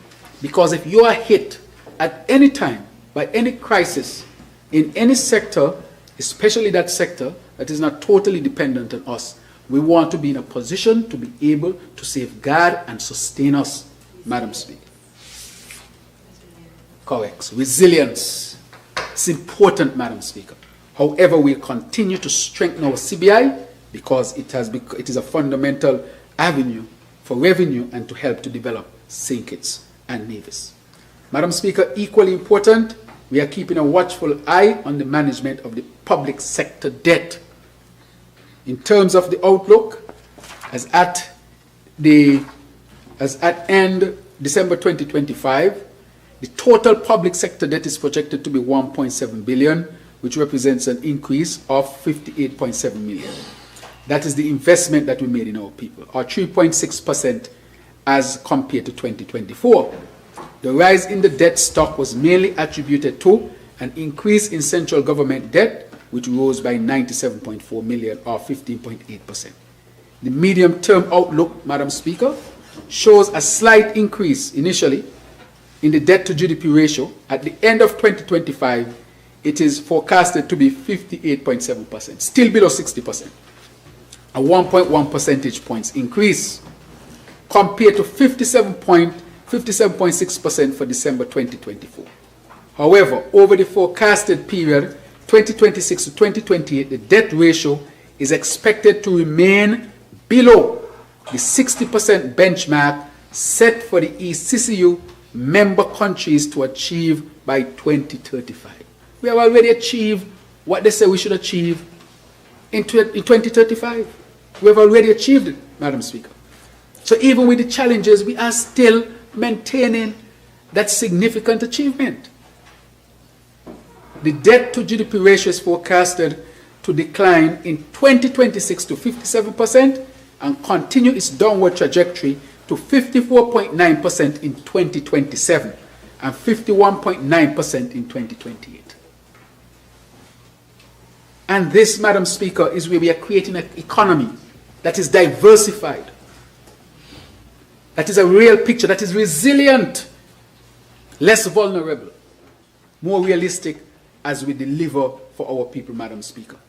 So our government is committed to maintaining the debt stock at sustainable levels. And this can only be achieved through a prudent debt management strategy that is geared towards ensuring that any future borrowing will be made in connection with transformational projects at the lowest possible cost and at an acceptable level of risk. Because you want, when you invest in that project, the returns from that project increases GDP and actually can help to maintain the ratio or drop the ratio. So you use debt for investments, for transformation. That is what we are looking at. Projects that will transform St. Kitts and Nevis. Madam Speaker, the fiscal prospects. As I've said, our government has recognized the importance of engagement with stakeholders, and we have not only consulted on matters impacting citizens, but we have moved many of these conversations into meaningful actions. Looking at the last 3 years, we can see visible signs of investment and progress that in some way touches the lives of every citizen and resident. Very important to note, this money is well spent. Madam Speaker, our investment and progress are real.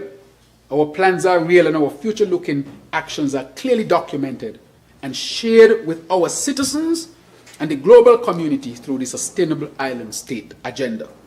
That again from the Ministry of Sustainable Development, and I want to thank the Minister, of course, for helping us to put this vision together.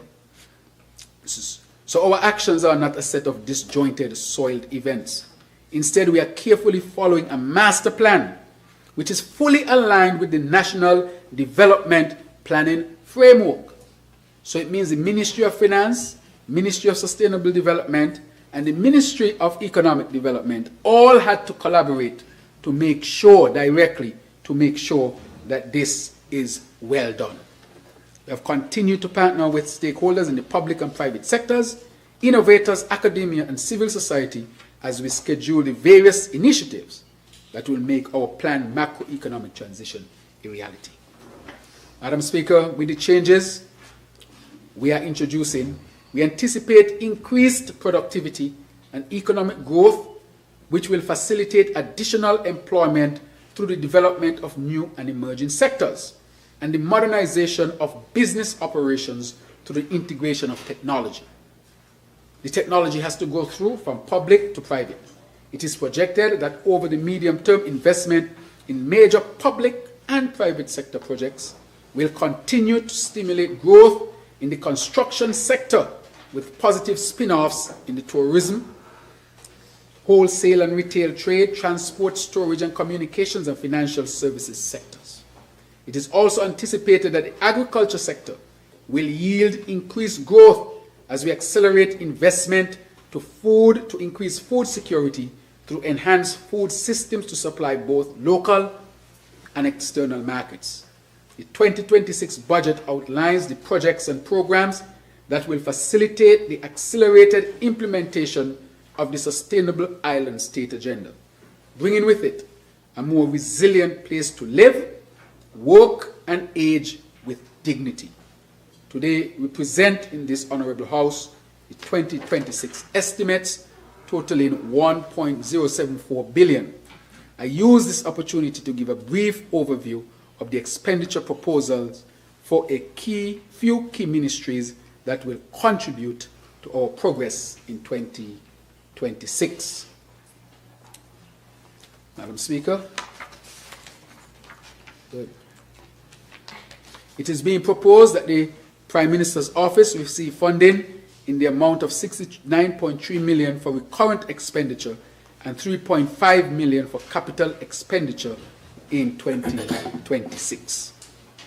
The office remains committed to effective governance and the comprehensive management of the Federation's affairs. These resources will be expended to facilitate civil service modernization, citizen engagement, strategic leadership, strengthen service delivery, enhance interministerial collaboration, and improve the effectiveness of government programs and initiatives. The Continuous Professional Development Program will be expanded to enable targeted training in leadership development, digital transformation, and performance management. Critical to achieving our objective within the Sustainable Island State Agenda, which again is people's focus. We're investing in people and progress. This is building strong partnerships with the diaspora. The Regional Integration and Diaspora Unit will continue to advance the nation's regional and international engagement efforts. In 2026, the unit will continue its outreach missions to strengthen ties with diaspora organizations, encourage investment, acknowledge exchange, and provide support for returning nationals to ensure smooth reintegration. A key pillar in the Sustainable Island State Agenda and the National Development Planning Framework is food and nutrition security. Continued investment in the agriculture sector rests at the core of building our resilience as it facilitates economic diversification, creates decent employment, and reduces the loss of foreign exchange earnings through the reduction of the food import bill. In this regard, a total of 14.6 million is proposed to facilitate recurrent expenditure. These resources will assist with the development of a resilient agri-food industry, the advancement of the food import reduction program, the management of our marine resources, and the integration of new technologies. In 2026, research will be given even greater priority as we place emphasis on climate-smart agriculture, pest and disease management, soil and water conservation, and the diversification of crops and livestock. The development of the cannabis industry will remain a priority as the authority undertakes continued engagement with potential investors and facilitates avenues for research and development. Capital expenditure totaling 6.7 million is proposed to continue investment in a number of projects identified to scale up development of the sector. Madam Speaker, the tourism sector has multiple roles in the Sustainable Island State Agenda, including a means of transformation and regeneration of key locations, communities, and culture, a path for our people to become prosperous while accessing career opportunities and advancement, and foster an improved quality of life. In 2026, ongoing initiatives will be expanded following global standards such as the Global Sustainable Tourism Council criteria. Implementing these initiatives will provide a more authentic tourist experience, as the more discerning visitors are primarily interested in participating in the activities that help to protect our natural heritage. Madam Speaker, the Ministry of Tourism, Civil Aviation, and International Transport will continue to give requisite support to one of our largest events in the activities calendar. namely the St. Kitts Music Festival. This activity is complemented by the ongoing support provided to facilitate the expansion of airlift and marketing in new and established source markets. In support of these efforts, a recurrent expenditure of $53.2 million is proposed for 2026. The ministry is cognizant that resilient infrastructure is critical to achieving positive outcomes within the sector.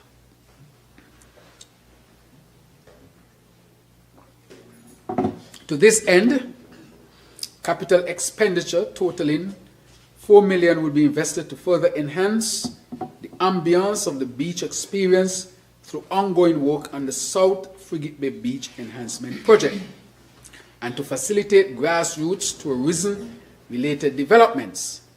Popular tourist attractions such as the Eco Park will be further enhanced to improve the visitor experience, while the historical Berkeley Memorial will be restored. Madam Speaker, the Ministry of Public Infrastructure, Energy and Utilities has made significant strides in progressing with our sustainable development agenda through the design and construction of resilient road infrastructure, the implementation of new approaches to ensure the supply of reliable, safe, potable water, and by providing critical technical advice in support of the continued expansion of the energy sector. In 2025, key accomplishments included the completion of the 2 million gallons per day Bastia desalination plant, the integration of the well in Keon, adding 300,000 gallons per day into the ground into our water system, the operationalization of the 60,000 gallons per day Canada Estate Solar Desalination Plant, generously donated by the United Arab Emirates, the completion of the semi-airborne geophysical survey using the state-of-the-art method combining drone technology with ground-based electrodes to collect geophysical data, resulting in the identification of 17 potential new sites for future groundwater well development and the opening of the newly constructed development. Madam Speaker, and water, this is how much we have invested. Desalination plants, we have one in Canada, we have now one over here at the Paul Southwell Industrial Park. Madam Speaker, we are also doing drilling. Apart from the well that we drilled in Keon, we have identified 17 potential new sites around the country, so that those who don't live in the Bastia area would never think that they're excluded. We are going to drill wells on the other parts of the country so that those areas can also be converted to 24/7 water. Madam Speaker, the amount of water that seems to be underground in these areas, one would ask, why was nothing done over these years? Why would people in St. Kitts have to go without water? Madam Speaker, we are investing in water and we are correcting that. Madam Speaker, investments were also made in the St. Peter's Main Road, as mentioned before. To further build on these accomplishments, a total of $26 million is proposed on the current expenditure. These resources will be used to recruit critical technical personnel to strengthen the design capabilities for road and drainage development, slope stabilization, and to support the optimal operation of the desalination plants. Madam Speaker, in 2026, we will expand quarry production and introduce a better system for preventive maintenance. Explore will also move to explore renewable energy integration, scale up road construction and drainage in flood-prone communities, and finalize solar PV installations and staff training. Madam Speaker, our vision extends beyond today. By 2026, the Public Works Department's administration building will be outfitted with a 20-kilowatt rooftop solar PV system, funded by the OECS Solar Challenge and supported by the Republic of China Taiwan. This initiative will reduce energy costs and serve as a national model for renewable energy integration in public buildings. We are also investing in technical training and certification for our electrical inspectors, building domestic capacity for renewable energy deployment across all public facilities. Madam Speaker, in support of continued major investment, a total of 48.5 million is proposed for capital expenditure in the Ministry of Public Infrastructure. These resources will support the construction of coastal area revetment that will build resilience in specified vulnerable coastal areas. Madam Speaker, the road improvement project, which continues to facilitate the construction of new and upgrade of existing roads in communities, for example, the Phillips Slope Stabilization, the slope stabilization at Otleys and Cunningham.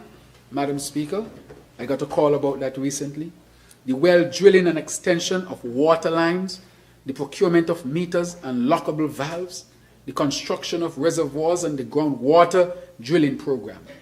The resources will also provide essential heavy equipment technological integration and upgrades in the physical plant for both public works and water services departments. A most critical investment will be the procurement of a new asphalt plant for use by the Roads Division as we aim to further improve the rate of repair and construction of road infrastructure.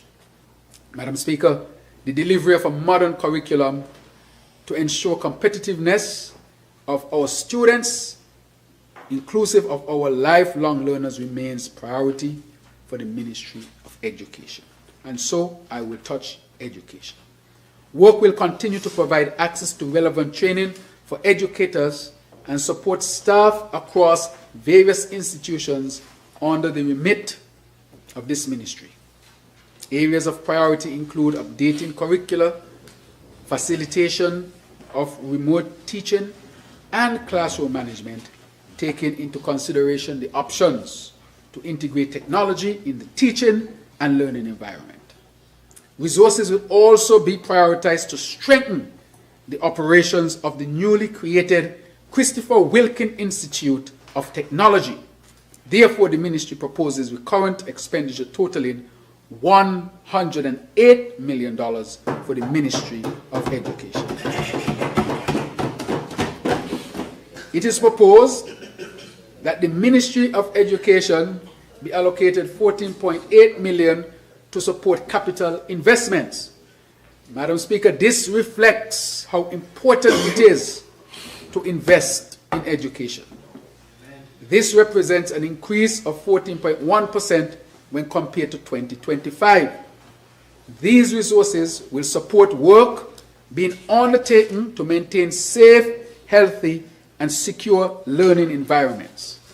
Investment will continue in regard to major projects such as the upgrade of school bathrooms, the reconstruction of the Joshua Obadiah Williams Primary School, the construction of the new Bastia High School, the secondary school electrical upgrade, Phase 1, the Washington Archibald High School, bathroom, roof, and window renovation, and the Clarence Fitzroy Bryant College security and laboratory upgrade. As the ministry endeavors to utilize technology as an aid in the delivery of educational programs, efforts will continue to upgrade.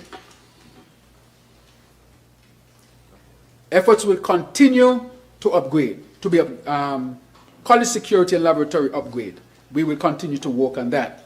As the ministry endeavors to utilize technology as an aid in the delivery of educational programs, efforts will continue, as I said, to upgrade the information technology system through implementation of the enhanced education network, the procurement of additional furniture and vehicles to ensure all students report to school, she says she's okay, will remain a priority in 2026. Very important. Madam Speaker, the health demographics of the Federation signals that the population is aging. That's a good thing, you know. It means that people living longer, but it also have another aspect to it. Because birth rates are declining, I want to say today that those of you who can, please add to the birth rate. Because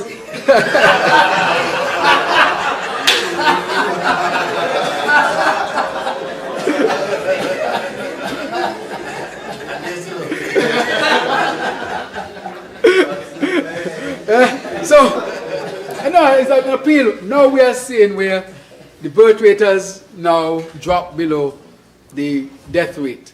Not because most people are necessarily dying because the mortality rate has dropped. It is that we are getting less babies at this time. So I want to really congratulate Minister Iselin Phillip for adding to the birth rate increase. She just said I just made my contribution. You don't want to see this. You don't want to see the smile on the grandfather face. Madam Speaker, in addition, there is need for vigilance as we observe a resurgence in vaccine-preventable illnesses such as measles in our tourism source markets. Very important. These public health concerns require responses that are targeted and inventive. During 2025, the Ministry of Health made significant progress in strengthening community and clinical health services, the enhancement of research, education, professional development through partnerships with reputable universities and development partners, the strengthening of data-driven decision-making through improved health intelligence and surveillance, Madam Speaker, the establishment of structures to facilitate advanced policy, governance and multi-sectoral leadership, and the investment in major upgrades to infrastructure and procurement of essential equipment in support of the expansion of services. So in 2026, Madam Speaker, resources will be provided to facilitate the recruitment of additional critical medical and specialized support personnel to improve services at both primary and secondary healthcare facilities, Madam Speaker. Madam Speaker, in support of these efforts, with current expenditure totaling 83.8 million is proposed for the upcoming year. A total of 15 million has been proposed for the 2026 fiscal year to continue capital investment in the health sector improvement. Madam Speaker, the St. Peter's Health Center, which was abandoned from before, will be looked at. But I must say, the purchase of medical equipment and the construction of the new hospital and the institutional enhancement projects will be the cornerstone of the spending of this amount, Madam Speaker. Madam Speaker, I want to say today that we will continue to invest heavily in health to protect our people. And so I want to thank all of the nurses, all of the doctors, everybody in the health sector who have worked tirelessly hard to advance health in St. Kitts and Nevis. Madam Speaker, high priority will be given to maintaining the appropriate levels of personnel within the various departments of the Ministry of National Security to ensure an efficient response to the needs of community. So how are we going to do that, Madam Speaker? We are going to we have placed in this budget for the recurrent budget, $84.1 million in national security, and we have also proposed that we will invest a further $3.2 million in infrastructure to provide additional equipment and supplies.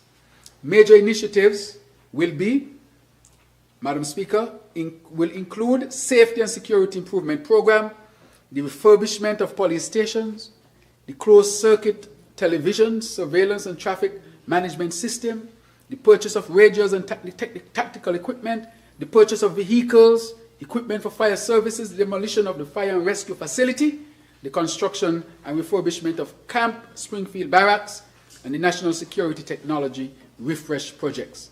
Madam Speaker, all of this is critically important to keep us safe. Madam Speaker, we will also look at, of course, from the NEMA's end, in this regard, the implementation of the Disaster Resilience Improvement Project will continue in order to further strengthen the National Emergency Management Agency. Madam Speaker, I also want to say that in Nevis, the fire services will be upgraded as well. We have already ordered the fire appliance for Nevis. We are going to open a second fire station in Nevis, and I'm hoping that we can get firefighters from Nevis to be trained right here in St. Kitts. And so we'll be doing that. Madam Speaker, as we go on to other fiscal measures and other strategic interventions, Let us take a step back to where I started this presentation earlier today. Significant changes are being made at a rapid pace in the global economy. Many of these changes can easily tip the scale against us here in the Federation. We have already observed the negative impact of past external shocks, some of which we are still trying to recover from. As a small independent nation, we cannot sit idly by, Madam Speaker, and lament all the negatives of the present day. Instead, we must continue to put our heads together to innovate and make our individual contribution to the building of St. Kitts and Nevis we want to live in, and a country we would want our future generations to inherit. Madam Speaker, all of us must participate in this grand, I will call, vision of creating the St. Kitts and Nevis that we all deserve. Therefore, I'm appealing to all citizens, residents, and business enterprises to join our government in building a resilient and prosperous country. The government cannot do it alone. It has to be in concert with our people. Therefore, in this context, there are a number of structural and transformational interventions that we must address in 2026 to maintain a stable and thriving country. We must move the conversations regarding major reforms to a point of action so that there is a more realistic reflection of the world our people now live in. As we continue the sacred task of building a stronger, safer, fairer St. Kitts and Nevis, a nation where every citizen can prosper, your government will take the necessary action to modernize the tax system, introduce the long-awaited Social Security pension reforms, and the National Health Insurance. Madam Speaker, this is fundamental. We have to save our Social Security. Since 1978, when it was established by the then Labour administration, there has been no real program to advance our Social Security. It is the largest, most secure social safety net that we have. And as a people, we have to sit together, talk it out together to make sure we make the necessary adjustments so that Social Security will be solvent by the time all of us become pensionable and our children and their grandchildren become pensionable. It is important, Madam Speaker. That is why it takes all of us. In the 1970s, when Social Security was being introduced, a lot of people said all sorts of things. They're going to take your money and then give you back. They're going to take money from Tom and give it to Jack. All sorts of things were said about Social Security. And I can say here, Madam Speaker, that when people in St. Kitts and Nevis who are duly qualified for Social Security, if it's one thing that is not faulted in this country, is your check for your 62nd birthday. It is reliable. It is strong. It is secured. But for us to maintain it, we have to make sure that as a country and as a people, we discuss it and together in solidarity, we make whatever adjustments would be necessary. I have asked the actuary, those are the people who study Social Security, and determine the type of reforms you want, to explain to the people. Don't let me as a politician explain, but explain realistically to the people. Our Social Security is one of the strongest in the region. And to keep it strong, we have to make sure we do the necessary reform. From 1978 to now is how many years, Minister? That's 22 plus 25, 47. 47 years. It is time. If we don't act, trust me, it will act on us. I talk to prime ministers and leaders all the time who say that their Social Security system, they have different names for it, but it's their pension system. And a lot of them are in trouble. They don't have any money in them because they did not manage it and they did not make the necessary reforms necessary because, of course, people think that politically you would lose votes. I'm not going to pretend that it's easy, but I have to tell the people the truth. The other thing that we'll introduce, Madam Speaker, that we have done significant work on is the National Health Insurance. Madam Speaker, again, this will be a national conversation. We took the children away from having a sponsor sheet or GoFundMe page. So the children don't have to rely on the sponsor sheet on the road or GoFundMe page to determine if they would live or die.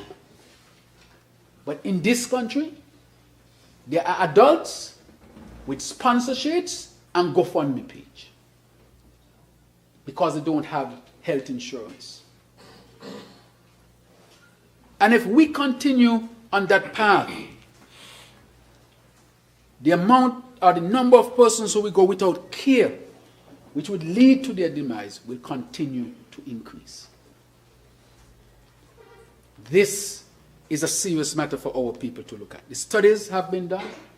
We have brought on the actuary, and the head of service, Ms. Thelma Richards, would lead the committee to seek to now move forward with the national health insurance. It is a very important fact. If we can provide pension reform, national health insurance for our people, and expanding the safety net, we would have achieved a significant amount of investments for the protection of our people. Health care is a right. It should not be a privilege. But all of us have to participate to make sure that we get access. And so I'm asking us in 2026 to start the meaningful discussion in good faith of how we can further protect the health of our people. To that vein, I ask our people to live as healthy as possible, Madam Speaker, because no health system can really protect those who continue to practice bad health, a bad health lifestyle. We are asking people to take measures to protect their health as well. Madam Speaker, that was a sobering note because it's a serious note, and I wanted to slow down on this. The minister said I'm going fast. I know what way to go fast and way to slow down. This is to slow down. And so, Madam Speaker, as I continue, the tax reforms mentioned in my budget speech last year are still very relevant for consideration at this time. In fact, the tax reform agenda is a vital element for achieving and maintaining economic and social sustainability and enhance our long-term resilience as a developing nation navigating an uncertain global environment. Modernizing our tax system can create a more stable and predictable source of revenue and cushion our vulnerability to external shocks. These reforms will help to promote fairness by ensuring that the burden is shared more equitably while also improving business competitiveness via a simpler and more transparent process. We hope to leverage these reforms to support the economic diversification process and encourage innovation while at the same time creating fiscal space for investments in infrastructure, climate resilience, and social protection. Our tax reform agenda, therefore, is not only a technical exercise, but a strategic step towards safeguarding our future, protecting vulnerable citizens, and securing a more sustainable path for development of our country. Madam Speaker, we have reinstated a fully functioning Income Tax Appeals Commission and a Property Tax Valuation Review Board. These independent bodies will begin work in earnest early in the new year. Let me be clear though, tax compliance is not a technicality. It is the lifeblood that sustains our schools, our hospitals, roads, social programs. If we don't collect what we should collect in a fair way, how are we going to sustain schools, hospitals, roads, and social programs? It's impossible. If left unchecked, chronic arrears and loopholes would weaken our ability to deliver on the mandates entrusted to us by the people. That is why in 2026, our primary focus will be to collect outstanding tax arrears. Madam Speaker, just the arrears. No increase here. All we are saying, what is due, is due. That's it. And to close the gaps that permit the build-up of arrears and avoidance of outright evasion. Madam Speaker, we are asking here for solidarity. We are asking here for fairness. Because if everybody pays what they're supposed to pay, it will make it better for all of us. So we are not discussing increasing taxes here. We are just discussing arrears and basic compliance, Madam Speaker. Every country on this earth, every country on this earth, I know, have to collect taxes. How else are they going to pay for education? How else are they going to pay for schools? How else are they going to pay for hospitals? A brand new fleet of ambulances, where do you think that come from? A $50 million desalination plant. Where does that come from? New hospital to be built. Where does that come from? New school to be built. Gratuity, pension, Aspire. All these innovative things and things we are bringing for our people. Where can we get the money? Through revenues, but it has to be fair. And therefore, that is all we are saying.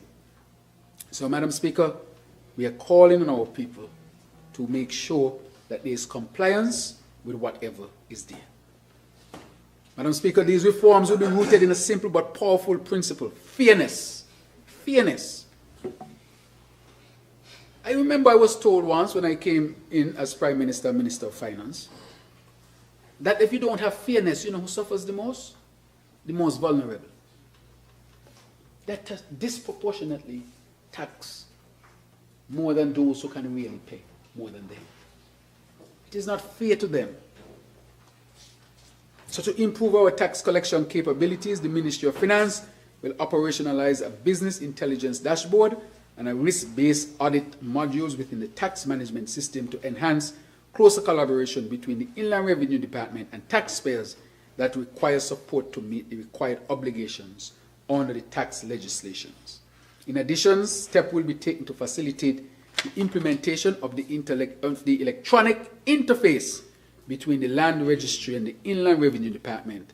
This feature will enable the department to access real-time information on property in reference to sale, inheritance, mortgage, and subdivision records, which will support the property assessment process.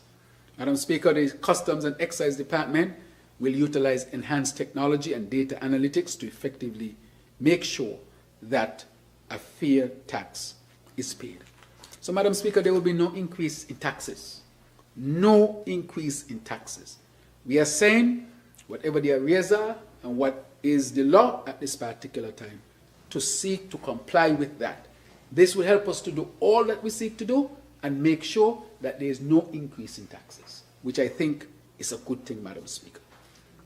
Madam Speaker, the plan for reform is much more than revenue. It's about positioning St. Kitts and Nevis as a digitally ready nation, a nation prepared to engage confidently with international markets, global technologies, and new business models by strengthening definitions, rules, expanding registration requirement, and creating pathways for non-resident suppliers.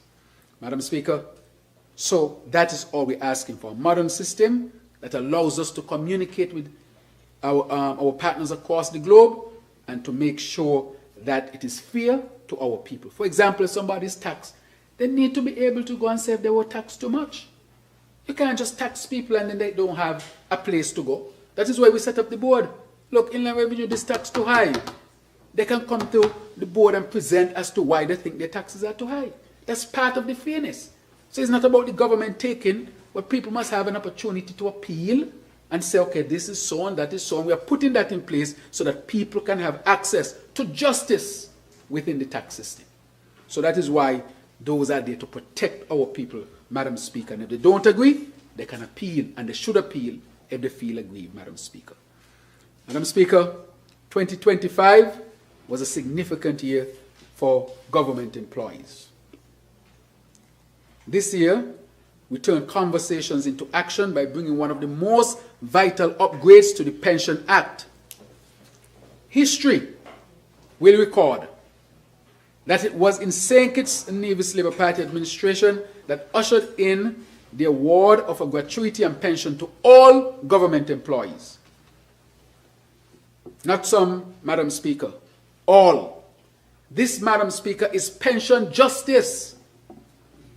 No longer is there a line of separation of benefits between the government auxiliary employees and the civil servants. They will both receive a gratuity and a pension. There is no separate formula for the calculation of these benefits on the gratuity. They both work to deliver services that improve the lives of all the residents of St. Kitts and Nevis and citizens, and therefore they should be awarded fairly. Madam Speaker, you have GAE workers. They might be the ones who are keeping the environment clean. And when they are ready to go home, they're afraid to go home because there is no more salary. They get a small gratuity and no pension. There were some ladies working as crossing guards, and they said, Dr. Drew, we are not going to retire until you put that act in place, because you send home people to poverty if you don't have anything at all to give them. And that is why I said that the last government erred badly when they reduced the gratuity for the GA workers. The small man was hurt badly. I remember the maids at the hospital used to get an extra $10 or $20 in a day. Only an extra $100 some of them used to get a week. And the Human Resource Department said that was an error and cut out that extra $50 they could have made a week. These are the people who work for minimum wage. And I asked myself, how is it you can find an error in paying the least paid workers an extra $50? But you couldn't find the error with all of the other money that was coming out, the SIDF fund, $450 million, and did not tell the country one thing about it. For 7 years, they spent $450 million to $500 million from the SIDF fund and never told the country. It was never tabled in here. But you're going to take an extra $50 from a maid at the hospital and say it was an error in calculation. And to add, to make it worse, you now recalculated their gratuity and downgraded it significantly. And so these people were going home to poverty and more difficulty. And that is why they refused to retire. And they were working until death. How is they would live? If you send them home with small gratuity and no pension to supplement the social security. And that is why this was a most transformative move by this Labour administration. And I say I will ask them to look at the law. So in the future, no government could just cut it like how they cut it in 2021, I think it was, or 2017, 2018, somewhere around there. They would have to come to Parliament and say publicly that they will cut the people's benefits. Madam Speaker, in 2025, we will have an additional 75 GAEs retired, and our government paid out in excess of $3 million to these workers. The payouts are expected to increase sharply in 2026 as a number of GAEs who are eligible to retire were waiting on the update of the policy before they retired. Going home at 70. The life expectancy in St. Kitts and Nevis for women might be 75, 76. For men, if you adjust for COVID, maybe 72. And they're going home at 70. But that ain't fair to them. And that is why these GAE workers, and as they go home, guess what? They're going to get a full benefit, their pay, and they're going to create space for new people to come in. More people to come in and get their jobs because they have now retired with a better peace of mind. Madam Speaker, this dovetails to a larger picture of expanded benefits for all citizens. The team has received the report from the actuary on the National Health Insurance, as I said.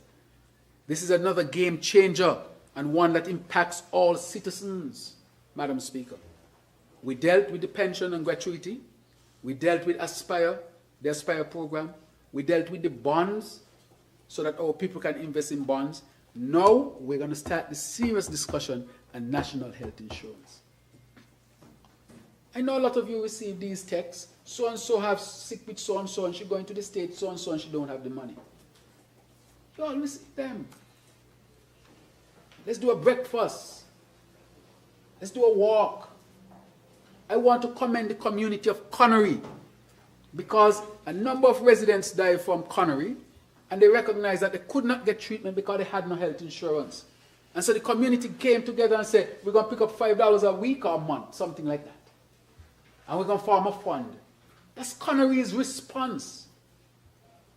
And if they recognize value in contributing to a fund that would help to, of course, pay for well-needed medical care, why is it, I ask, we can't do it as a country? I don't know what the actuarial report will show eventually, but I'm simply saying that we are at the point where this national conversation to protect our health is needed. Madam Speaker, we are not done. When I said it was a significant year, I mean it was. Effective December 1st, 2025, and I'm going to slow down here, Minister. Slow down here. Effective December 1st, 2025. This is not the end yet. Employees of the government of St. Kitts and Nevis are now beneficiaries of a $1 million lifetime health insurance policy. We have moved from the $750,000 triennial coverage to $1 million. Our government has maintained that active employees will continue to receive health care coverage as a no-cost employee benefit, as a benefit to work in the civil service, and no additional cost for their medical visits. Details of the improved plan will be shared over the next few weeks to all employees and retirees. Yes, retirees, this is big for retirees. Big for retirees. And at this point, I want to thank the head of the civil service and her team for really working on this. The head of the civil service, they work hard, you know. They get the big things them. She and her team. I want to slow down on the retirees because I think it was the senior minister, Dr. Douglas, who mentioned the other day about retirees and health insurance. Yes, retirees. Retirees will see the biggest shift in the upgrade of their health insurance coverage.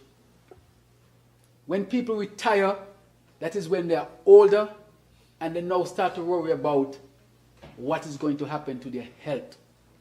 When they need it the most is when it is absent. And I said, and we said, that that is not fair. So we will see the biggest shift in the upgrade of their health insurance coverage. The upgrades of the plan are designed to ensure that it adjusts as an employee transition from active work to retirement. Over the course of the next few weeks, retirees will also be updated on the new benefits, which include, we already said, we increase the amount, and I want to thank the National Caribbean Insurance, and the manager is here, for their team for working with us to make sure that we can get this plan. Retirees, lifetime coverage. No longer will they be dropped automatically at age 75. Wow.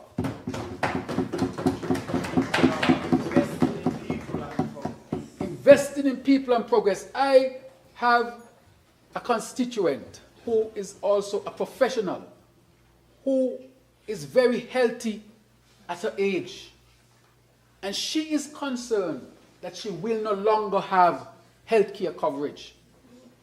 But in addition to that, she can't even go and get new coverage because at 75, some insurance company is going to tell you no. And if they insure you, I can bet you the premium is going to be a couple thousand, could be a couple thousand per month. because they expect some catastrophic event that's going to cost them hundreds of thousands of dollars. But we have set it up, and I want to thank the NCI for partnering with the government. Lifetime coverage no longer will be dropped. So it means that when the GAE workers go home, they're going home with gratuity, pension, and health insurance. That's how you protect your people. This is real investment in people. No longer losing insurance at a period of life when it is needed most. Increase in coverage amount, listen, from 100,000 to 500,000, which is 5 times the previous coverage amount. Continuation of qualified dependents beyond retirement. So if you have dependents, they can continue even when you retire. This is security for the covered families. Gratuity, pension, health. These are the things that matters most to people at that stage of their life from a financial security standpoint, apart from the spiritual life. This is next. They're going to ask how we're going to eat and pay the bills. Whatever gets sick. There are people who save up their money. I see people save their money. And they save it up.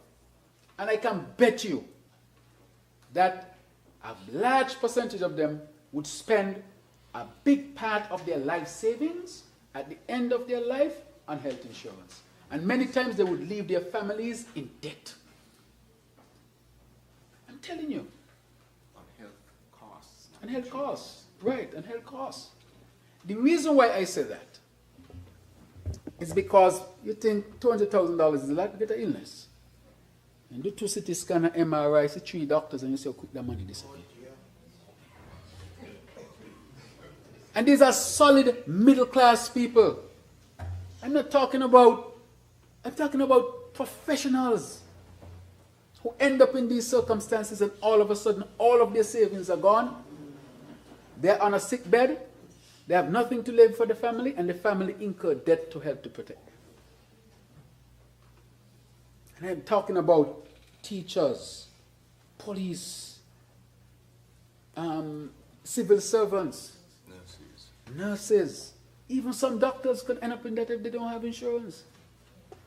One illness, which all of us, I mean, this is reality. You either get it sudden or it's prolonged. But for most people, it's a prolonged period of time. And that is expensive.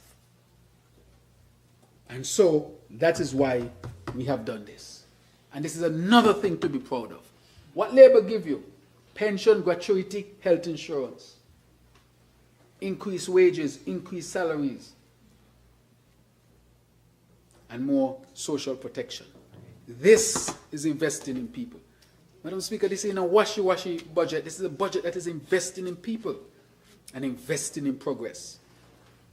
Madam Speaker, we have ensured that the plan is affordable and we'll be introducing a new equitable payment structure in 2026.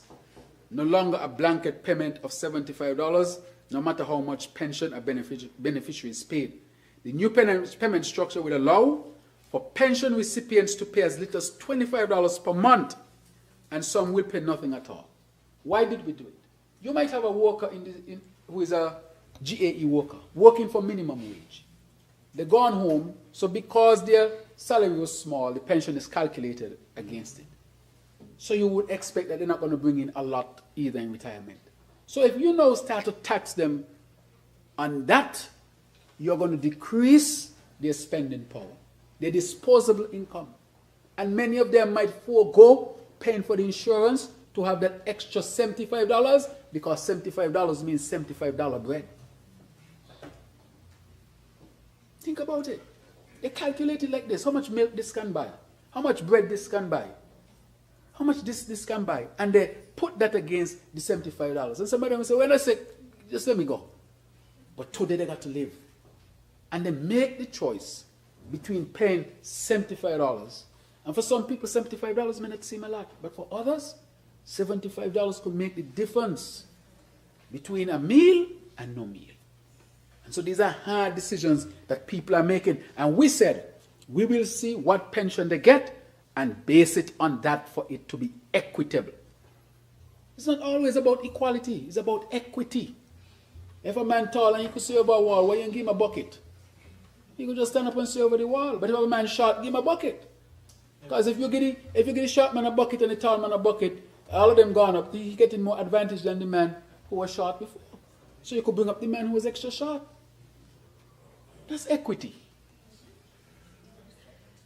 So we need equity, and that is how it's compared to equality. So in this, we are looking for equity. Equity. Madam Speaker, we have ensured that the plan is affordable, and we will be introducing a new, as I said, equitable payment structure in 2026. The new payment structure would allow for pension recipients to pay as low as $25, as mentioned, and some will pay none. The monthly contributions will be capped at $150, with the government continuing to subsidize recipients, active and retired, ensuring fairness and sustainability. It is important to note that in a survey of pension recipients, pensioners indicated their eagerness to receive a lifetime benefit. Who would not want to receive that? Every single one of us would want to receive that. That when you retire, you have your insurance intact. Every civil servant going to benefit from that. Think about it. That's a tremendous achievement. I just looking at it and thinking about it, I can see how beneficial this would be for people. They understand, Madam Speaker, the significance of health insurance coverage at this age of their lives, and they are willing to prioritize their health and that of their dependent. December 1st, 2025 marked a major step for all of us, Madam Speaker. It reflects the continued commitment of this government to honor our citizens who diligently serve the people of St. Kitts and Nevis. Madam Speaker, I feel happy for all those who would benefit. A gratuity, a pension, and health care. That to me is worth it. Well, Madam Speaker, I now will say the word conclusion. Conclusion. Our democracy is alive and active. In 2025, the St. Kitts Nevis Labour Party administration convened Parliament 15 times. But the AG has us on a treadmill here. 15 times. To attend to the people's business. And we passed 15 times in 12 months, more than one time per month. And we passed 23 acts and amendments, a record of responsiveness and productivity. AG, you're doing it. The days when the people's business was neglected are behind us. The suite of laws we enacted strengthens safety and security, integrity and governance, sustainability and development, and social protection. These are not abstract measures. They are practical tools that protect families, strengthen institutions, and safeguard our environment. Notable acts include the Road Traffic Amendment Act, Integrity in Public Life Amendment Act. You remember that? The big song and dance, Integrity in Public Life, 7 years and nada. Nada, nada, nada. In less than a year, we passed it in this honorable house, because we ain't got nothing to hide. We ain't got nothing to hide, Madam Speaker. We passed the Pensions Amendment Act, the Banking Amendment Act, the National Conservation and Environmental Management Act, and the Architects Registration Amendment Act. Each of these reforms brings real benefits to everyday lives and communities. They are further proof that this government is focused, decisive, and compassionate, of course, investing in people and progress, so every citizen can share in the country's advancement. Not just some, but all. That's why we say the GAE workers, they might work for less, or you might think what you want, but they must be treated with equity. Not just some. Even those who are on the peace program, or those who are incarcerated, you just don't throw them away like that. You give them a real opportunity. The elderly, you don't keep them locked down in your house. You create a program to pull them out. Let them go movies. If they want to change the channel, let them change it. But what we are simply saying is that we are pushing to have the full inclusion of all of our people in our development. Madam Speaker, these laws are about protecting lives, strengthening trust, building sustainability, and caring for our people. In many respects, they are the building blocks of our thriving democracy and form part of the foundation necessary for sustainable island state to flourish. Madam Speaker, our robust legislative activities are helping to bear fruits. I am pleased to share some good news relating to a recent achievement of St. Kitts and Nevis. As we have won, I want us to listen to this, because this is not just words. Minister, I'm slowing down. We have won the prestigious Best Regional Anti-Money Laundering Counter-Terrorist Financing Case Award at the 61st plenary of the Caribbean Financial Action Task Force, which was held in Barbados during the last week of November. A lot of words to say, that when it comes to money laundering, St. Kitts ain't plain, serious. And we are leading. Right? Oh.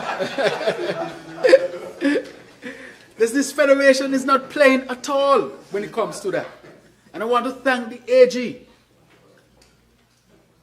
that he led on this, brought us together as cabinet, brought us together in here, even when some members ain't want to come, and still ain't coming.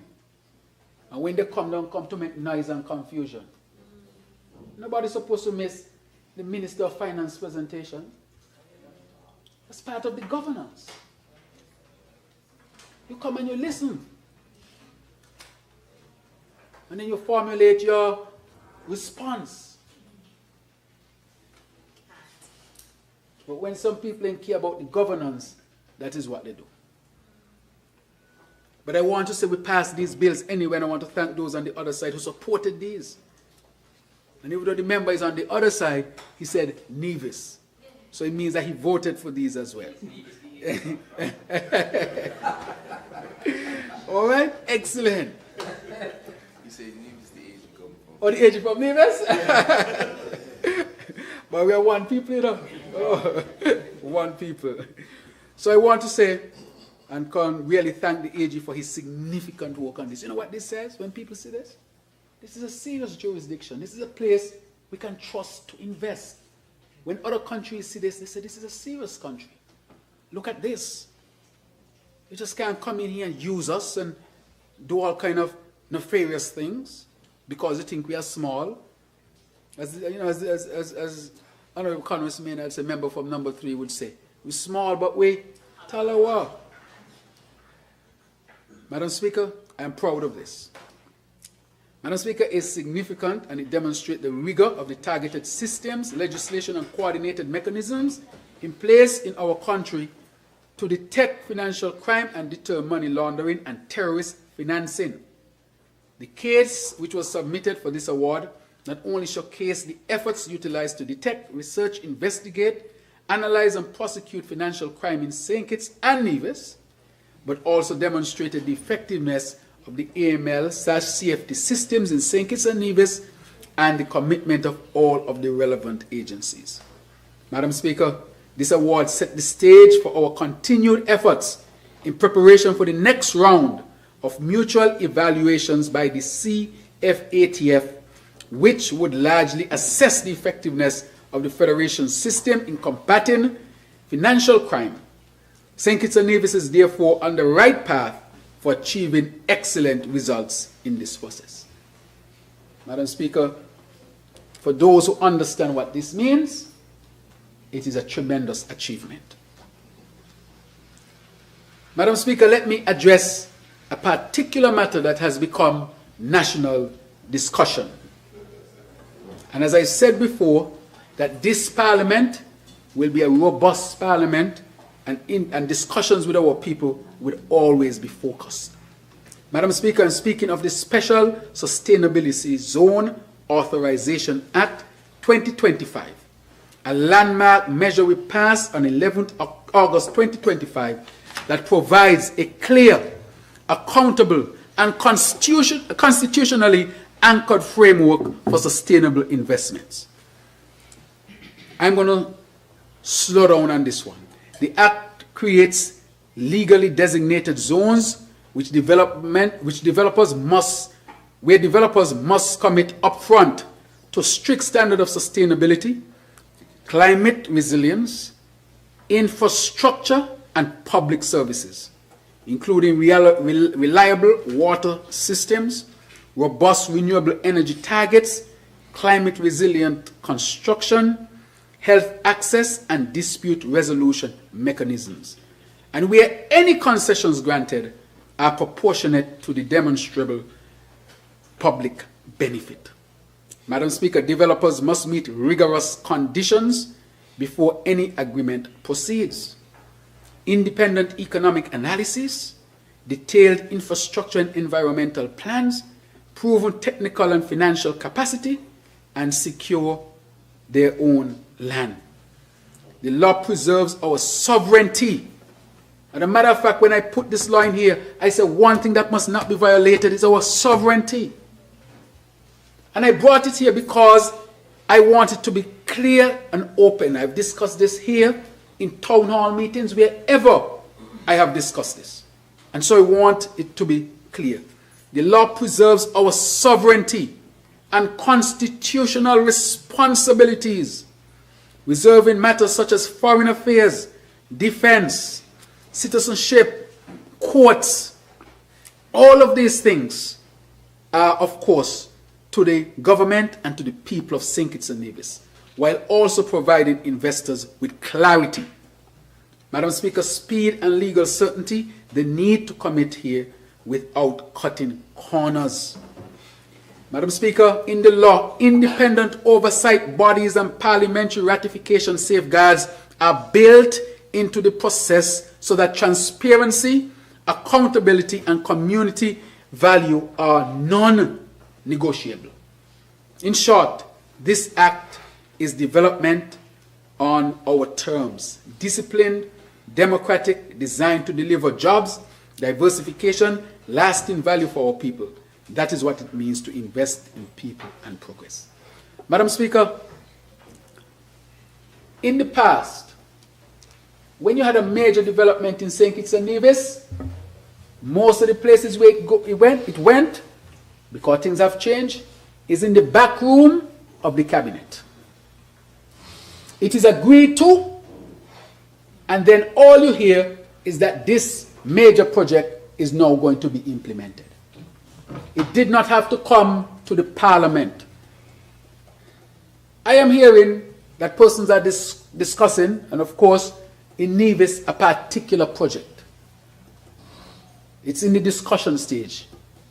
According to this, that must come to the federal government. It must pass through a committee. It must pass through the parliament. This is the first time that this is happening. The only reason why, and I'm happy that our people are having this robust discussion and on something that is being proposed, I haven't received anything official, is because this law dictates that it must come to full daylight. It is unlike the prison project. The prison project was an ill-advised project, the way it was handled, that involved 25,000 of our citizenships potential, the most ever given for one project. And the people of St. Kitts and Nevis did not know that. And when the then Prime Minister was asked, well, tell us about this now, the answer was, it's an industry secret and the people of St. Kitts and Nevis must not know. Can you imagine that? We can't go back to those dark days, because I'm sure if the people of St. Kitts and Nevis even had a chance to say something, they would have said something, and I think a better approach would have been arrived at. However, it was done in the back room of a cabinet, where some cabinet members may not have even known about it. I wasn't there.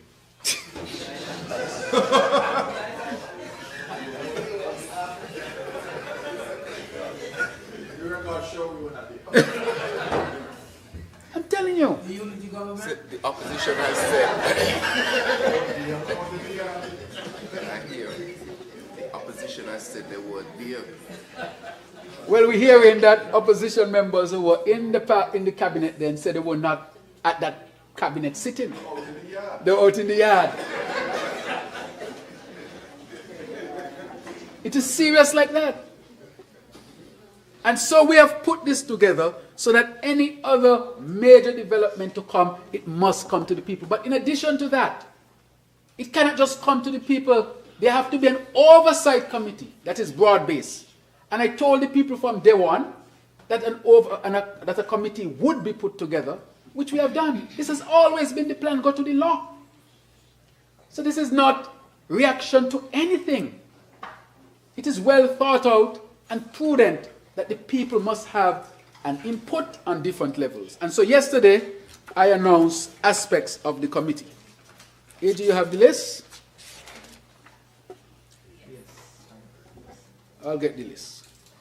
Because I want people to see how serious a matter this is.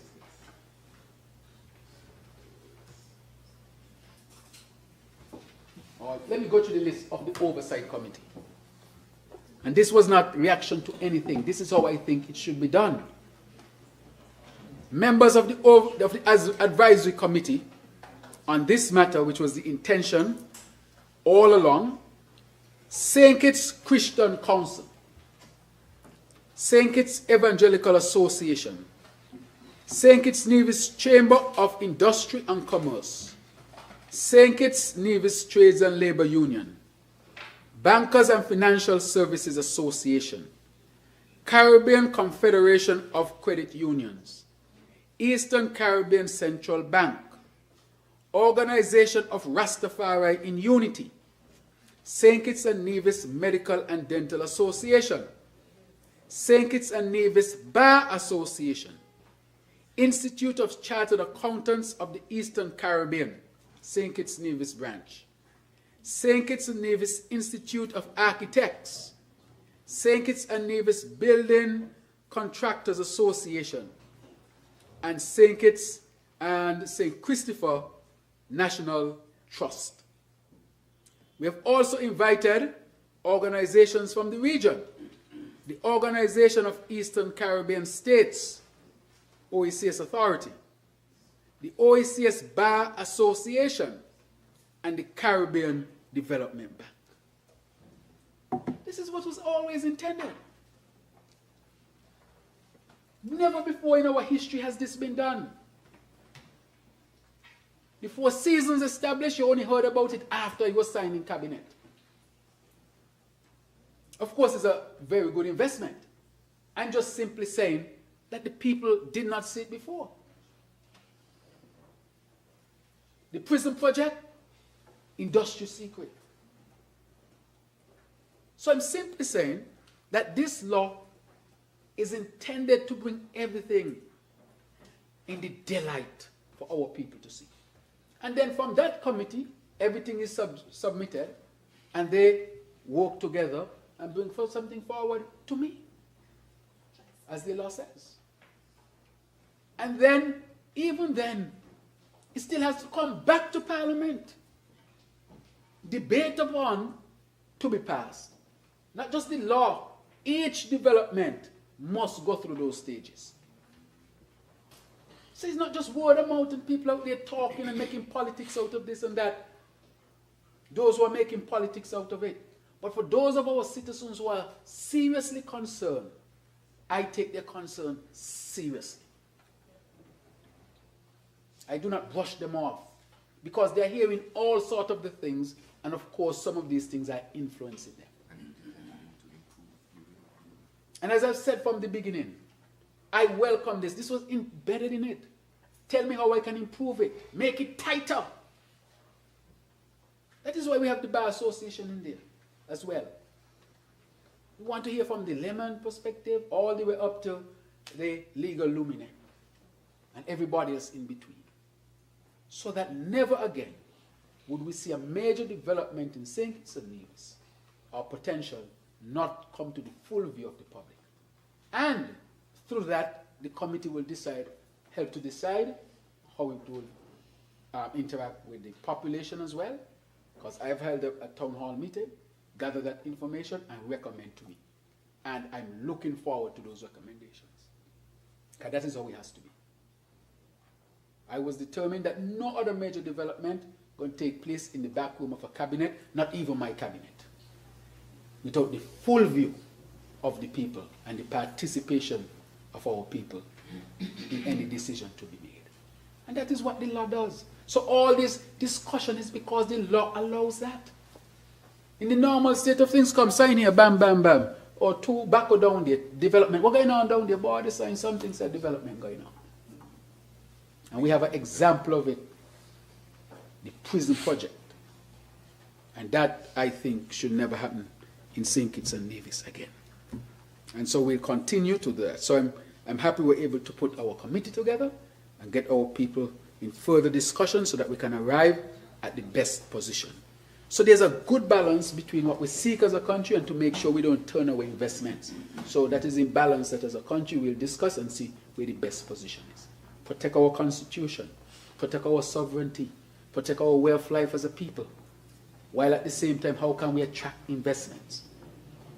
That is what we are seeking. And in these type of things, we need our people. So our people would always have the say. And you know why? Because the law was intended that our people would have the say. So I'm happy when I see the discussion on one hand, because that is what the law intended.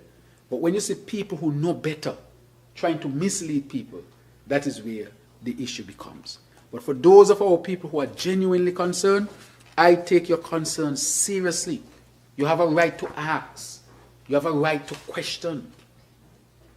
At any given point, because you're a citizen of this country, you have a right. That law, normally how it is set up, before you pass anything into law, it is, you have a first reading. And the AG has stuck to that principle. And when you do the first reading, you disseminate the law, so that everybody gets a chance to see it. That is what the method, the process is. So when citizens say they didn't see it, I accept the fact that maybe the way it is set up in the law is not giving them the best chance to see it. But their representatives So maybe we need to reflect on it, right? And I might even talk to the voter who is not interested in politics in general, but would like to know what the laws are. So those people, let's see how we can strengthen or create a process so that all of our citizens can have full access to laws at any given time. I know we are putting a portal in place to help that. For this particular, I put copies, free copies downstairs so that people can come and collect. SKNS published it so that people can have further access to it. We had a town hall meeting on it. And therefore, we sought to give as much access as possible. So maybe we might have to think of other type of processes which will give our people an easier access to propose laws. However, the opposition is being disingenuous, those who are talking against it. They are brought here, are sent here by their people to specifically participate in debate and look at laws. And those who are now out there talking all sorts of things had the law and during the debate said nothing, had no input to give. That is why I said they are disingenuous and they are playing petty politics. You know what I mean? They're not real. A game them a play. Because they had access to the law before the sit-in. They could have sit with their people and they didn't do it. How many weeks? 2 weeks. And then all of a sudden, they're all over jumping up and down. So don't take them seriously, but our people I take seriously. And that is why this committee that we have, this advisory committee that was always intended, it is, you see how broad-based it is, from Rasta to Christian, Look at it. From trades union to business sector and everything in between. From local, regional, broad base, because that is what we want. Now, that is the type of framework we want to create for meaningful discussion so that out of that can come something to us. So I want to reiterate here that the SSC is not a project. It has nothing to do with any project. It's a law that says any project to come forward must come through all of these things. Because if these things are not there, then you can just implement a project and hear about it after it is done. Like what was obtained in the past. So this is an advancement of transparency here in our country. So, Madam Speaker, as we look towards 2026, we can expect external pressures to continue to mount and test our resilience and our capacity to advance our ambitious development agenda. Even with the threats looming, the outlook before us is bright. Our economy is stable. Inflation has receded, less than 1% now, and growth is expected and growth is projected to strengthen across key sectors. Inflation down and now growth. And the growth we are projecting is not CBI growth.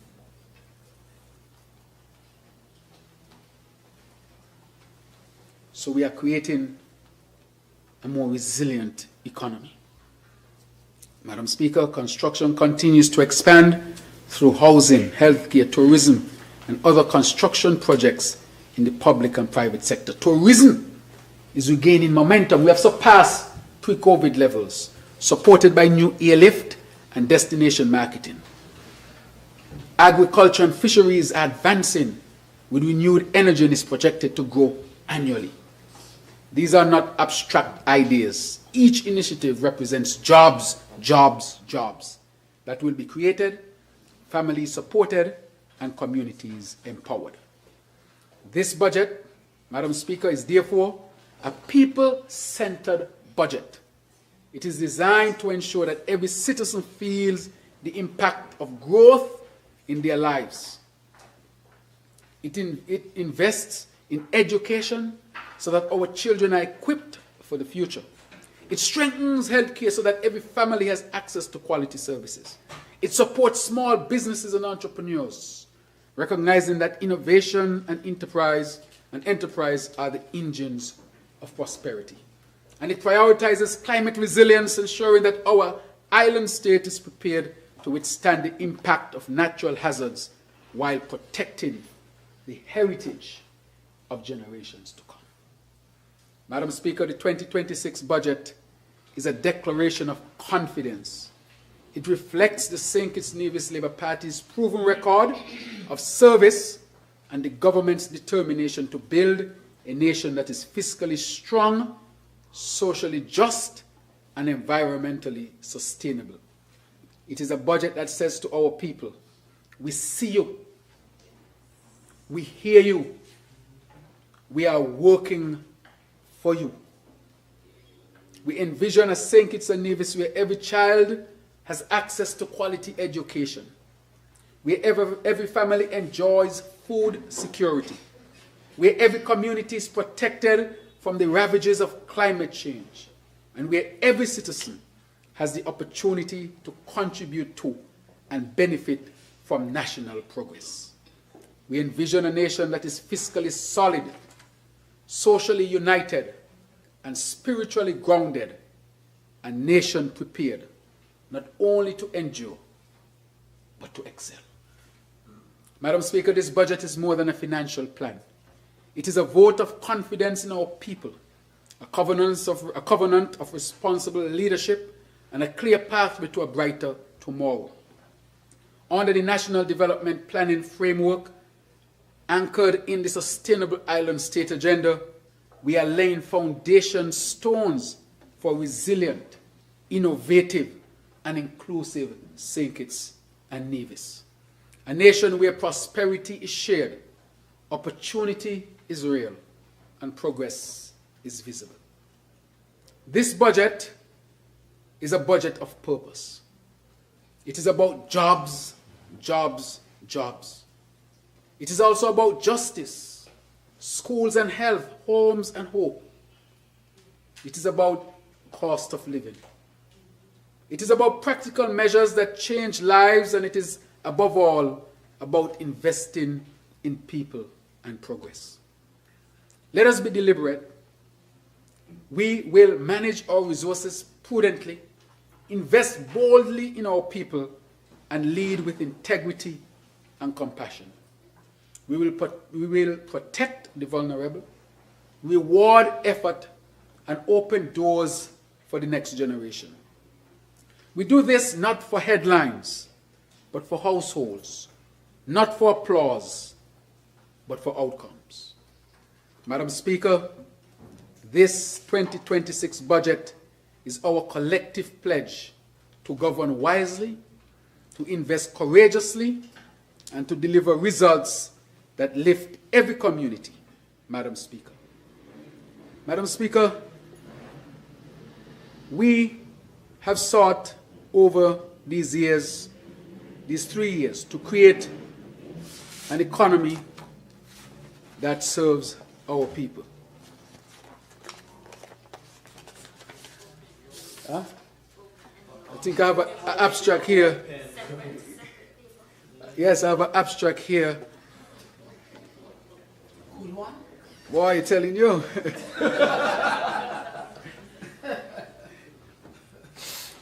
Madam Speaker, before I wrap up, I was sent an envelope, so I'm told I have to read what the envelope says.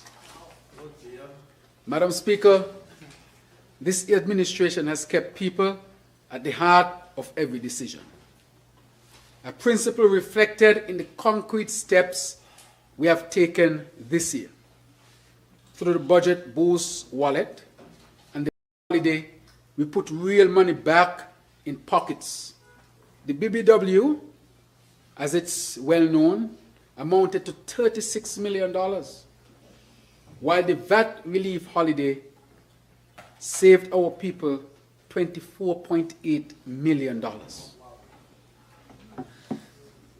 Madam Speaker, 36 million plus 25 million is how much? A lot. 61, a lot. A lot, $61 million directly in our people to deal with what was the inflation and the cost of living, which has now abated. We invested $50 million to construct 62 million. Wow. We invest $50 million to construct the 2 million gallon per day desalination plant, restoring more reliable water service to households, Madam Speaker. It's being commissioned now.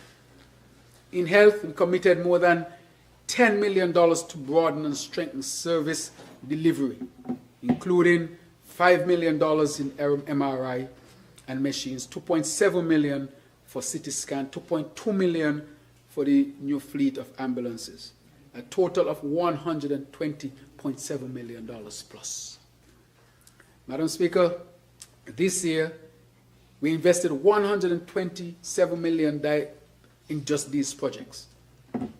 And of course, if we were to add our social protection, there would come a few $100 million, Madam Speaker. These are not abstract numbers. They are lives improved, bills lightened, and dignity restored. Because we know, Madam Speaker, that in the civil service, that our workers and civil servants continued to work extremely hard, helping the government to deliver to its people, Madam Speaker. Madam Speaker, their hard work must be recognized. Madam Speaker, what I'm about to announce is prudently done and would have some caveats to it for the first time. So therefore, for all I would like to announce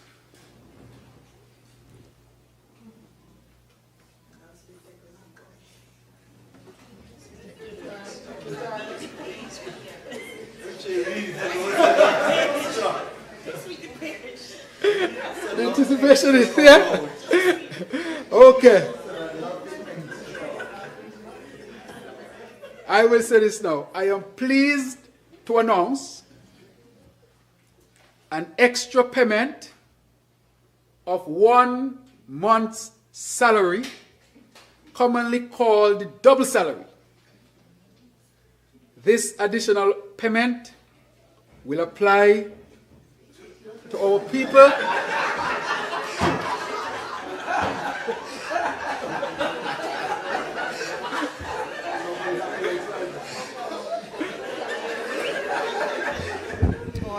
Order. Thank you. Let's move. I am pleased to announce, Madam Speaker, that an extra payment of 1 month's salary, commonly called the double salary.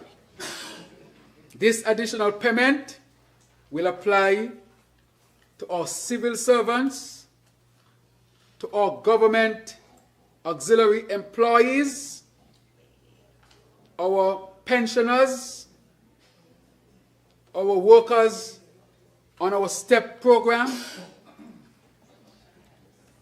And I would like to say, Madam Speaker, that this payment will be issued on Friday, 19th December 2025.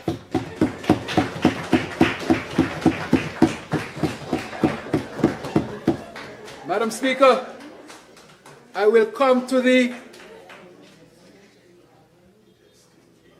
others, to the caveats to this one for the first time. Of course, we want to encourage the statutory bodies to also appropriate their staff appropriately as well.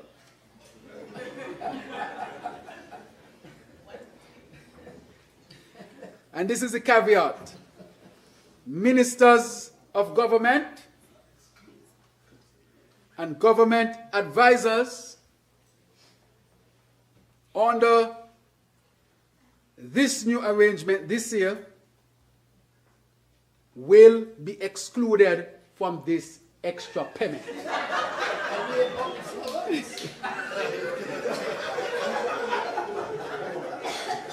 Madam Speaker, I will repeat. I am pleased to announce an extra payment of 1 month's salary. And the caveat is, it will exclude this year the ministers of government and government advisors.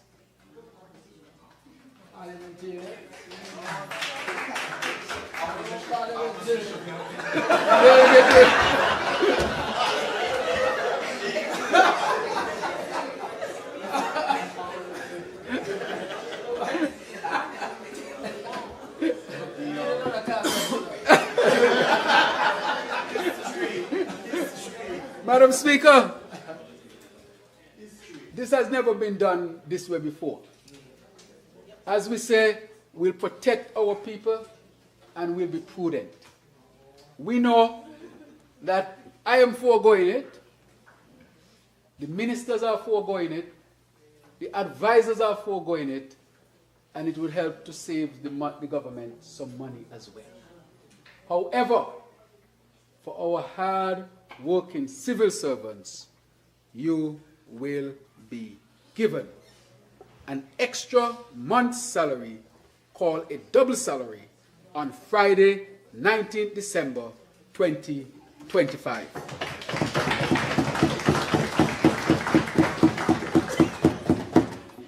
And Madam Speaker, as I finally conclude,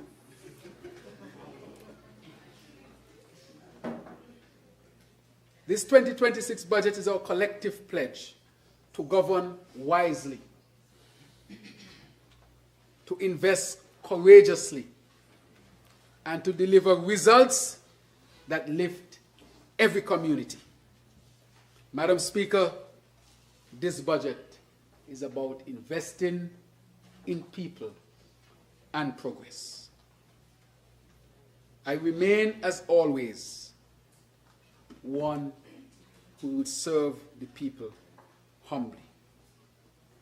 Madam Speaker, I finally say, may this bill be passed into law, because without it, double salary cannot be paid. May it please you, Madam Speaker.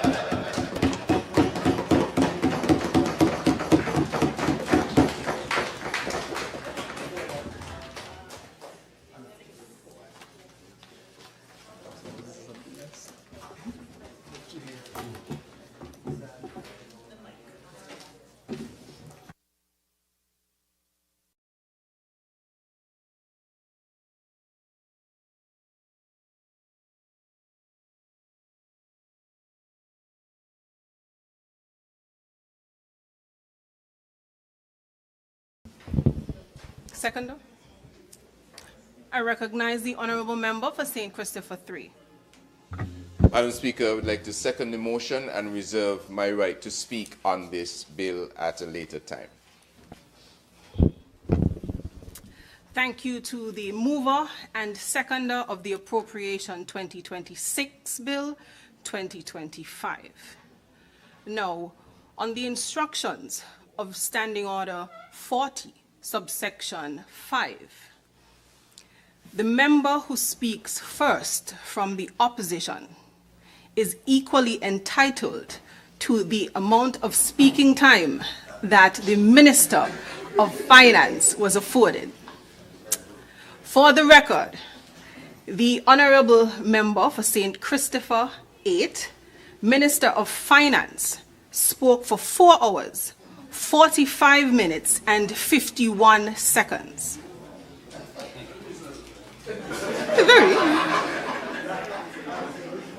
It therefore follows that the first speaker from the opposition is automatically entitled to speak for a period of 4 hours, 45 minutes and 51 seconds. Needed to place that on the record. Now that we have set our matters in order for tomorrow, this Honourable House stands adjourned until tomorrow at 10 a.m. Wait. The 7th. Honourable Minister of Finance, member for number 8. 10 a.m. tomorrow? Yes, 10 a.m. tomorrow. Very well. 10 a.m. Can you place that on the record? 10 a.m. Just rise and place that on the record. Yes, with your leave, Madam Speaker. Yes. I rise to adjourn the debate move. To move a motion that we adjourn at this time and we reconvene tomorrow at 10 a.m. for the debate on the second reading of the bill. Very well. Yes. Seconder? I second the motion, Madam Speaker. Very well. I recognize the honourable member of St. Christopher 3. The question is that the House stands adjourned until tomorrow, 10 a.m., 17th day of December 2025, at this honourable House. Those in favour? Aye. Those against? The ayes have it. House stands adjourned. You can now rise.